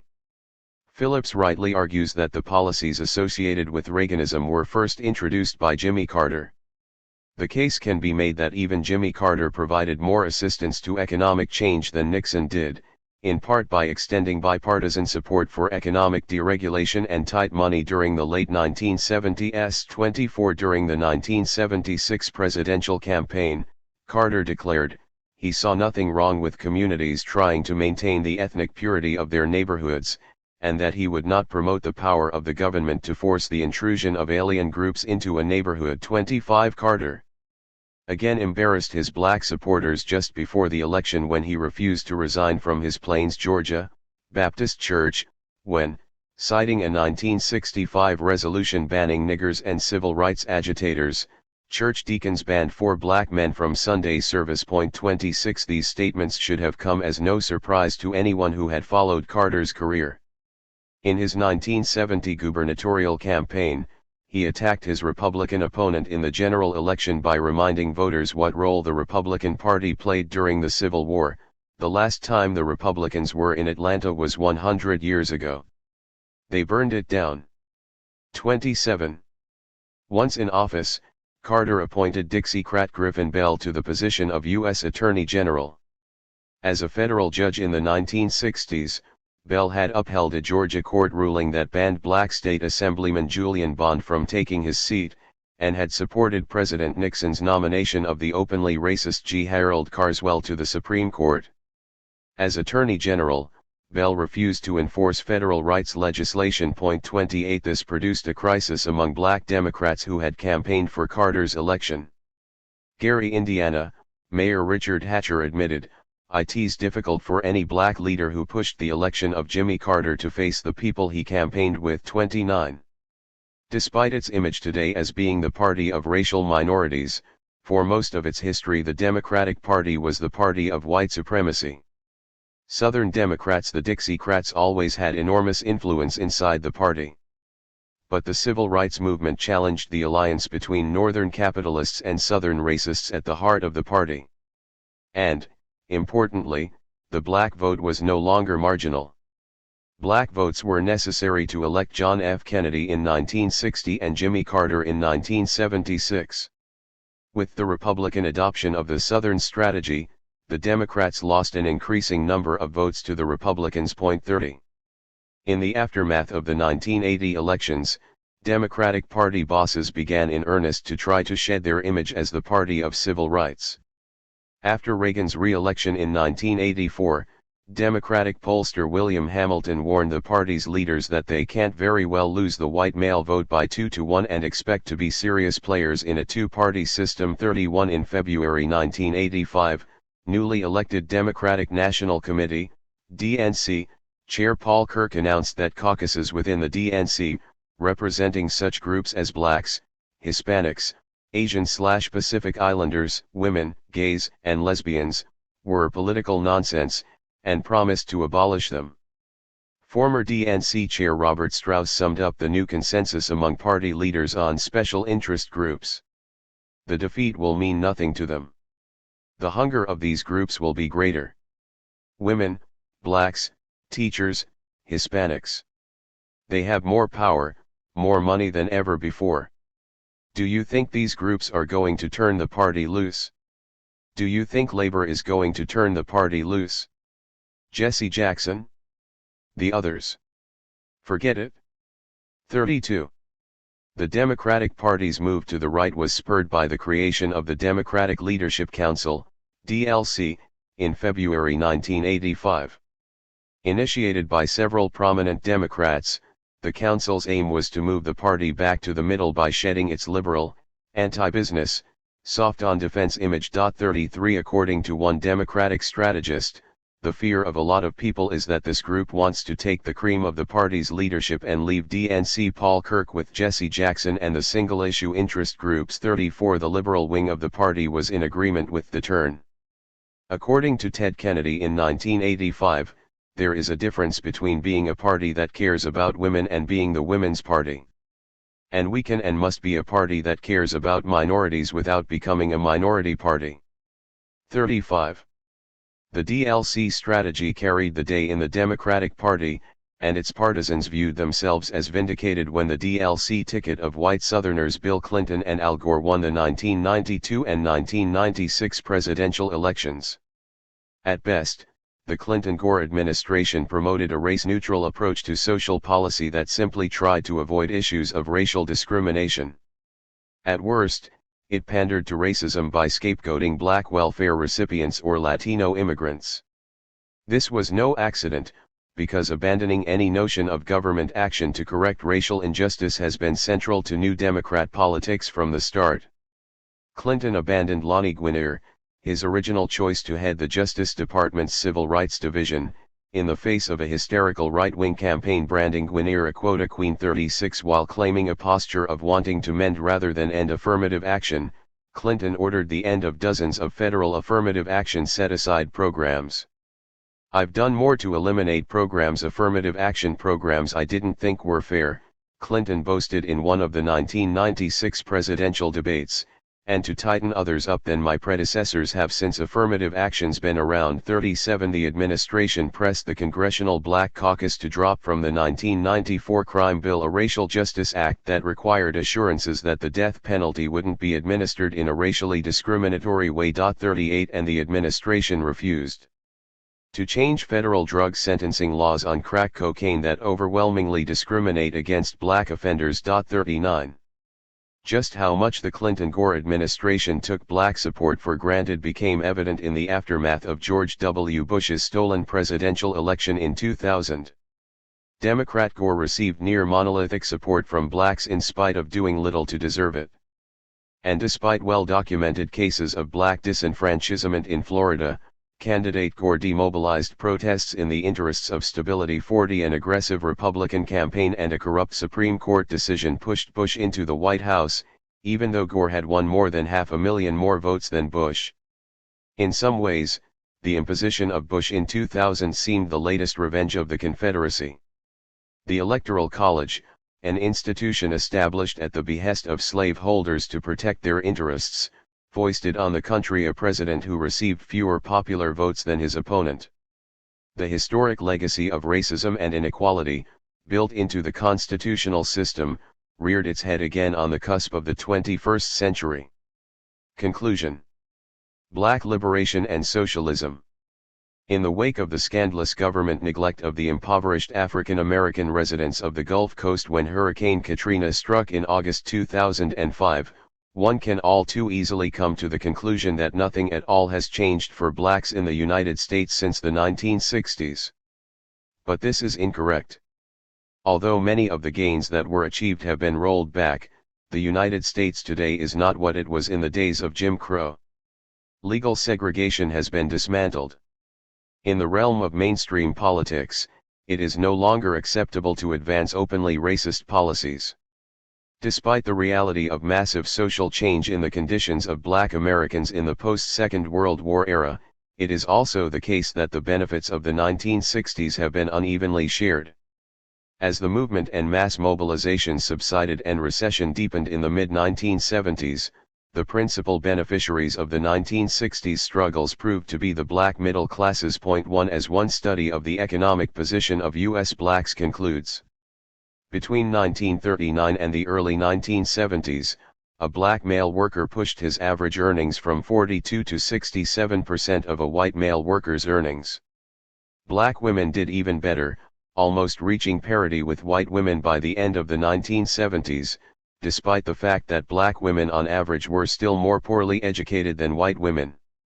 Yet this long period of black progress was very uneven. Blacks' income relative to whites leveled off for a crucial decade during the Eisenhower 1950s. This was true for both men and women. The slowdown in the 1950s was important for three reasons.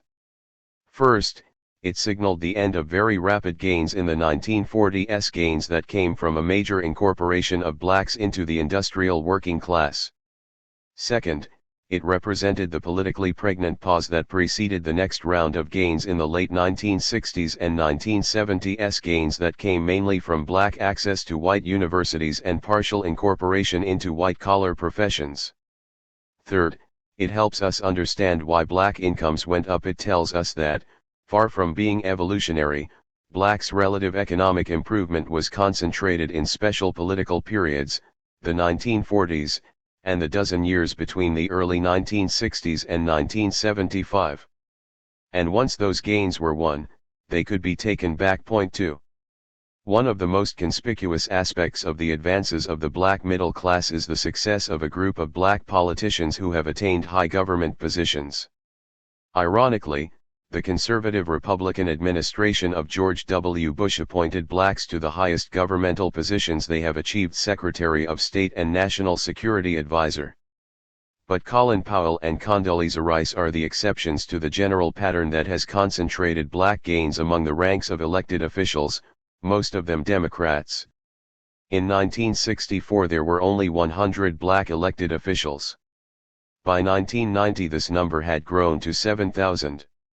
In 2001, the Joint Center for Political and Economic Studies reported that there were 9,101 black elected officials in office that year. 3 Black mayors have been elected to office in nearly every major American city in the last 3 decades.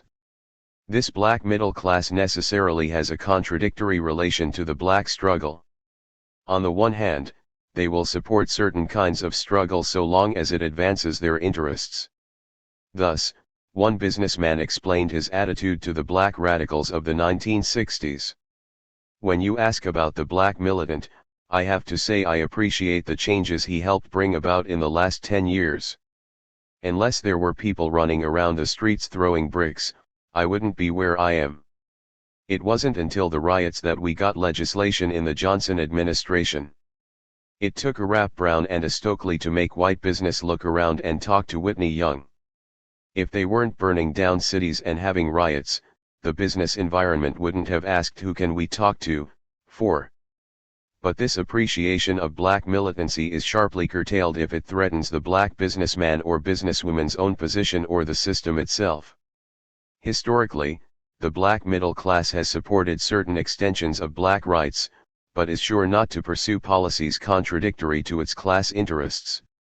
Under Reconstruction, for example, none of the elected black officials did anything to obtain land for newly freed slaves. One black official actually proposed a policy for a permanent halt to the confiscation of land and disfranchisement for political offense of the Southern bourgeoisie. 5 Likewise, in the 1970s and 1980s, it has often been the black mayors and the black middle classes who have opposed the aspirations of black workers. But because of the relatively weak position of this class vis-a-vis the overall U.S. ruling class and because of the pervasive character of racism in the United States, this layer of blacks will both fight to increase their wealth and influence within the system, even as they voice some opposition to it. This is what the Jesse Jackson presidential campaigns represented for the black middle class. The integration of the black middle class within the Democratic Party and other institutions of capitalism, like major corporations, the media, the military, and so on, is unlikely to be reversed, despite the racism within the Democratic Party and society at large. This, however, does not represent a victory for the mass of blacks, but is rather the bittersweet result of the struggles of the 1960s. The creation of a black political machine in cities across the country, and within the Democratic Party, is a victory over segregation to be sure. But the spoils of this victory are few and not spread throughout the black population as a whole. Jesse Jackson's campaign did not help build an alternative to capitalism or galvanize large numbers of blacks into action. Rather, it succeeded in channeling black discontent in a safe direction. 6 Jackson himself has always been clear about his ambitions, and his political orientation. He aims to be the spokesperson for black people in the United States, and in order to maintain his credibility he will, of course, lend support to or even lead important struggles that challenge aspects of the system. In so doing, he will at times use radical slogans and rhetoric. But Jackson has been remarkably consistent in his political career. He is an unabashed proponent of the market and capitalism and is also an advocate for the Democratic Party. In the neoliberal 1990s, Jackson started touting his Wall Street Project, an effort to drum up Wall Street investment in black business as the fourth movement in the Freedom Symphony, following the struggles to overthrow slavery, establishing the right to vote, and winning civil rights. He added that we need to become shareholders instead of sharecroppers. 7 This notion may sound preposterous, but it goes to show just how much even a progressive like Jackson has become a fixture in the system. Writes Chicago-based journalist Salim Muwakkil. In a world where, as a friend quips, the IMF and all the other MFs control the global economy, there seems to be little alternative but to learn the rules of capitalism. In the introduction to his new book, Jackson writes, failing to understand the role of money in a capitalist system is like being a fish that doesn't know how to navigate water. 8. In a capitalist system that built itself first on black slave labor and then proceeded to ensure that black Americans are discriminated against, poorer, and paid less than others, it makes little sense to preach the virtues of money management. Even if Jackson's advice helped a few individuals here and there to succeed in the business world, it would do nothing to transform a system that thrives on racial inequality. Capitalism, racism, and oppression.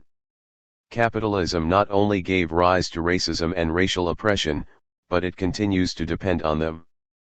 The ruling class consciously cultivated racism to justify the enslavement of Africans. After the Civil War, racism became the cornerstone of the ruling class defense of its rule. The emergence of the United States as a world imperialist power only deepened and vastly extended the ideology of racism. At the turn of the 19th century, U.S. racial ideology was integrated into a worldview, the white man's burden, which, though less explicitly racial, is still an important part of the ideological arsenal that justifies U.S. domination internationally. The acceptance of racist ideas was, of course, not limited to the ruling class, but it was the principal agent in racism's development and propagation. As the dominant class in society, it also shaped its ideas. As Marx put it, the ideas of the ruling class are in every epoch the ruling ideas. 9. Acceptance of racist ideas by white workers should not be confused with their having a material interest in perpetuating racial oppression. The history of racism in the United States is not only a history of black oppression, but also of the ability of the ruling class to use racism to maintain its power and wealth. From the poor whites of the South under slavery to the racist workers of today, adherence to racism ensures their own subordination. Black nationalists, and many socialists today, reject such a view. They point to the depths of racism among white workers historically as evidence that racism benefits all whites equally. Indeed, some argue that white workers have been the principal agent for the perpetuation of racism. Thus Herbert Hill writes, if non-whites found it difficult to improve their condition, it was because institutions like organized labor prevented them from doing so. 10. The most obvious problem with such a line of argument is that it vastly overestimates the power of trade unions in controlling hiring practices and exonerates employers. Moreover, such an argument presents racism as a purely ideological question, ignoring the fact that racism and segregation were institutionalized and legal until the 1960s. The conclusions from such an argument are also profoundly reactionary, since they close off any possibility of overcoming racism. As Manning Marable argues, adherents of such arguments are basically idealists and not materialists. They say that the fundamental force that drives the motor of black oppression is race alone. They argue that all whites benefit materially and ideologically from racism, which, in my view, looking at the data, looking at the facts and experiences of white people, is a disastrous misinterpretation of American and black social history. 11. Such views have become more widely prevalent in academia, and there is a common-sense acceptance of these arguments in contradistinction to Marxism's alleged economic reductionism. But most of these arguments against Marxism are largely based on a distortion or misunderstanding of Marxism. As Gregory Myerson wrote in a critique of the important Cedric Robinson book, Black Marxism, the relative autonomy of race has been enabled by a reduction and distortion of class analysis. The essence of the reduction and distortion involves equating class analysis with some version of economic determinism. The key move in the critique of economic determinist Marxism depends upon the view that the economic is the base, the cultural/political/ideological the superstructure. Myerson goes on. Marxism properly interpreted emphasizes the primacy of class in a number of senses. One, of course, is the primacy of the working class as a revolutionary agent, a primacy which does not, as often thought, render women and people of color secondary. Such an equation of white male and working class, as well as a corresponding division between a white male working class identity and all the others, whose identity is thereby viewed as either primarily one of gender and race or hybrid, is a view this essay contests all along the way. The primacy of class means that building a multiracial, multi-gendered international working class organization or organizations should be the goal of any revolutionary movement. The primacy of class puts the fight against racism and sexism at the center. The intelligibility of this position is rooted in the explanatory primacy of class analysis for understanding the structural determinants of race, gender, and class oppression. Oppression is multiple and intersecting, but its causes are not. 12. But even those who reject the argument that white workers are the principal agents of racist oppression still accept that white workers materially benefit from racism. Robert Allen is typical of this approach. He even uses Lenin's writings on imperialism as the basis for his argument. Lenin warned that imperialism thereby tends to create privileged sections among the workers, and to detach them from the broad masses of the proletariat. Thus, the resulting racism and chauvinism among white workers were much more than mere diversionary tactics introduced by conniving capitalists to divide the world working class. On the contrary, these ideological manifestations were firmly grounded in the dynamics of imperialist development. 13. Communist writers insisted upon regarding the white working class as the bearer of true enlightenment and fraternity. At the very minimum, they contended that if only the workers would accept Marxism-Leninism, then racial antagonisms would fade away.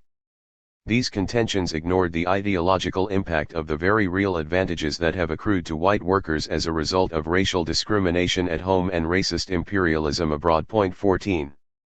This is not the place to fully discuss Lenin's theory of the aristocracy of labor. 15. Suffice it to say that Lenin argued that the benefits of imperialism would accrue to an infinitesimal minority. 16. Of the labor movement, not the mass of workers in advanced capitalist countries.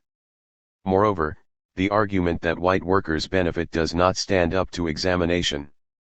As Martin Glaberman argues, the existence of a segregated black workforce with inferior status limited, rather than enhanced, the ability of white workers to improve their wages and working conditions. In fact, employers were often willing to use, or threaten to use, black workers as strike breakers or simply replacements, to keep white workers in line. Otherwise, it would be difficult to understand why employers followed racist hiring patterns if it enhanced the power of the overwhelming majority of the working class. 17.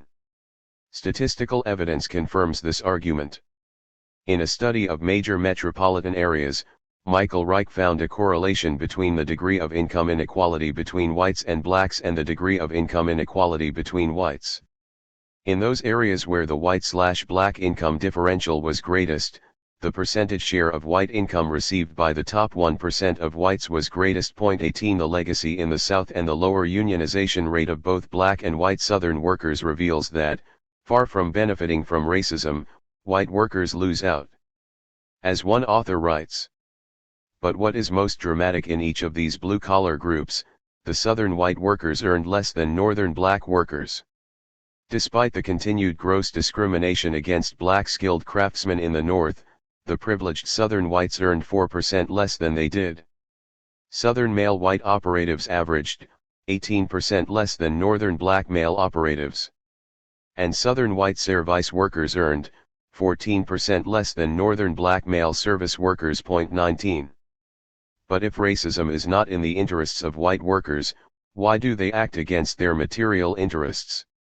First, both the ideas and institutions of capitalist society have been permeated by racism, influencing all aspects of society.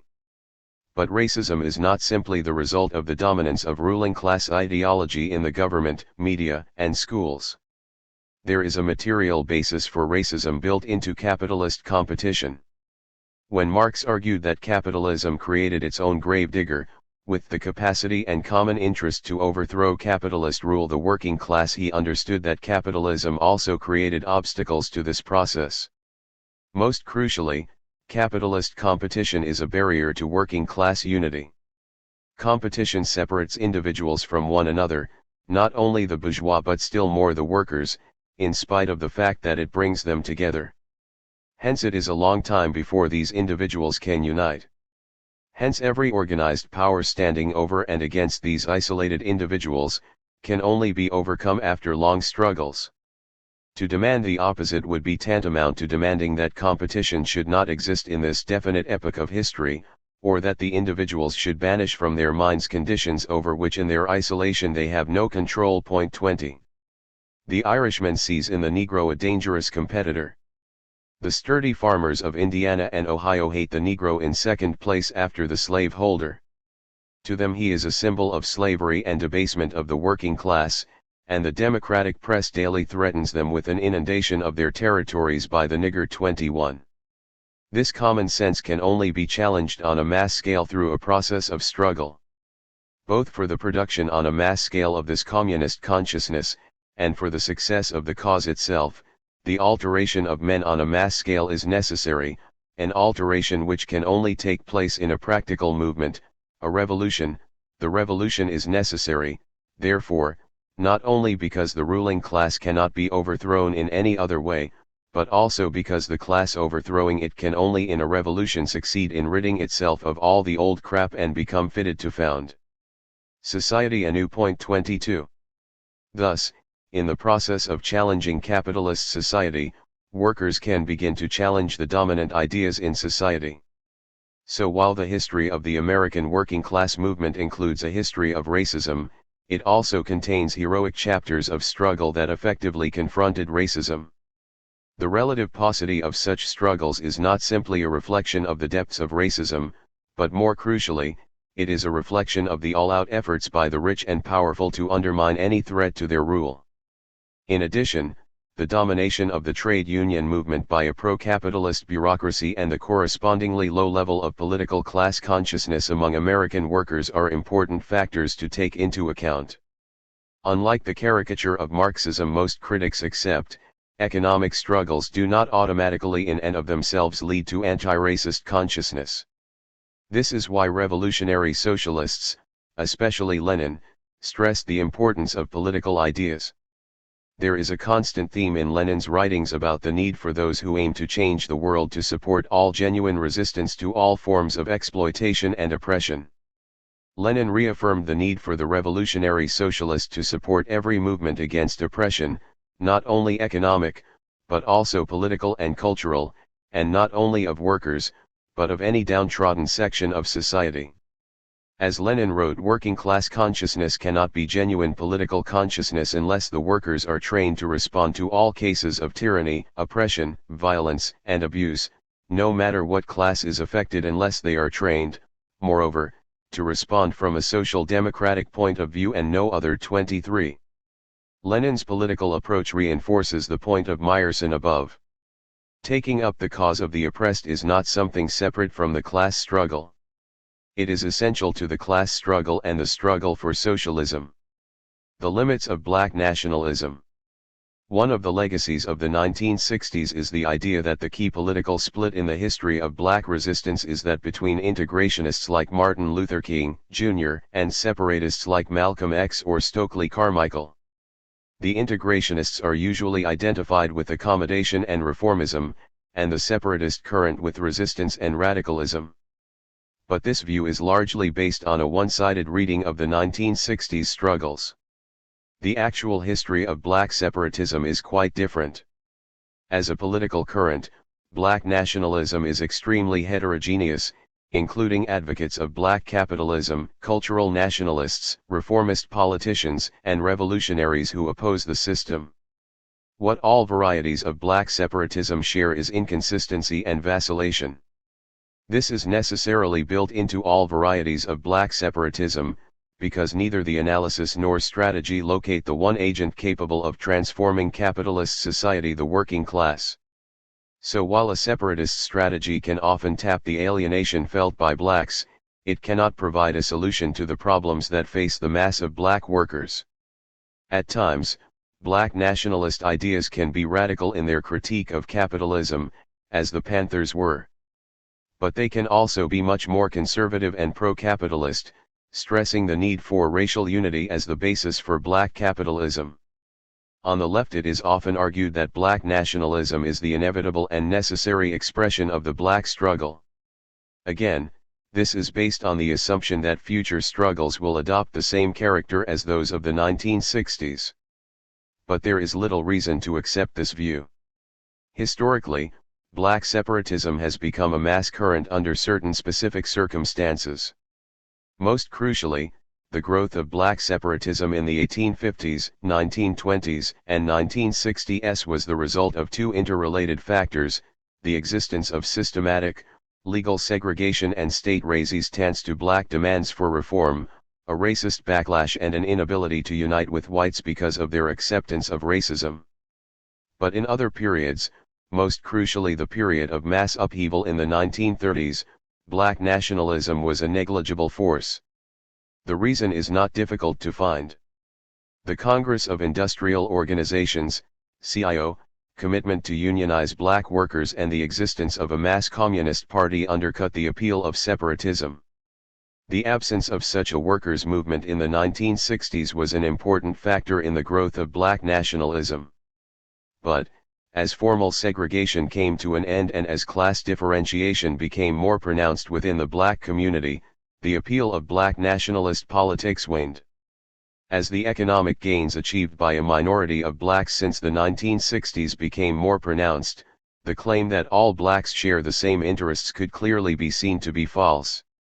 This does not mean, however, that black nationalism will disappear as a political current, because there is a material basis for its development.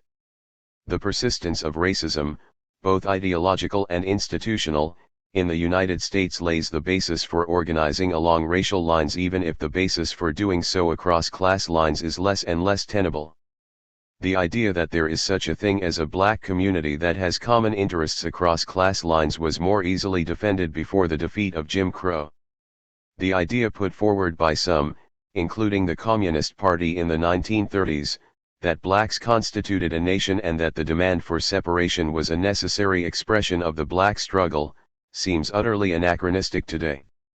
As Leon Trotsky argued against the views of the CP, blacks are not a nation, but a national minority. As he put it, an abstract criterion is not decisive in this question, far more decisive is the historical consciousness of a group, their blacks' feelings, and their impulses. 24 Above all, the main factor that gives rise to black nationalism is white racism. The dynamic of the black struggle has not historically been toward becoming a nation, but white racism has helped give rise to black nationalist consciousness. Historically, then, black nationalism is a defensive reaction by blacks. Adopting C.L.R. James formulations, some argue that the black struggle is necessarily revolutionary and must also be organized separately from whites, even if some need for future alliances with other forces is acknowledged.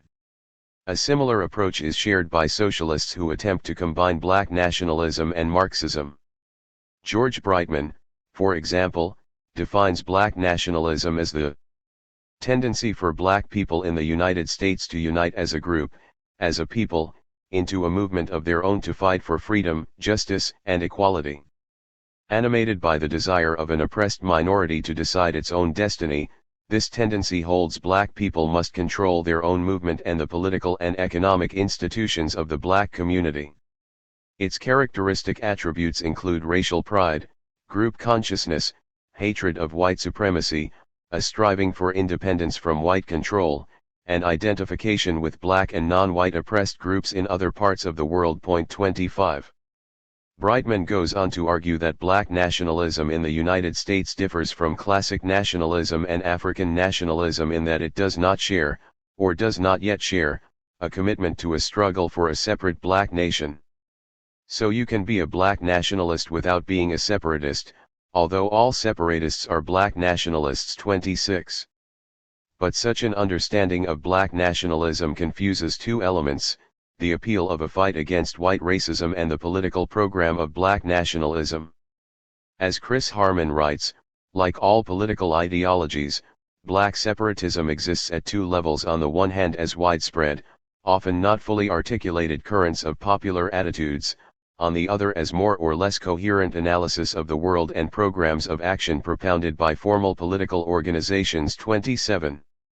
It is important to understand this distinction to fathom the contradictory nature of the black separatist appeal. Often the appeal of black nationalism is its espousal of black consciousness and pride rather than the formal program or ideas of its leaders. This distinction also lies at the heart of a Marxist approach to black nationalism. As Lenin and Trotsky argued, the nationalism of an oppressed group cannot be equated with the nationalism of an oppressor group. Thus revolutionary socialists fully identify with the struggle of the oppressed, even if it expresses itself through a nationalist prism.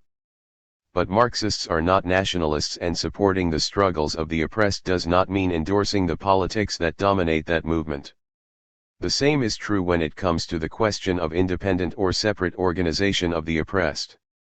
Socialists defend the right of blacks to organize separately in reaction to the racism of the dominant society.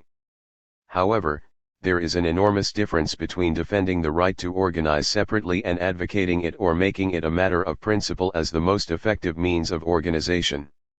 So, for example, revolutionary socialists should have defended the right of the Black Panther Party or the League of Revolutionary Black Workers to organize all black organizations, even if they believed that multiracial working class organization is necessary to wage a successful struggle against capitalism. This is not some concession by socialists or an assertion that black organizations need approval from anyone. Rather, it is a means of expressing solidarity with the struggle for black freedom in the face of attacks from those who denounce the formation of all black organizations as simply a form of reverse racism. But it must also be said that such organizations alone cannot defeat the forces that oppress blacks. Too many socialists confuse the defense of this right and its advocacy, turning what was a historical necessity into a virtue. As Lenin put it when arguing for the right of nations to self-determination, socialists are for the right to divorce. At the time this was not seen as acceptable for women, but advocating this right did not mean advocating that all married couples divorce. 28. Marxism and Black Liberation. The relative weakness of the North American workers' movement, and, more generally, among workers in the advanced capitalist countries, has led many on the left to abandon any notion of working class struggle, replacing it with the politics of movementism. In brief, proponents of this argument stress the importance of autonomy for movements of the oppressed in order to achieve their liberation. They universally accept the idea that Marxism has ignored and or downplayed questions of gender and race. 29. The problem with such an approach is twofold. First, there is no necessary or immediate unity between groups of the oppressed. Second, movements of the oppressed have no real social power to fundamentally transform the system unless they become transformed into a movement of the exploited and oppressed, that is, unless they are allied or become part of the workers' movement that can champion the demands of all workers. Like the politics of black separatism, a politics based on the social movements is bound to lurch from left to right because it has no material force by which to achieve its aims.